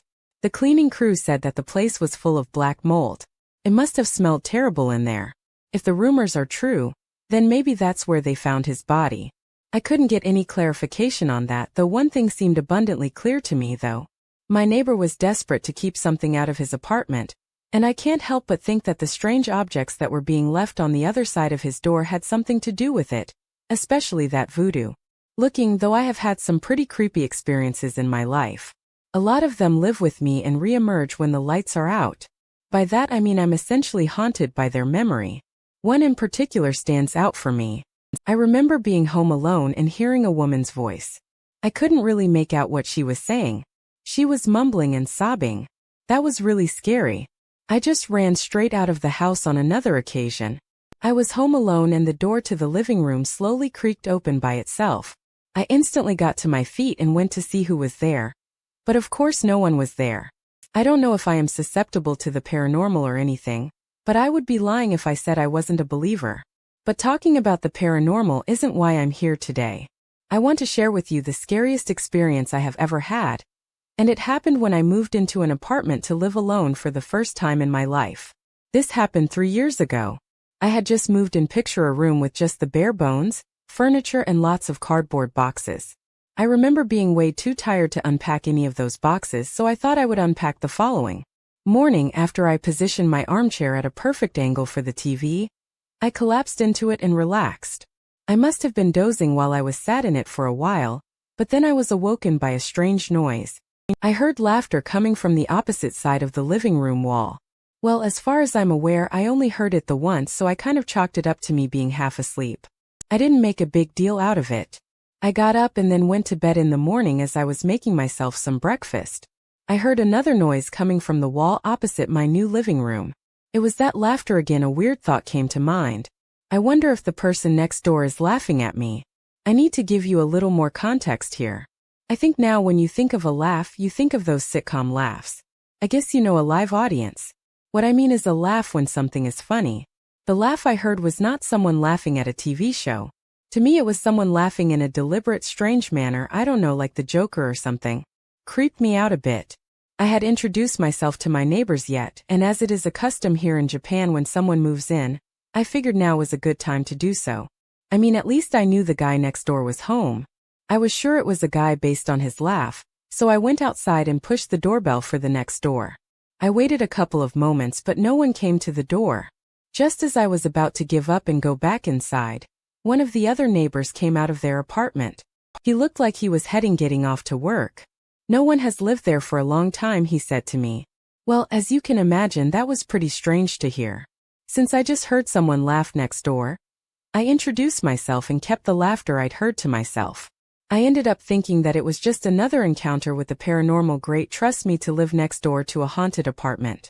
I thought normally I would have freaked and wanted to move out straight away, but since I had previous history with ghosts, I thought I would stick it out. Nothing much else happened besides hearing a little bit of strange laughter now and then over the course of the following days. Who cares about a little laughter? Anyways, I told myself 3 months went by pretty quickly in the new place, and despite hearing a man laughing every now and then next door, it was pretty much plain sailing. But just after that 3-month period, I heard a new noise coming from next door. There was a new strange clanking sound coming from the walls. Once again it was the living room wall. Well, the laughter was one thing, but now a strange clanking, banging sound. That's a little too much. I thought about moving, but if I'm completely honest, I was way too lazy to pack everything up and get searching for a new place. I didn't act. I just stalled and then learned to live with that new noise. Life got in the way. I was out more than I was in anyways. One day, I think it was a Saturday or Sunday, I know it was the weekend, I got so annoyed by those weird noises from next door. I decided to boot the wall at the point I heard them coming from in my head. It seemed dumb, and I remember clearly thinking to myself, there's no point in kicking the wall, because the ghost next door won't care. I kicked it nonetheless, and I wasn't ready for the reaction I got. I heard a very distinct and clear male voice shout, "Wah," and then I heard the sound of something crashing. What the hell is going on? I thought I froze. I didn't expect to provoke a reaction from the spirit next door. Then reality hit me like a truck AM's razor. There wasn't a ghost next door. Maybe there was a person in there who'd been living in there without the landlord knowing. Maybe some guy had broken in there and claimed the place as his own. Well, I wasn't going to go and ring the doorbell again, but I knew someone who might. The police. I called the cops and they arrived quite quickly. I heard them try the door and enter, but there was a bit of a commotion next door, a heated exchange. There were screams and shouts. There was someone living next door after all. I found out later that a middle-aged man had been living in there, even though that apartment was supposed to be empty. The man was apparently under the influence of some illicit substances, shall we say, and when the police busted in there, he went on a deranged rampage. He went kicking and screaming. It turned out that he was the landlord's son. His son had troubles with substances, so therefore his dad, the landlord, allowed him to use that apartment to get up to whatever he got up to in there. I was really annoyed that he was allowed to come and go as he pleased in there while I had to pay and listen to him laugh like a... That laugh really creeped me out, but it wasn't a patch on what I realized that clanking sound was. That clanking sound was the sound of him digging a kitchen knife into the drywall that separated our apartments. I was told that there were tons of holes in his side of the wall. It seemed like that maniac was trying to break down the wall and bust into my living room. I moved after that, I got my deposit back and was forgiven a couple of weeks of rent payment. That goes without saying in my opinion.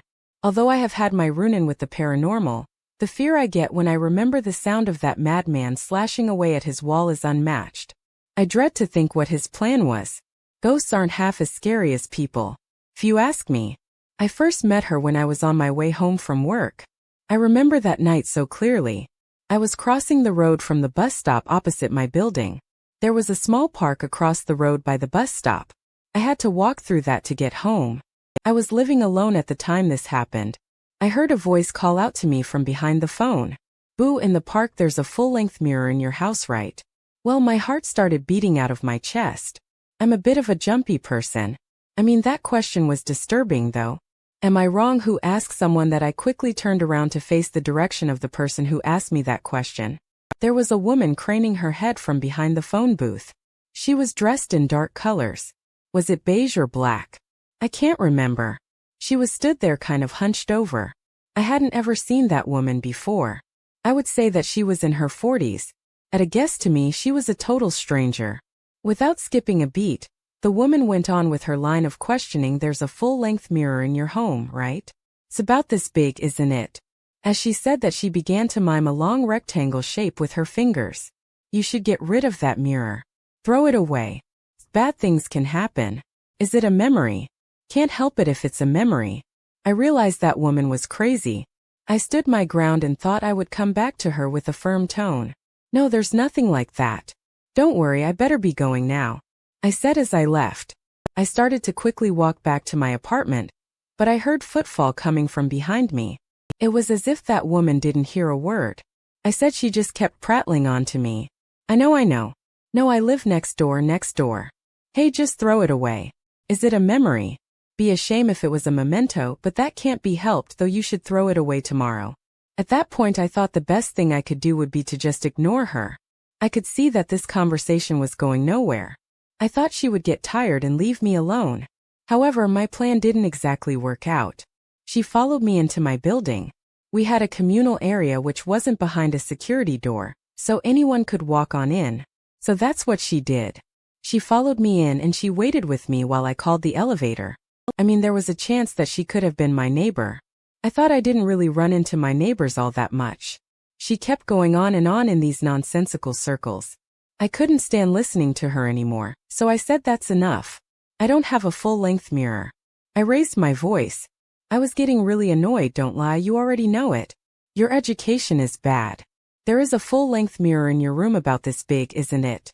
She said, as she began to mime a long rectangle shape again with her fingers.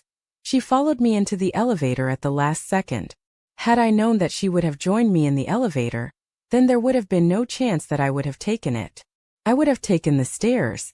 I wanted nothing but to be away from this rambling maniac. She kept saying the dumb same phrases and minding that long mirror shape with her hands. It was like it was a spell or something. The elevator took us to the 7th floor, my floor, and as soon as the doors opened, I ran to apartment 708, which was my apartment. I scrambled to unlock the door, expecting that crazy woman to chase after me, but she didn't. She stood by the elevator and shouted, "Throw away the full-length mirror. Is it a memory?" I calmed down a little after I was behind a locked door. That woman shook me up. I found myself trying to dissect the meaning of her strange words as I lay in bed that night. I couldn't make head or tail of it. Made no sense, by the way, not like it matters at all, but I was a 25-year-old woman living alone when this happened. So if some of you reading this are thinking that you wouldn't be shaken up by what happened, try to empathize with me and remember that woman was a complete stranger to me. Come the morning, I couldn't get her words out of my head. I guess that was due to the rough night of sleep that I had. I went to work, feeling so tired and groggy. My co-workers teased me that day, asking if I had a hangover. When the day was done and I was approaching my building, I cringed at the sight of that creepy middle-aged woman, dressed in either beige or black, waiting for me. I knew what was coming before she opened her mouth. A repeat of yesterday's ramblings. There's a full-length mirror in your home. Right? Spell not as big as this. Isn't it? As she said that, she began to a long rectangle shape with her fingers once again. Is it a memory? Is it a memory? I decided to ignore her again. I mean, what else could I have done in that situation? I got in the elevator and so did she. I couldn't stop her because she had said she lived here only this time.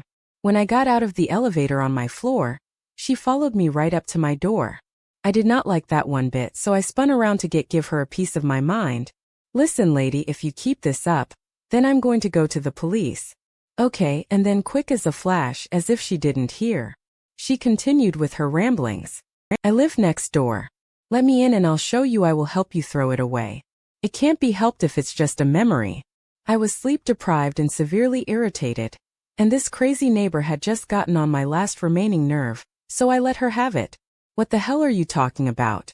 What is in my apartment is nothing to do with you. I screamed at her and I didn't care who heard me. The strange woman then said in an exceptionally calm manner, despite the rage I had just thrown her away, "A mirror as well. It doesn't just reflect light. Does it also reflects bad energy? An evil spirit passing from your home into mine. It's reflected in the full-length mirror and it comes into my home." I had enough. I asked her with a smile on my face, "Are you actually crazy? Look, Marwan." Well, Marwan got into an incident. You see him? Marwan is currently in the hospital. If this carries on, then Mar will die, right? So that full-length mirror in your home, please throw it away. Is it a memory? I gave up. What was the point in wasting my time speaking to this maniac? I opened my door really forcefully, entered, slammed it shut and locked it. There was no point talking to that woman. While I was in my home, I heard that woman still going on and on out there. Is it a memory? Still. It can't be helped. Can it? The full-length mirror. It's about this big, isn't it? I turned on the lights in my apartment and I went to contact the landlord. I said that I'd been having some trouble with my neighbor, and I wanted it resolved immediately. I said it in a bit of a panic, I guess, because I was all worked up. The adrenaline was pumping. If that crazy lady kept pushing me, then I didn't want to be responsible for my actions. The landlord listened to me but didn't seem as interested as I would have expected him to be. Then suddenly my doorbell started ringing, so I started saying to the landlord, "Listen, that's her. That's that crazy lady who lives next door. You got to do something about her. I'm losing my mind over here." And the landlord then replied with a lazy yahoo. I could barely hear him over the doorbell. I thought I heard a man's voice outside my apartment too. For a moment. "Listen, if you're talking about apartment 707, no one lives there. We used to have a guy who lived there, yeah, but he died in the end. Now some cell phone company rents it and they just use it for storage. Guy called Maruno something. He was in there before, but trust me, nobody's in there now. So I don't know, call the police or something, 'cause that ain't my tenant." I hung up and I felt completely shocked and alone. The woman outside kept talking about the mirror, kept asking me if it was a memory or not, and I didn't know what to do. That mar she mentioned before was real, but that mirror wasn't, well, as far as I know. I knew what I had in my apartment and I knew there wasn't a full-length mirror. I ended up calling the police once I pulled myself together, and I'm not sure if they caught that woman or not, because technically no crime was committed according to them.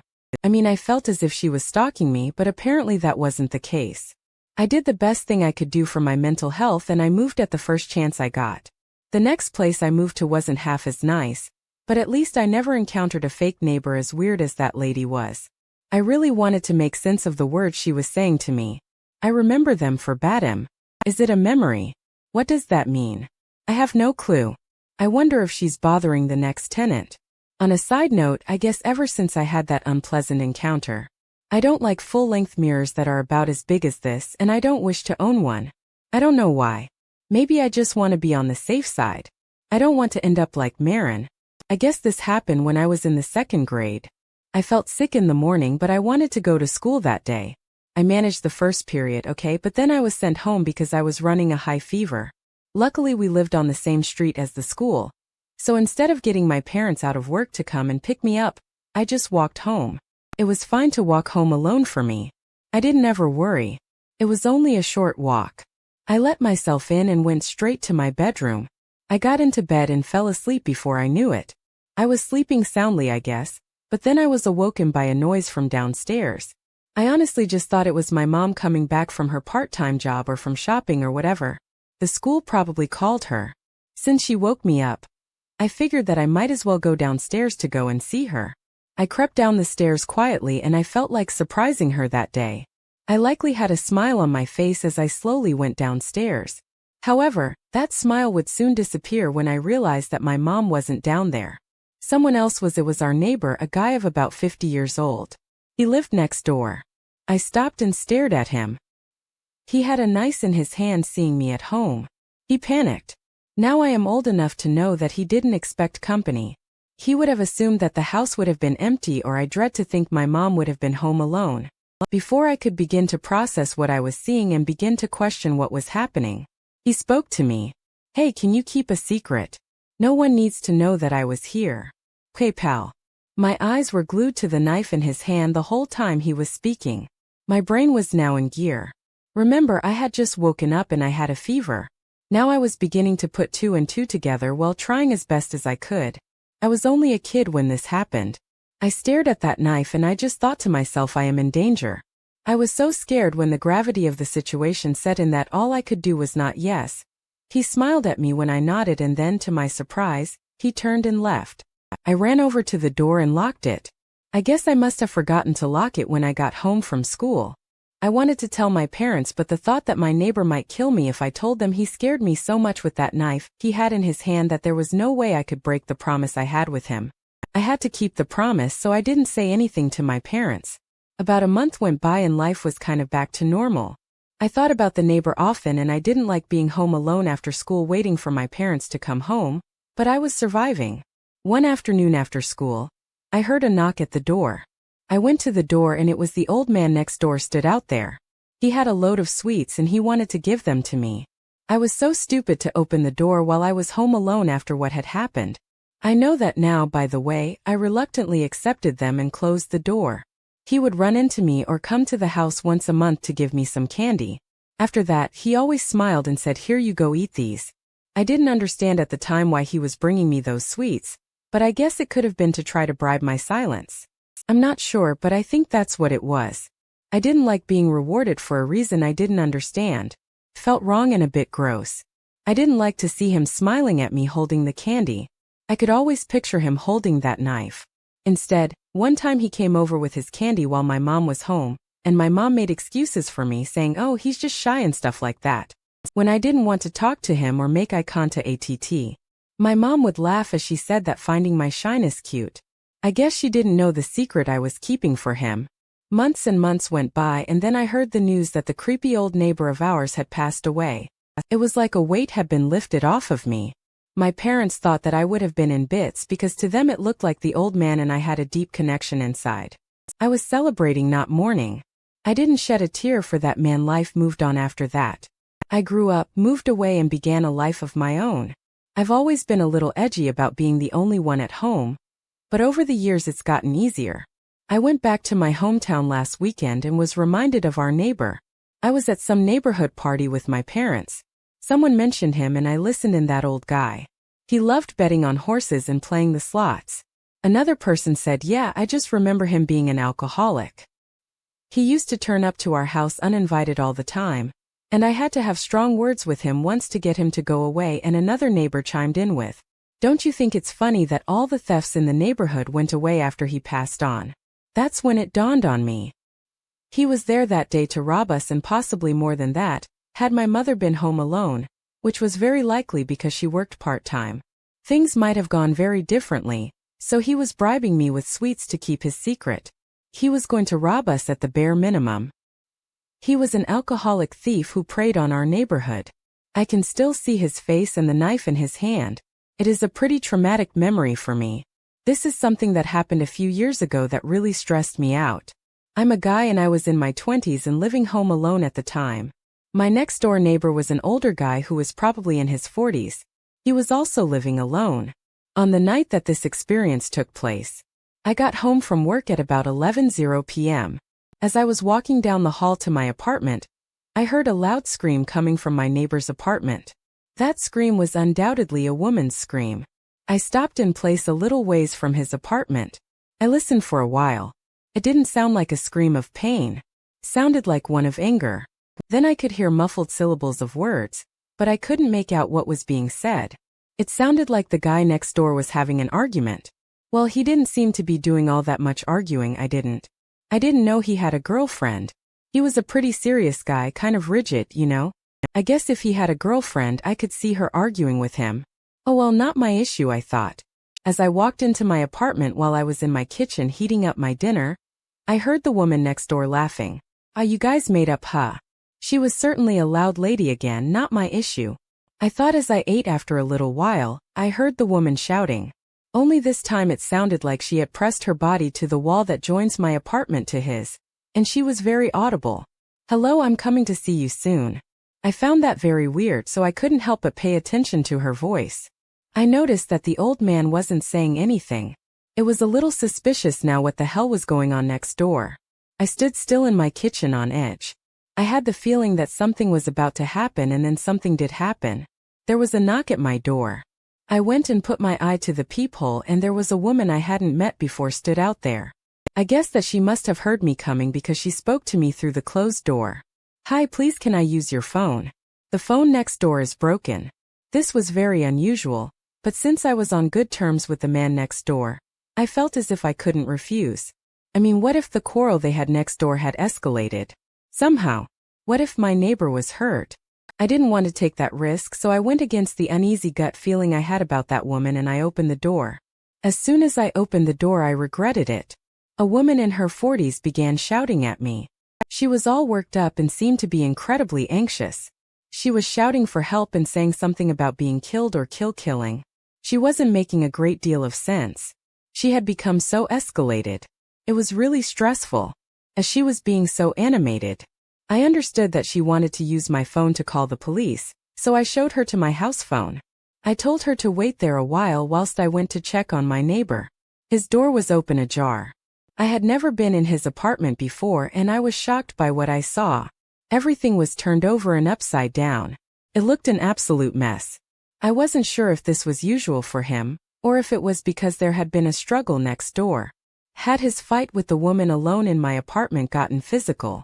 I called out my neighbor's name from the doorway, but no one responded. I decided that time was of the essence, so I entered his apartment. I looked in each room for him, but he was nowhere to be found. I heard a robotic kind of beeping noise and then quickly realized what that noise meant. It was the noise the phone makes when it's not placed back in the receiver. I went over to his phone and I put it back on the hook. I then realized that the woman who was alone in my apartment had lied to me. His phone wasn't broken. I cursed myself for leaving her alone in there, as I now thought that she was ransacking my apartment, just like she had done to my neighbor. I raced back to my apartment and I went straight in. I looked everywhere for that woman. I was ready to throw her out, but I wasn't shocked to realize that she had already gone. Thankfully, nothing in my apartment had been stolen. I guessed that she wasn't a thief. I decided to lock the door and not inform the cops. It was clear to me at the time that my neighbor and his girlfriend had a lover's tiff, and I was way too tired to be filling in forms all night with the police. I just wanted to unwind. I got ready for bed after a little gaming, but for some reason, when I was lying down on my bed, I couldn't seem to sleep. When I did nod off, I woke myself up again. I knew tomorrow at work would be rough due to the amount of times I randomly woke up. Something didn't quite feel right that night. At one point I was just staring blankly at the ceiling, and it was at that point that I sensed something. I had that horrible feeling that I was being watched. I turned my head to the left and my eyes were naturally drawn to the closet.